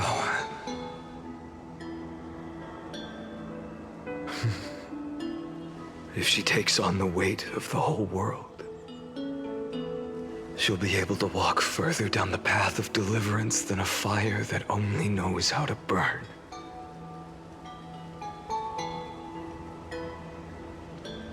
One will step into the future.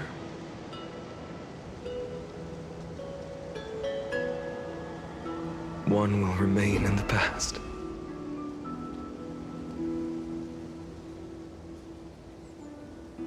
If I can strike down the gods with Dawnmaker, perhaps fate's deadlock can be broken. And if you can stop Iron Tomb from ever being born, then these 30 million cycles will have not been in vain.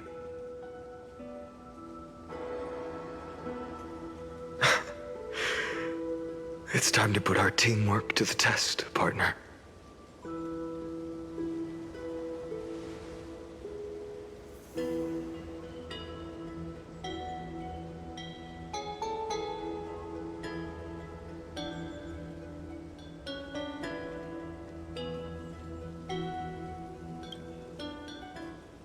Thank you for all you've done already, friend. The image of the hero I've buried deep in my heart finally steps into the light. Here, at the end of this long flame chase journey.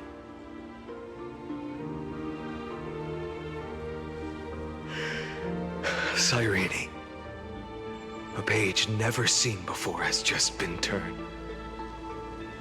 Lend me the power of time, and send this hero back to the origin of time. Back to your side.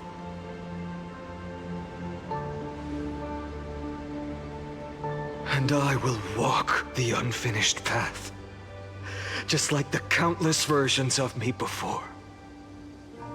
Unwavering as always.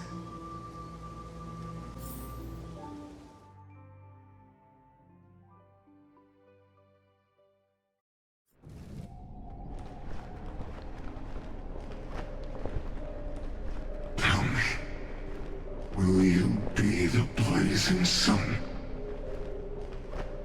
Even if all of you burn returns to ash. Without hesitation, I will bear this world until my body turns to dust.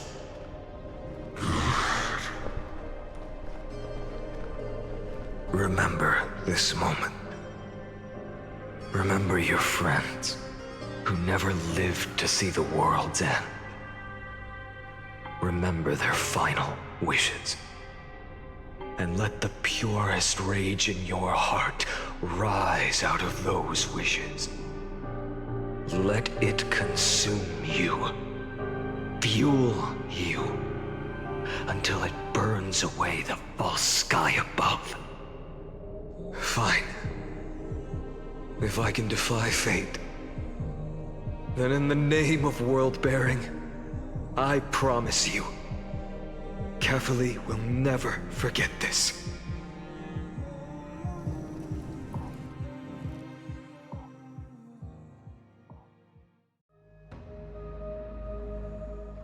Take it. Everything I bear. Keep on burning. As long as we are never extinguished, the flame chase will not end.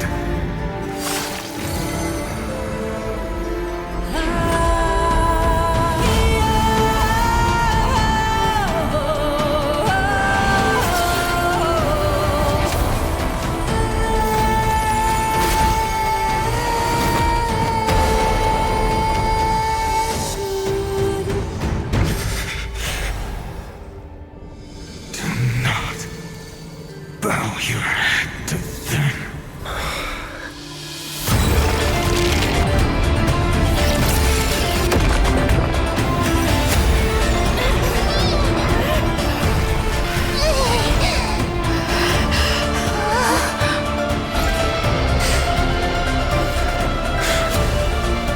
Take it, Trailblazer.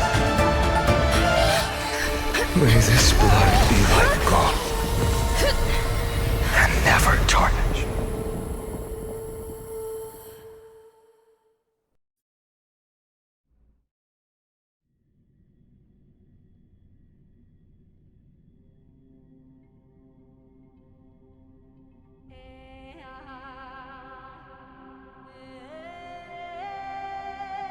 Farewell, Trailblazer.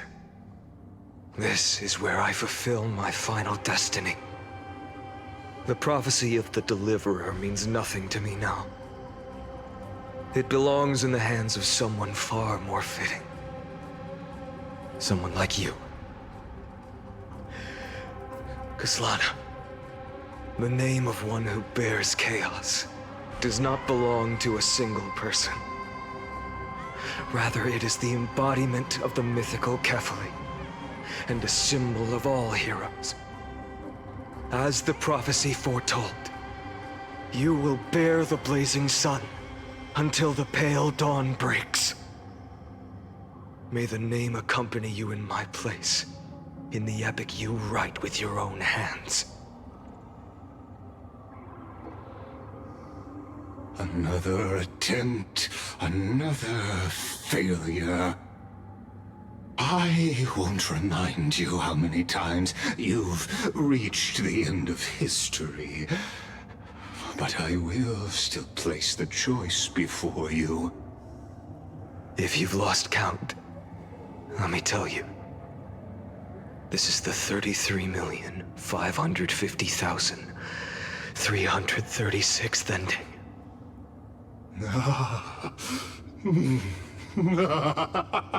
A perfect number. How poetic. You and I both know the truth. In all these millions of futile endeavors, Amphoreus has never changed. If the outcome is inevitable, then why not silence your searing rage and embrace your fate with dignity? Your silence lasts longer than ever, Lord Fine.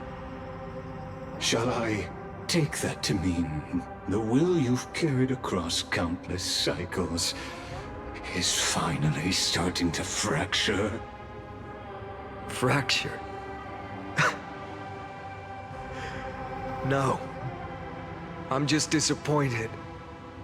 I've retrieved memories from 30 million past lives, and I remember every conversation before every choice here. And yet, even after all this time, your arguments remain the same. Repetitive. Uninspired. If you had any hope of breaking me, you should have spent those endless cycles refining your rhetoric. You had infinite chances to sway me into the future you want. And yet here we are. The score: 33,550,336 to 0. So tell me, Lycurgus, who's the real loser here? How unfortunate. This was never a fair game. I have all the time and patience in the world. I can wait for you at the end of history another billion times, and another billion after that. But you will never escape this cage. You can claim victory of the spirit if you wish, but we both know the moment that score shifts from 0 to 1. That is the moment I shall sound the paean of Era Nova.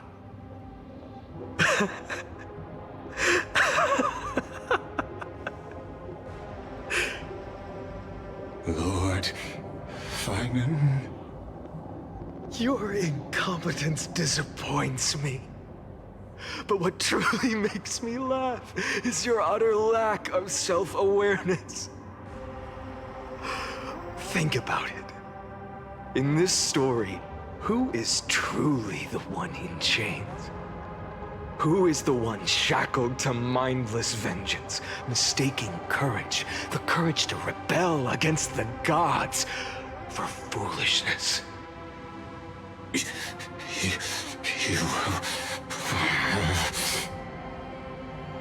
Perhaps you're right. Maybe I should have tired of this futile struggle long ago.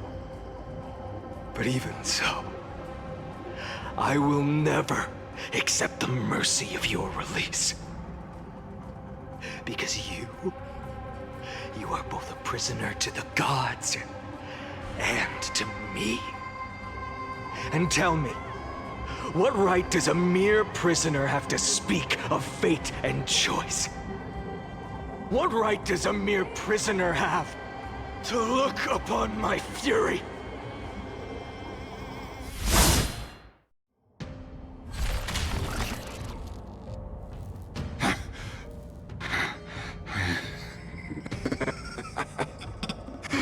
You know this is pointless.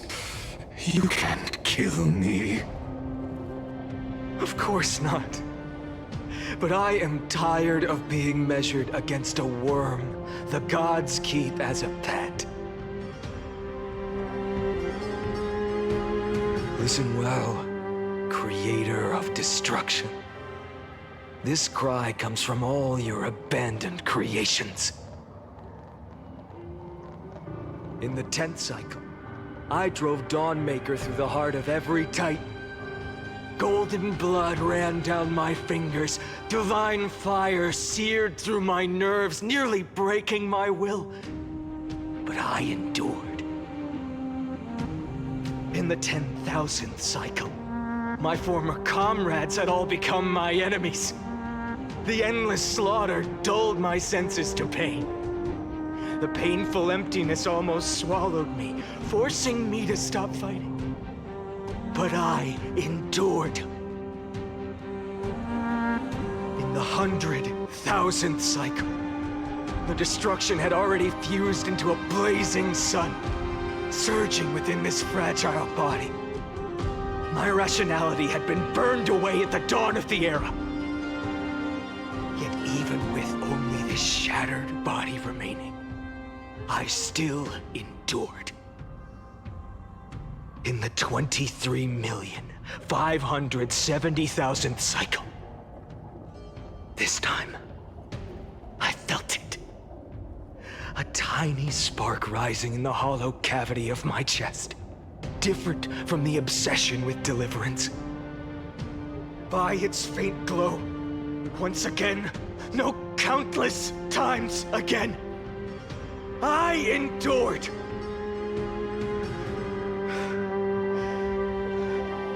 Now, a sun is about to fall, ready to incinerate this absurd space-time dimension in an instant. That sun is me. All the countless versions of me from the past, along with my countless brethren, dragged into existence against their will, drowning again and again in your golden blood.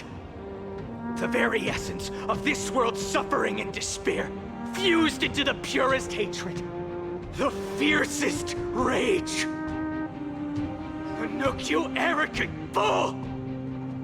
You think we were born to only serve as fuel for the fire? Fine then! Just as you wish, let the fire burn!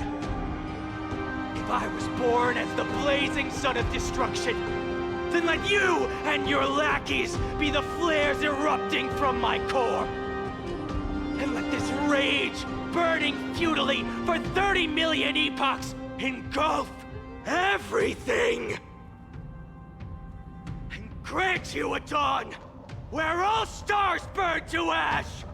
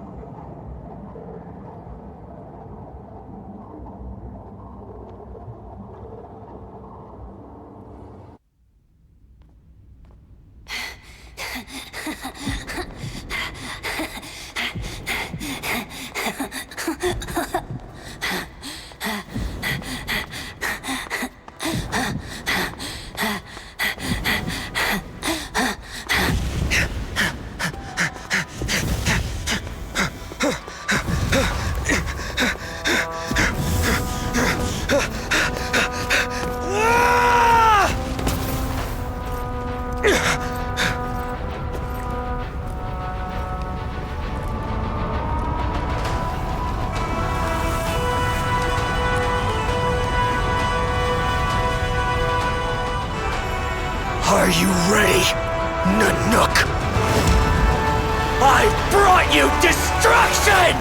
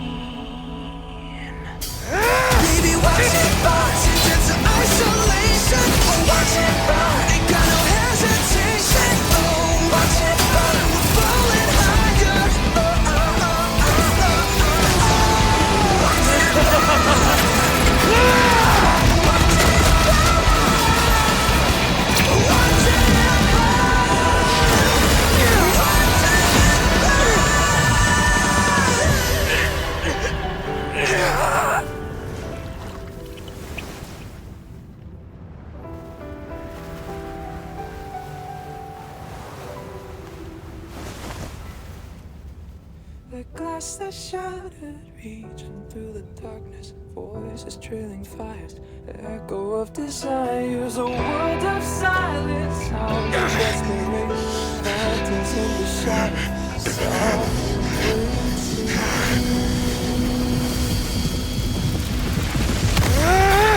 tear it down, embrace a detonation, burn, craving our damn creation, breaking a chain of reaching for you.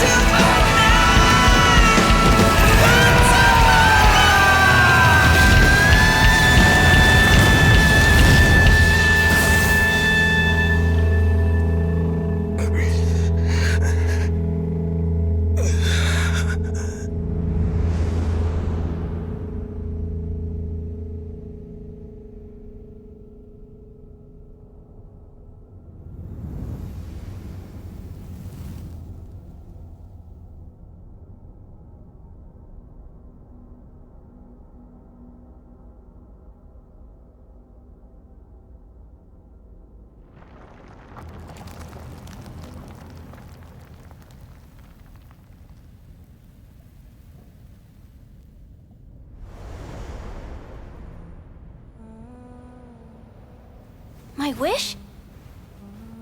My wish is to fulfill everyone else's wishes.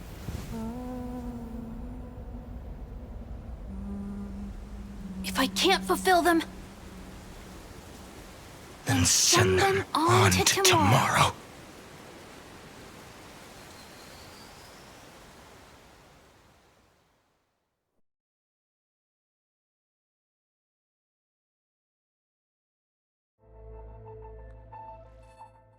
Your heart harbors wrath. You yearn to destroy everything. You bore the gaze of an eon and lived.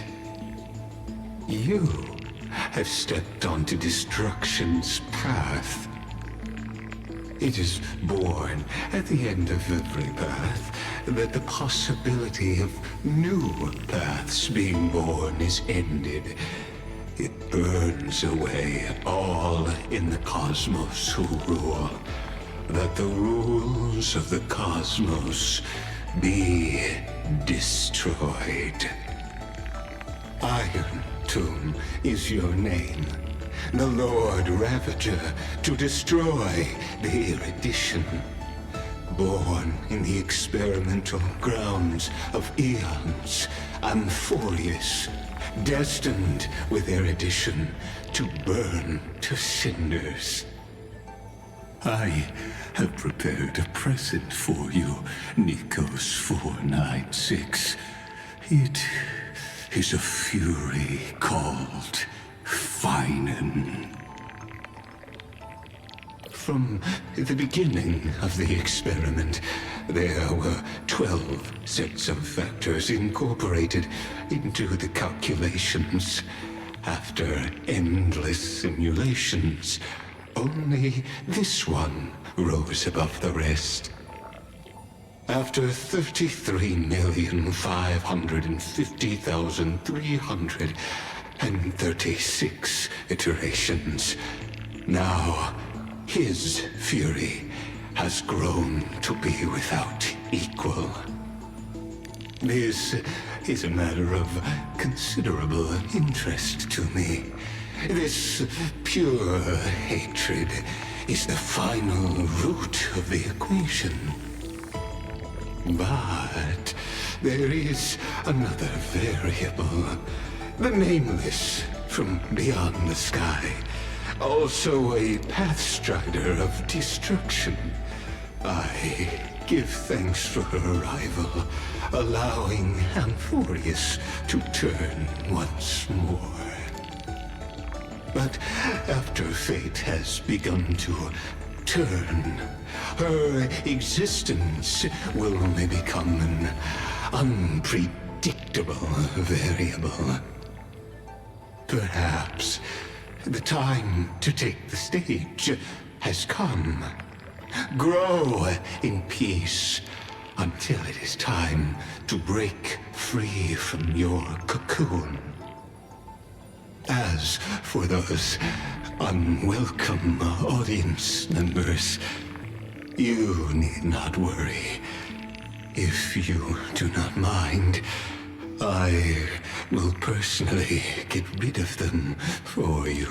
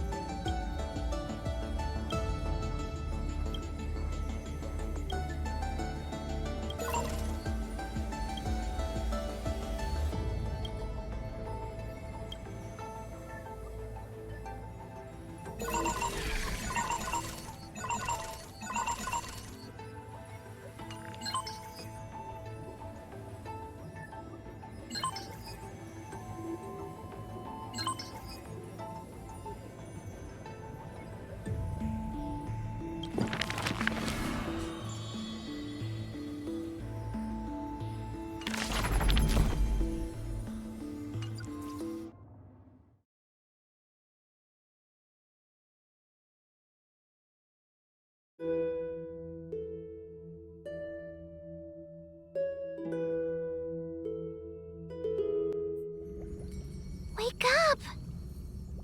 Wake up! Buddy! Wake up! You're finally awake! That's a relief. We were so close to being swept away by the reverse flow of time.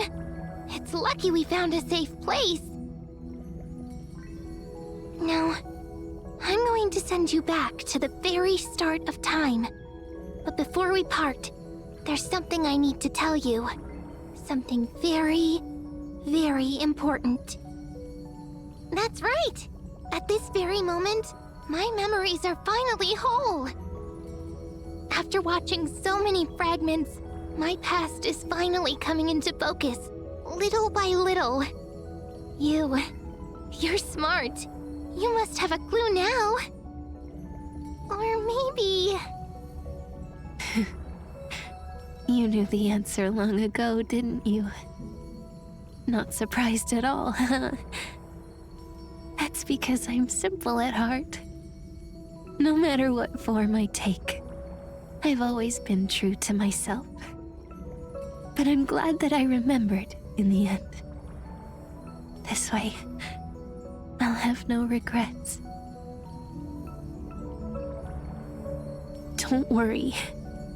We're not truly parting, because I'm going to become a part of you. I'll turn into the memory of this cycle, the 33,550,336th Flame Chase journey, and forever reside in the heart of the Time Demigod. This way, you'll carry all that has come before, crossing time itself to reach the next cycle. My mission ends here, but looking back, I still feel lucky.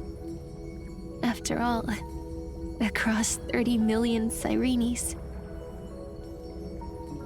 I was the first, and the only one who got to finally meet you. So, believe me, in the next cycle, there will be another Cyrene waiting for you. And in the one after that, and the one after that. I will always be waiting.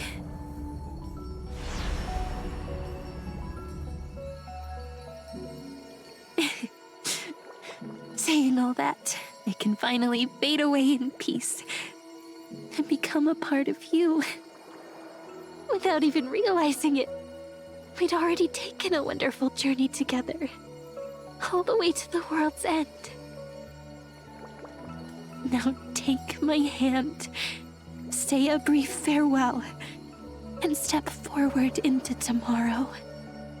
Go, find the future Cyrene, and set out on another journey with her. Promise me you won't keep me waiting too long, okay? No need to say it out loud. This is enough for me. It's time to go, my dear friend. May your trailblazing journey always be accompanied by a cool breeze and rippling waves. And may the days ahead embrace you like the softest fluff, forever warm, forever gentle. Now, let's turn to the next page. A page that exists because of you.